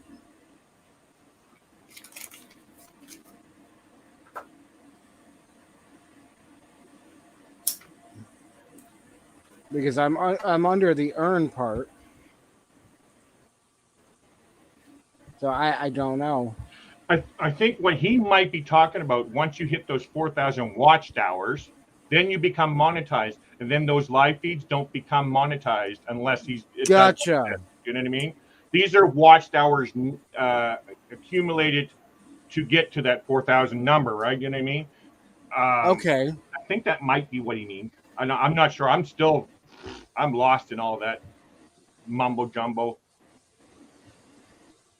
My head hurts with all the different information that you get out on YouTube world.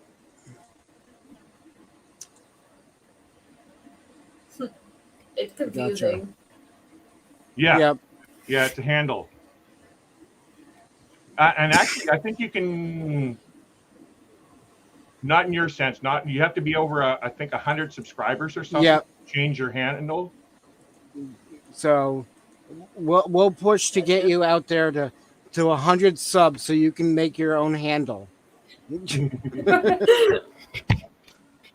Yeah, because that was one of the problems I was having, because I thought my YouTube channel, my Plump Travelers one, was hijacked, and I thought somebody changed my password, and I'm trying to look up this way and that way and this phone and this chip and all this kind of stuff, and I'm looking at it, and it's like under channels, because I have multiple channels under my one email, and one of them said Larry Giroux 361. It's like, what the fuck is that number? I never heard that number before. Right. So that's why I'm putting this together. It's like, well, maybe that is that handle that they were talking about that you can change, and I just never got around to doing it. Wait a minute. Bikini yoga videos. Always brings in. Is that like a drinking suit? I love that, Rob. I love that. Rob, we're gonna have to make some bikini yoga painting videos. Rob, is that something you're starting to do? Rob from the UK says we got to do that. It'll bring in subs. Oh, sorry. Yeah, Lily, I'm going to answer Lillian's question so you don't have to do it there. Lillian, yes, my daughter is going to be moving for sure to Newport, Oregon. So between Troy's a zillion logins for YouTube, and I've got several. Yeah, we can get Amber up there a little bit.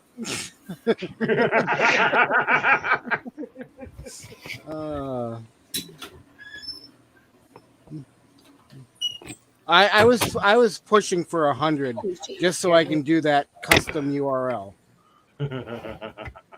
And after that, I'm like, okay, I don't care about subs. I don't care about monetization. And I still feel that way. I don't. If I get monetized, I get monetized. If I don't, I don't. But I'm sorry. People are home. Oh, I thought you were cold. I cannot hold it in. I cannot picture Rob. I've seen Rob live before. I cannot picture him doing live yoga pages. Oh my God. Sorry. Oh, yeah, Lily, I thought you went to bed. Yeah, so did I. Surprise. Yeah, my daughter's moving to, well, supposedly, I haven't heard an update lately, but she's supposed to be moving there. I agree with Troy. I think everybody should have at least one backup channel, but not like 6 million. Like, let's see. I have 3. Charles Manson. Yeah. Or, wait a minute. What else? What, you're not allowed to have one for each personality?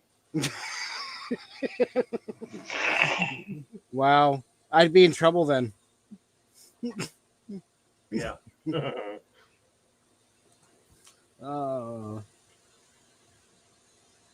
Okay, she was watching a program.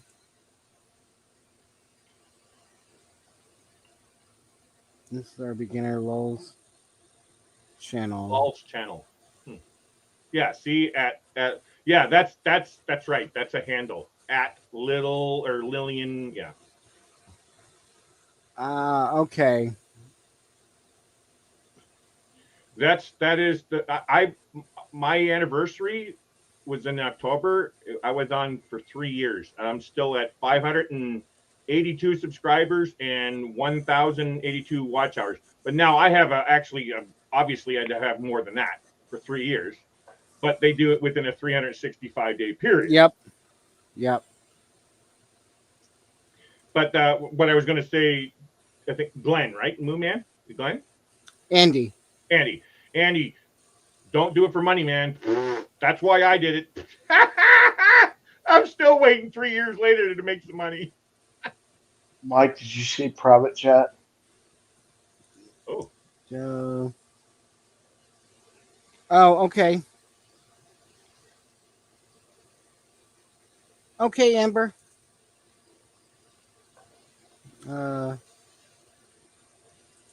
Lily, the young lady on the panel, is Amber, a good friend of mine from back in New Hampshire.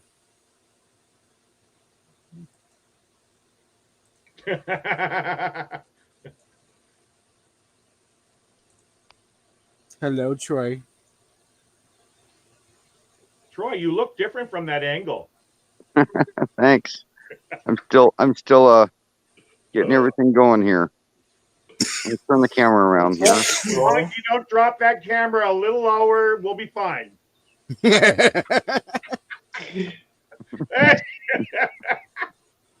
Okay. Oh, let me get the camera turned around here. Let's see. More. Another Oregonian. Is that how you say it, guys? Oregonians? Well, for the southern people, it's Oregonians. Oregonians. Yeah, Oregonian. Yeah. Settings, camera, front facing, rear facing, close. There we go. Ew, you have snow? Ew, yuck! That can you see that big bump over there? There's a 1-ton Dodge pickup underneath that bump. Holy crap! Oh my God. The bump in front of it is a 400 4-wheel drive ATV quad. Oh, jeez. I mean, this is my roof, and this is how high the snow is. Holy crap! You got lots of snow. You can see the roof on my house, and how that's a smoker sitting next to it. It's 5.5 foot tall. Oh Lily's saying hi, Troy, and Thank Brene you, is Mike. saying Troy. So We're gonna walk out past the commuter van here. As you can see, it's a 1-ton dually. Troy, you And, should get a smoker. Wow. If you come down to Oregon, you're gonna have to smoke me some brisket. Oh, we like doing beef ribs. Brisket's okay, but my beef ribs are to die for. Oh. Lily says way too much damn snow. Yes, I agree. Gross! Ew! Yucky snow. Oh, I mean, this is this the snow up on the roof of the rig. That thing's hard to drive. It's top heavy. Yeah, I bet. About a foot on top of the fifth wheel. That pile of snow over there is 15 foot tall. Wait a minute. Wow. Is that a fifth wheel? How many feet is that fifth wheel? 38 foot, 3 slide outs. Okay, yeah, I stayed in a 28-foot fifth wheel. It looked exactly like that, but no, that. Yeah. No, this one's 13 years old. It's a 2010. Nice, William. Oh shit! It's slick out here. I'm on a solid sheet of ice. Holy crap! Yeah, be careful. You are. Holy crap! I'm doing. Yeah, I will. I'm doing baby steps. I'm still to can't get up get here. over how much snow you got there. Well, that pile of ice right there is taller than the fifth wheel. Holy shit! And that's where they snowblow it out of the parking lot in front of me. That's out there. And Troy, you're in Bend, Oregon. I'm 80 miles south of Bend in Chemalt. Oh, okay. We're about 1,000 foot higher than Bend. Oh, Lily- okay, all right, I understand. Yeah. Lily says, Troy, you think it will all be melted by June? Laughing my ass off. Yeah, it'll melt enough for me to get the fifth wheel to the meetup. There'll still be snow everywhere here in July.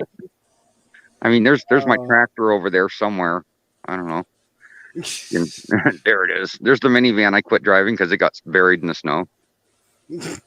It's I just a lot of snow. decided that I don't want to go to Oregon. Yeah. Oh, come on. No, I'm not going. Wow. Wheelchairs and snow don't mix, Troy. Yeah, we'll have to get you something with tracks. Oh look! Are those penguins out on the ice? They are. Where? My In penguin's front out? of you. In front of you. There they are. There's the penguin. Holy God, if I went there, I'd have to wear a jacket. Holy crap. Yeah, I'm in a flannel. There's another penguin. But, I mean, here, this gives you an idea how big that snow pile is right there. That's my dog. Wow. How big's your dog? It's a Chihuahua, about 10 inches tall. Oh. In the back. Wow. The shadow looks bigger than the dog. Yeah. Yeah. Yeah, it does. Yeah. So my neighbor with the snowplow was kind enough to come in and push the snow to the back of the property. So if I want to shovel out my van, I can leave. Wow. Troy, Brene has a question. Troy, Yes. is there a sleigh in all of that automobiles lot? Well, I got a boat over there we can drag around. Does that count? There's another buried truck. Snow at Crater Lake all year round. Troy isn't far from there. I'm not. What is that campground called again? For the meetup in June. Joseph Stewart County Park. Joseph Stewart County Park. I gotta look that Yeah. up. There's the boat. It's wow. It's buried. Holy. Yeah. Again, that's the truck out there. That big bump way out there. You can still sort of see the mirrors hanging off of it. That's the 1-ton Dodge. Oh, that's way in southern Oregon. Holy crap! Sorry. Oh, so Oregons. Yeah, Oregon. Yeah, that's how people not from Oregon pronounce it. Oregon. Oregama. So let's see. I'm gonna do something here. So. Now, Busby, this is how you do it. You go buy a 20 passenger van from a care home like I did, with all the stickers and stuff still on it, and you just double park this thing right in front of the store, drop the wheelchair ramp out, and go inside. Put the four ways on and act like you own the place. I would love to have that. There's the wheelchair ramp right there. Put the four ways on, double park it right in front of the entrance to the store, and hop out and do your business. So how much you want? Handicap spots. Does she run, and how much do you want? Just got it out of the shop. I'd probably want too much because it just had over $2,000 worth of motor work done to it. Oh wow! That's why they sold it. Had 100,000 miles on it and was having an oil pressure issue. They had something like that up here in Canada, but this was quite a long time ago. And it was going at auction for, I think it went for either $4,000 or $6,000. Yeah, this one's probably worth about $5,000. That one right there. Wow. It's got paint issues on the hood. I've removed all the seats, but a couple. Does it run? Yeah. I just got it out of the shop. Had it 4 friggin' months for 2 days worth of work. So this other channel I follow, they're called Nomadic Movement. They were van lifers as well, but they ended up staying in Panama. Yeah. Yep. I've been following them as well. Yes. Yeah, so Jordan Keeley. Yep. Didn't they get a? Go ahead. They had a bus like that, and so that was so cool watching them do their trips and stuff. Didn't they get a laptop from the president or something, an iPad? Yeah. The president of El Salvador. Oh, yep. I was going to say, something like that. I remember him giving them an iPad or something like that. I was following him back then. Yeah, that was fun. Yeah, because they did a video about them visiting El Salvador, saying how it wasn't that dangerous and stuff. So the president saw the video on YouTube and ended up sending them a laptop, a MacBook Pro or whatever. Yeah. See, I kind of stopped watching them once they settled down and started that little farming stuff. And so I've been watching them more on that side of things. I've been watching their life, how they bought the land and building it and stuff. And now they just opened up a coffee shop in Vermont. Yep. And so now this latest episode, now they're announcing that they're going to be having another baby. So I stopped them when they were coming back through Panama or something at one point. I remember their van was stuck in customs and they were having to live out of motels, and it was awful. Just awful. And at one point, the other people that they were traveling with, I was also watching them at one point, and I can't remember who else was down there. Well, there's Karen and Nate. Then there's Trent and Allie. Yeah. They're in. So those are the main channels that I watch now. That's my entertainment, but now they're no longer within the van life movement anymore. Right. They're all land-based things, and I just kept watching their stories from there. Yep. I stopped kind of watching. I lost track of Trent and Allie when they were still in the RV. Yep. And they were still under. They were still under. The house was still under construction. And they were out in the RV still. And last I knew, they were up on a mountain. They bought a property up on a mountain. Yeah. So what happened was they were down in South America. They drove all the way down to South America. Then the pandemic happened. Yeah. And then they ended up coming back, staying with Trent's mom for a while. And then they bought this property up on the mountain in Utah. And then they started building their home. Well, they eventually got their van shipped up from the South America home in Utah. I saw that. And then they went out for a little trip, but they didn't stay. They didn't go out traveling anymore. They just put that in storage and are now focusing on doing their home. Now Trent just started another channel, which is about tearing apart this Toyota Tacoma and making it into a rock crawler. Gotcha. So, yeah. See, I lost track after Well, you guys are into well, the van life and RV life and thing. Well, and no. What I'm trying to say is, if you give me a minute because I have a hard time getting it out. Sorry, Mike. Is that they were still in the RV on the mountainside building the house, and they had just done the plumbing. They had the guy that does the schoolies and whatnot up there doing the heating and the air whatever it was heating system. Shortly after that, I lost track. So I don't know if they've ever finished the house yet or. They're living in the house now.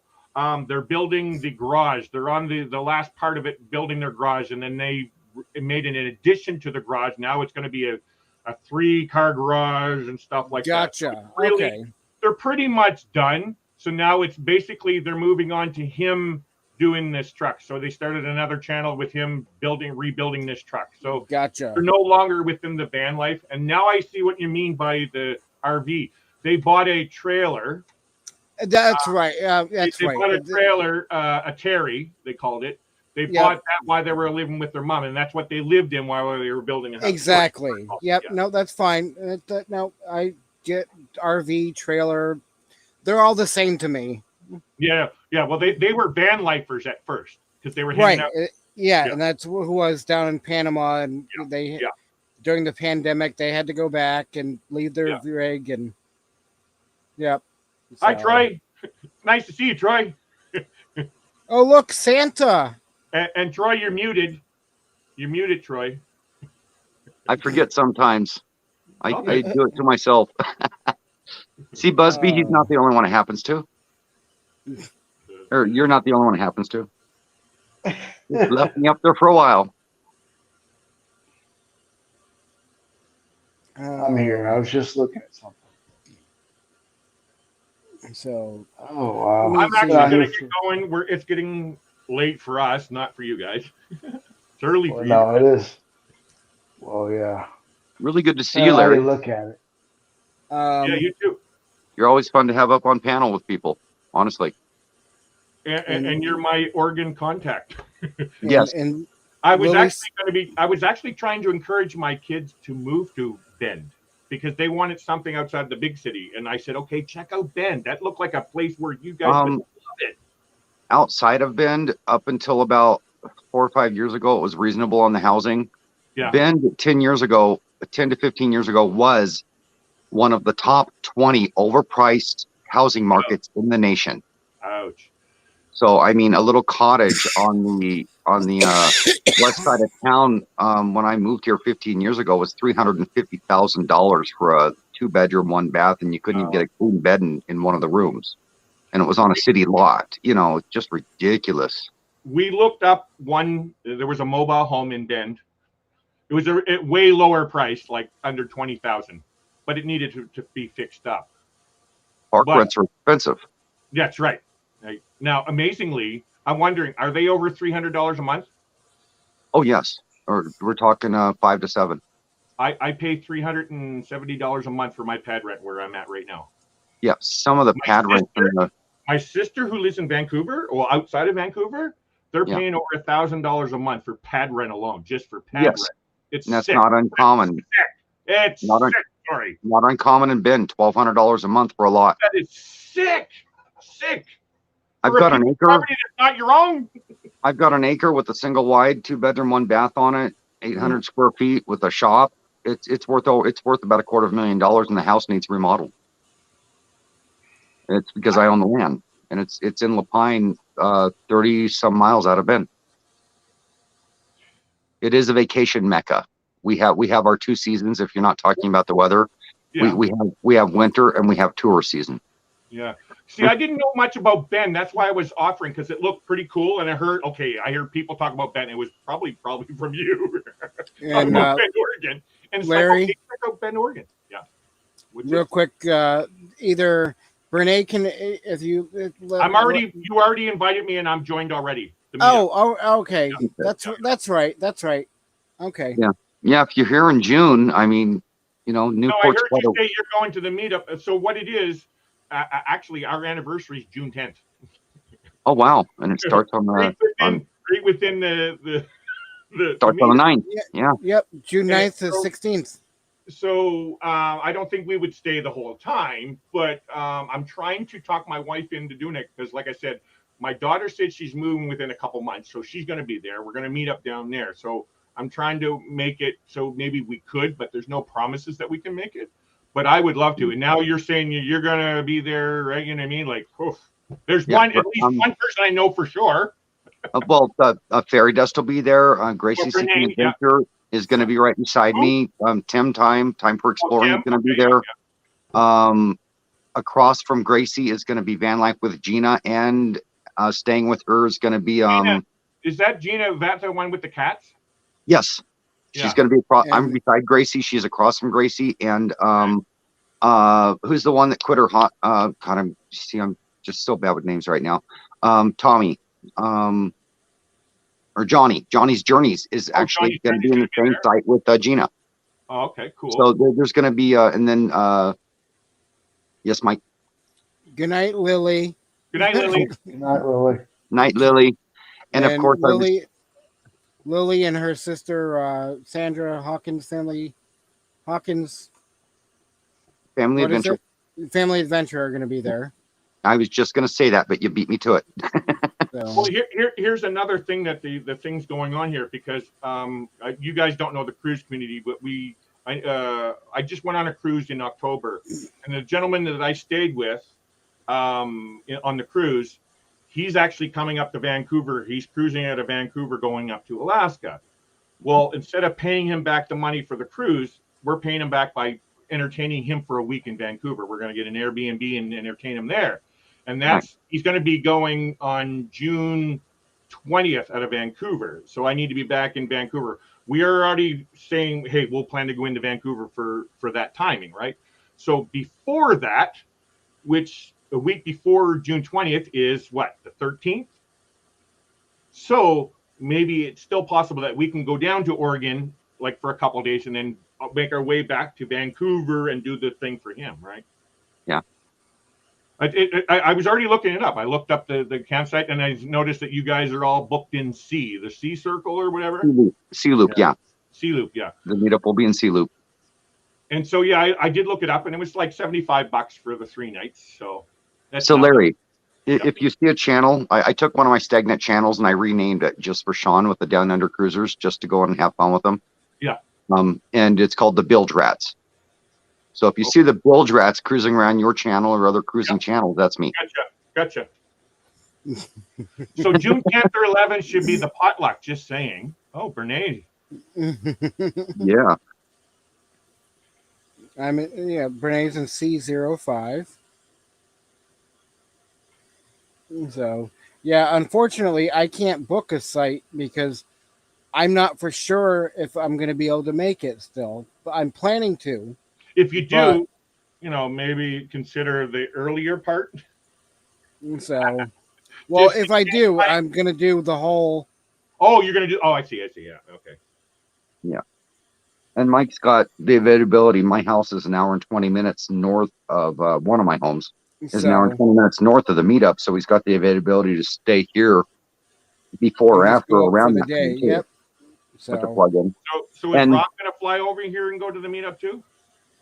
No, Rob says we've had the bilges cleaned, but the rats remain. Yes. Actually, we just got confirmed that there's a new airline flying out of Canada going over to the UK, and I can go, and my wife and I return airfares from Vancouver over. Well, it's actually not Vancouver; it's Hamilton, which is next to Toronto, but we can still get there cheap. But from Hamilton to the UK for $900 return for 2 people. That's like an insane deal. Like $450 per person return to the UK. So wow. I'm actually interested in doing that. How do I join you folks? What's that? William asked. Yeah, I'm actually going to get going. I got to get my midnight snack, and my meds and all that kind of stuff. It's good talking to you guys. And so, yeah, All right, Larry, take it easy. Coming in more, Mike, because now I have back access to my channel. Everything's all No problem again. So, yeah, guys, have a great night. Nice meeting you, Chris and Troy. I already know you. Have a good night and have a good one, Larry. Good night, guys. Good night, Larry. And yeah, I'm going to be William. I mean, if you can come up for a short, I'm probably going to be shutting it down at the 5-hour mark. Just so you know. What are we at now, Mike? 4 hours and 40 minutes. So come up for 20 minutes if you want to. But yeah, I was about to say it's freaking late here. Yep. But if I wasn't on here, I'd probably be just editing videos. So I'm just happy Amber actually finally came up. That was awesome to hear. So yeah, that was cool. Oh, you're back?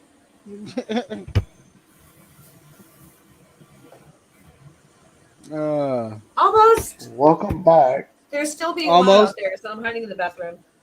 Oh. Like I just have to move out here or in here because the dogs get way too excited sometimes. So, but who else jumped up? That must be William. William. Oh, what's up, Tommy? Tommy, hello. Tommy just woke up. Yeah, I was gonna say you're all up late. Well, you're late to the party. It's what Mike Been does. here all night. Oh my God.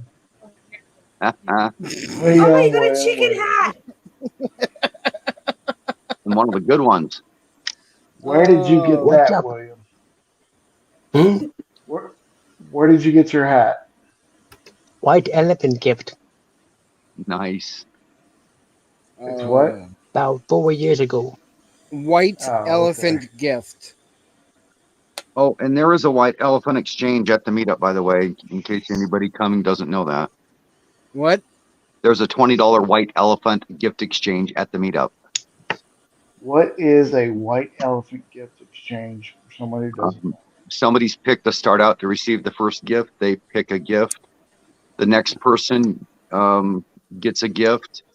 The person that got the gift before them can steal it from them and swap gifts, and it just continues that way. Okay, so it's like a Dirty Santa.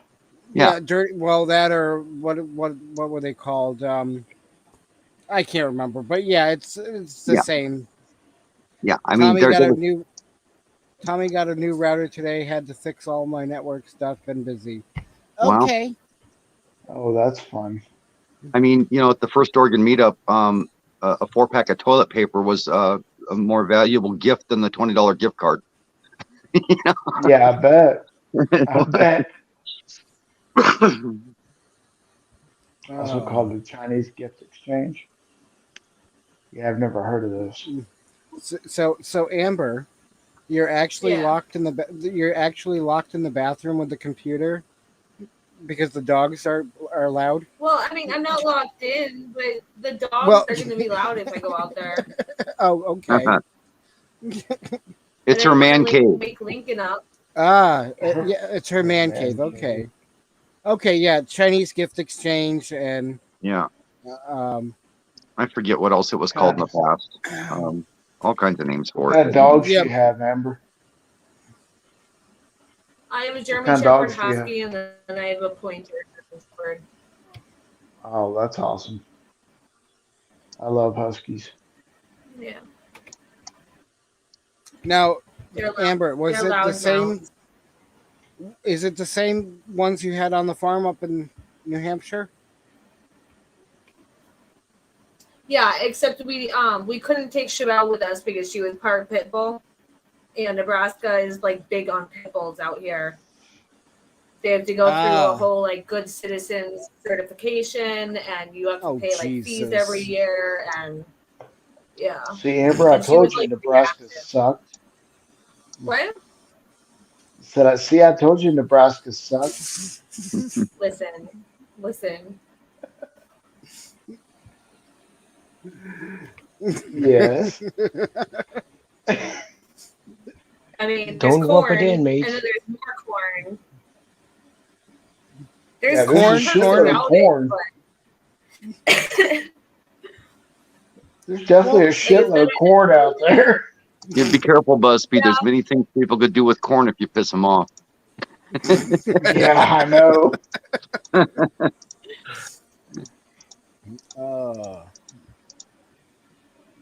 Yeah, I I'm forget her sorry. name, but fairy dust is the item children. I Brene. drove through Nebraska once, and I won't do it again. Oh, why not? Through I Omaha, just I'm assuming. No, I hated Nebraska. I got a sample of it. There were a lot of plains I drove through in Idaho. I could imagine it looked similar. Yeah, it was flat, nothing there. It looked like freaking the movie set of the Twister. They will give you There's just city lots in nothing. some of those states with the plains. There's programs. Some of the cities will literally give you a lot if you promise to build a home on it and keep it for a couple years. Man, I drove on People out there. 25 forever, it seemed like. Yeah, because they're trying to keep people there, not have them move away. Exactly. So they'll give you property to move there for the population. Yeah, I It was saw like one like three- that in Switzerland. It was like 3.5 years ago. There's a big flood that came through there, and we happened to be driving through. Whereabouts And it were was you? We were trying to go up to Mount Rushmore Yeah. from Nashville. So it was up 25 is what they said. And we had to stop and ask for directions because we didn't know where the hell we were. They were like, "Oh, the only road open is 25, and you just keep going. You just keep going." And I'm like, "Jesus Christ, how long is this road?" Wow. It You know, takes Mike, forever. at the Oregon meetup, you're going to find there's no lack of food. There's no lack of alcohol. People will just literally put a table out in an area where people decide to meet that day, and they'll just drop fists of alcohol on the table. People don't mind sharing beers and other things they twist up. Definitely no lack of food at all at a meetup. Everybody's always, bringing plenty for everybody to eat, and a lot of mingling and hanging around. They'll just pick somebody's campsite to do it at that day, and or a couple of them, and everybody just hangs out and has a lot of fun. Nice.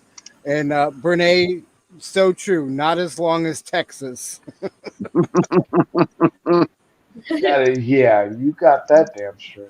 Yeah, Rob says table of alcohol. I'm already there. Yeah, there we go. No, literally. I mean, the night we did the spaghetti dinner, there was a table.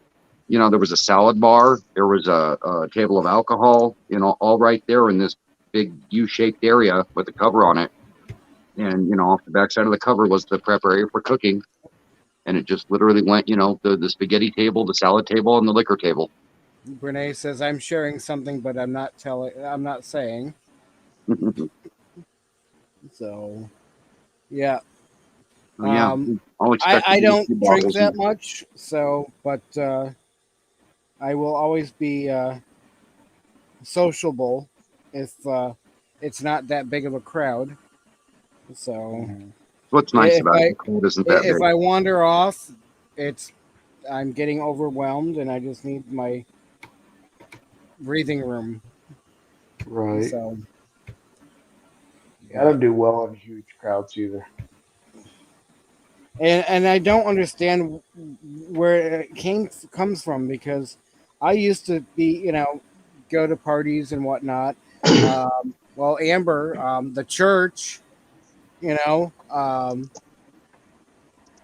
was a lot of people there at times, and I had no problems with it. Yep. But yeah, it just ever since I've been doing this life and style and whatnot, I just don't do well with large crowds. I don't do well in stores that are overly busy. I Yeah, get neither. overwhelmed and I just get. I'm out of there. Right. Yep. You have an anxiety Right. issue with it, like I do. It's a Yep. skin starts to crawl. You got to get away from it. Yep. You need a moment to yourself away from it all. So, oh, There's a lot of the campgrounds are spaced out. There's a lot of green area to get off. They actually have really nice bathrooms there too, with showers. so question would be is are a lot of the sites open for like solar use or I think that's why they chose the C loop this time, because the loop they were in last year they had problems setting up some of the Starlink and getting solar. The first year meetup was really bad for sun. Gotcha. We were setting up Okay. solar panels on the road and blocking them off just to get a little peak of sun to charge people's batteries for the refrigerators and stuff that were in cars. Gotcha. Okay. I mean, Renee Deuce-Rider was having problems finding a place to set her panels up, and I'm all, do it right here on the road. You got 3 or 4 hours of sun right in front of my campsite in the road. And she's like, people will run them over. I'm like, no, they won't. I'm going to bring chairs and cones out and put them around. They'll have to drive around your stuff. And she's like, okay. We set our panels up right in the road. So, because Yeah, I that mean, year- other than that, I've got the generator, but nobody wants to hear that all day and all night long. So, Well, I I booked definitely out. want to hear that. It's not the cheapest campground around. It was $368, and I booked out 3 days before the meetup and 2 days after because of my bone disease, so I could go in and set up in advance and not be in so much pain to meet people when the meetup Right. happens. And I gave myself a couple extra days to get out of there because I'm sure I'll be wiped out from a week of the meetup. So I've given myself Yep. that week plus 5 extra days at the front and back of so it. question for you is now I know like Lily and her sister are with on Tim's site. hmm Is there going to be room like on your site? I don't know until I see it. If there is, you're welcome to it. But I booked it with Gracie, and it's supposed to be a Oh, okay. some foot long site, and my fifth wheel and truck are probably going to take up the whole site. No, that's fine. No, I didn't realize you Um, booked it with somebody else. So, No, I'm by myself. I was on the phone with Oh. Gracie. I Ah. literally, I am going to work on her rig a week before the meetup and help her with Okay. converting some stuff. And, I've done work on a rig in the past and charged her next to nothing on it. And I go, you can pay me this time, if you want to, because we're doing quite a bit of work to it. And she goes, well, why don't I just pay for your site and trade for the work? And I go, perfect. So she literally booked me my site and paid for it for the work I'm going to do on her rig. She needs Brene, plumbing work done on it and stuff. Brene, I don't recognize the name. Renee Doss. Renee Deuce-Rider. Okay, I don't recognize the name. She's one of Gracie's good friends. She's actually been to my house 3 times. She's a hoot. A lot of fun. Gotcha. Does she have a channel or? Yes. Drop that link. Yeah, because I may recognize the channel name, but unless it's her I don't- name like that, and I don't recognize it. I don't think she does a lot of content, but that's her channel. Gotcha. Barry Dust will grab it. She's good at that stuff. I'm on panel, so I can't do it. Unless I go grab another phone. No, that's fine. You know how it goes. Oh. But yeah, I just, it was only, I think, like 13. It was around 15 people the first year, and last year it was, I think it was closer to 40 Damn. people that showed up. I have a group photo, or our sites that were booked for people or whatever. That's And it quite was a lot of few fun. It sounds like it. So, Dan like blocks. Ray set up a cardboard pinata for the kids to beat on. They bent a broom over. I pulled the tip off my hickory cane and gave it to the kids to beat on it and stuff more money in the box for them. Just a lot of fun things like that. The people that brought kids, the adults went out of their way to make activities for the kids and have fun. Do you mean Goose Rider? Do you mean Goose Rider? That because that is a channel I would watch. Okay, so let me see. That's Okay, right. so what's your name? The Golden Egg Channel. Let me see.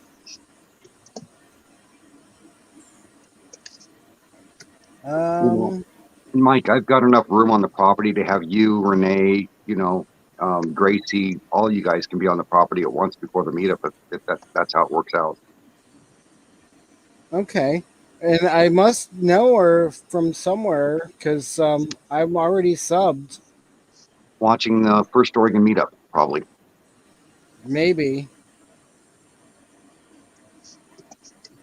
Oh, I don't and know. be warned, Verizon does not work at Verizon carriers don't work at that campsite, but I believe the AT&T carriers worked at that campsite and Starlink worked. Well, I don't think I'll have Starlink by then, but hopefully I will. But it's slow going, so.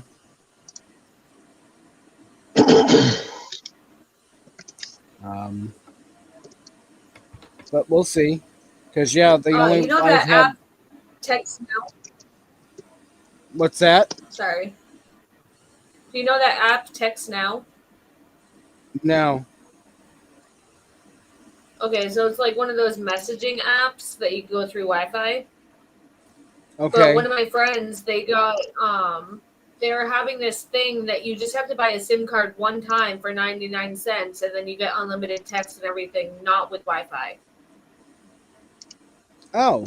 But no data. It doesn't include data, but text and calls at least. Okay. I'll have to look into that. 99 cents one-time fee. Is what one of my coworkers just did, and he just got his SIM card. I'll have to look into that. So, I don't know what network it goes off from, GSM or CDMA. But yeah, I'll have to research that and see. Otherwise, I'll have to, if I don't have the Starlink by then, but I'm hoping to, because that's quite a ways away. It's June. I'll have to I'll have to get an AT&T phone or something. A prepaid burner just to throw away. Something you can load later if you need it again.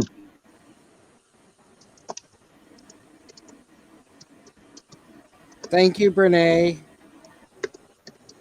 So she says, I'm set up for 2 weeks. Mike, you're welcome. If River Styx doesn't make it to the meet, Ray may come, but he'll have a small rental. I'm invited him like last year, but he only stays a couple days. Okay. I mean, Mike, we could put my truck in your car in overflow parking. I think they do have overflow parking you can pay for. We could put our vehicles in them, and your trailer could be put in front of my fifth wheel. Yeah. And that wouldn't cost very much to do it that way. So, if it comes down to it, that's always an option. Okay. Because, like I said, because I'm not sure until probably a few weeks or so before it gets here. And by then, I would think, like last year, I guess it was all booked already or something. Well, I'm 38 foot, so I'm going to have 22 extra foot in my site if my truck's not in there. Okay. And I think you can put a truck in overflow parking for $5 or $8 a day or something, and put your trailer in there instead. So we could pay for overflow parking on the vehicles and solve it that way. So Tommy says, sounds like it's going to be busy with a lot of people. It is, but there's a lot of other campers in there too. It's not just our meetup. There, 2/3 of that loop will be other campers. We're just, Yeah. So Yeah, they're in my jacket. I There will were be some- right. They're in my jacket pocket. I will be right back. I don't want to wait till we get on. I didn't want them hearing the dogs barking.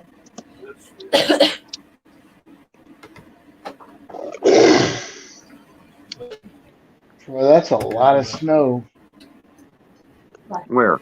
Love you. at your place. Yes, it is. Holy crap. That's why I don't want to be in Oregon anymore. I've lived here all my life. I've dealt with it. I love it. But with my bone Did you disease, get one? I'm miserable in the winters here. I got to leave Oregon for that reason. And believe me, once I get in the trailer, I'll be in Oregon, Washington, Idaho, Montana all summer long. I don't even care to go see other states if I don't want to. There's enough to see in the Right. Northwest that I haven't seen to keep me busy the rest of my life. But I Right. really want to be in Southern Arizona or somewhere around there, not California, for a lot of reasons. But somewhere down there for the winter. I want to Down here wake in up. southern Arizona, there's not much water, but it's pretty. What's Yeah. wrong with Arizona? Nothing. It's pretty out here. It's just not a lot of water. Southern Arizona. Yeah. I've been looking at things like, in Yuma County, there's no restrictions on RVs. They actually have neighborhoods, full-on neighborhoods with cul-de-sacs, with city Right. lots that are set up just for people in RVs, with city water, services, power, everything. But Oh, those yeah. lots are expensive. Yeah, I haven't been to Yuma yet. We're still Yeah, wanting but to I've go. done a lot of real estate research there. If you want something nice, you got to pay. It's that simple. Right. Yeah. Just an RV lot down there can be 120 grand. Oh yeah. But Easily. it's like a double lot, fully fenced, gated, Yeah. services. In a And nice if you neighborhood. come down to southern Arizona, it's cheaper. That is in southern Arizona, Yuma County. But Well, more Yeah. southern than Yuma. That's Mexico. Arizona is way too hot. Yeah, I'm about 35 minutes to an hour away from Mexico. Nice. Aw, and Amber. Aw, I love you too. Oh, you weren't professing your love to me. Okay. No.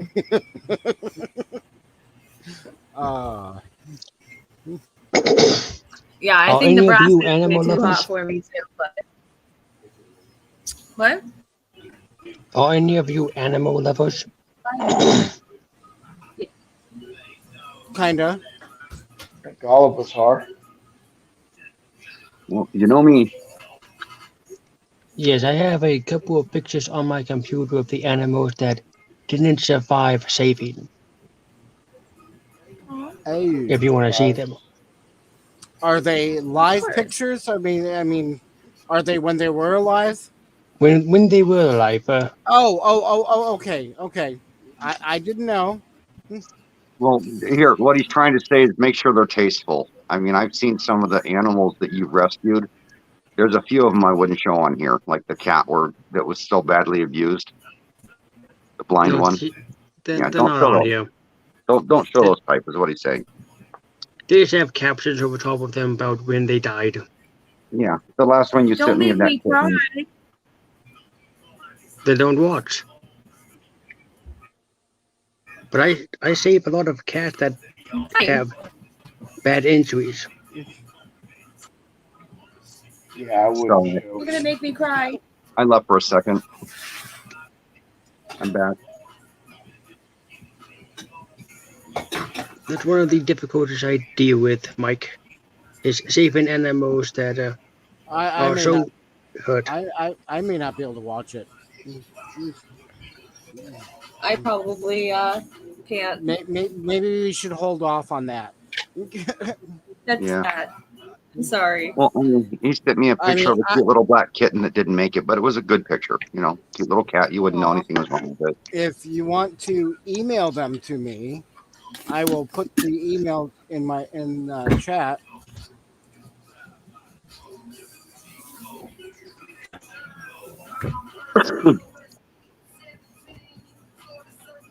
I don't think I have your email address, sir. Well, hang on a sec. Yeah. And once you email him to Mike, he could just decide if he wants to put them up there straight from the email. Let him make that decision. Why is my lighting so crappy? It's this light behind me. Yeah, I have that problem too. Okay. My email is in the chat. A little bit better, maybe.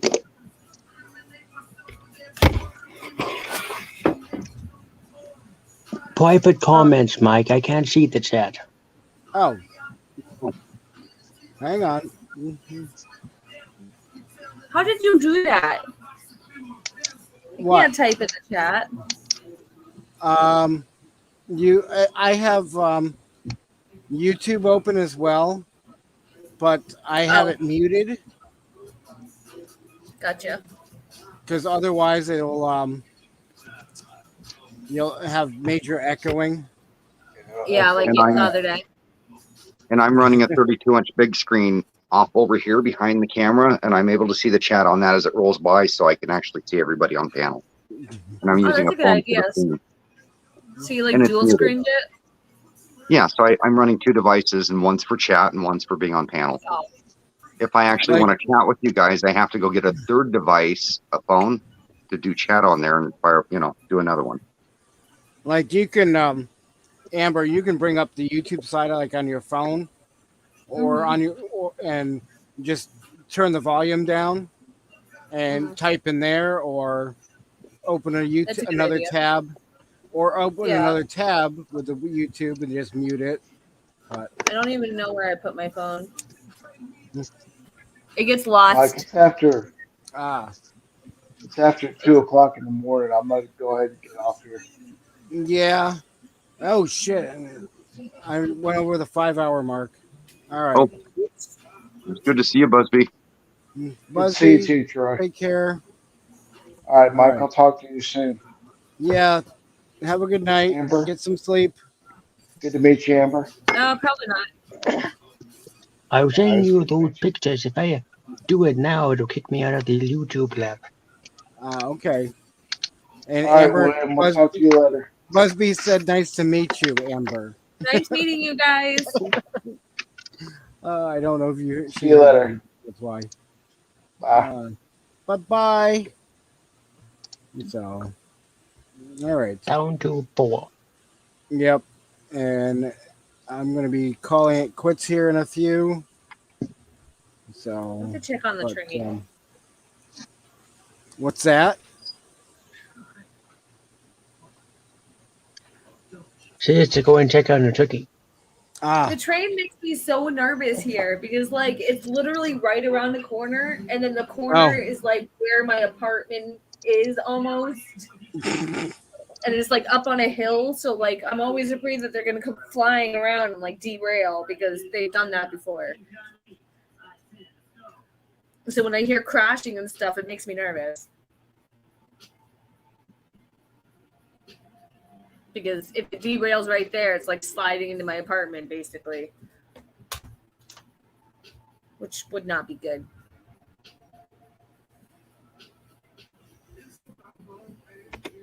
Yeah. That would not be good. Until we move. We applied to a different apartment, but we have to wait for like a year because they have like a year waiting list.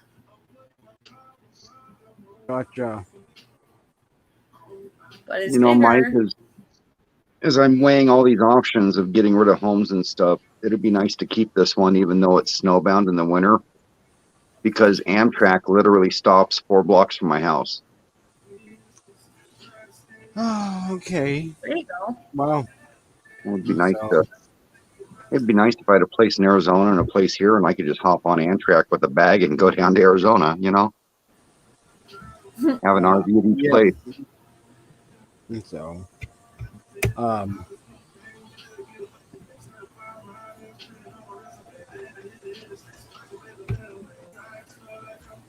See, Amber, I'm not in a wheelchair, but I have a pretty bad bone disease that leaves me crippled some days. So being in an RV worries me.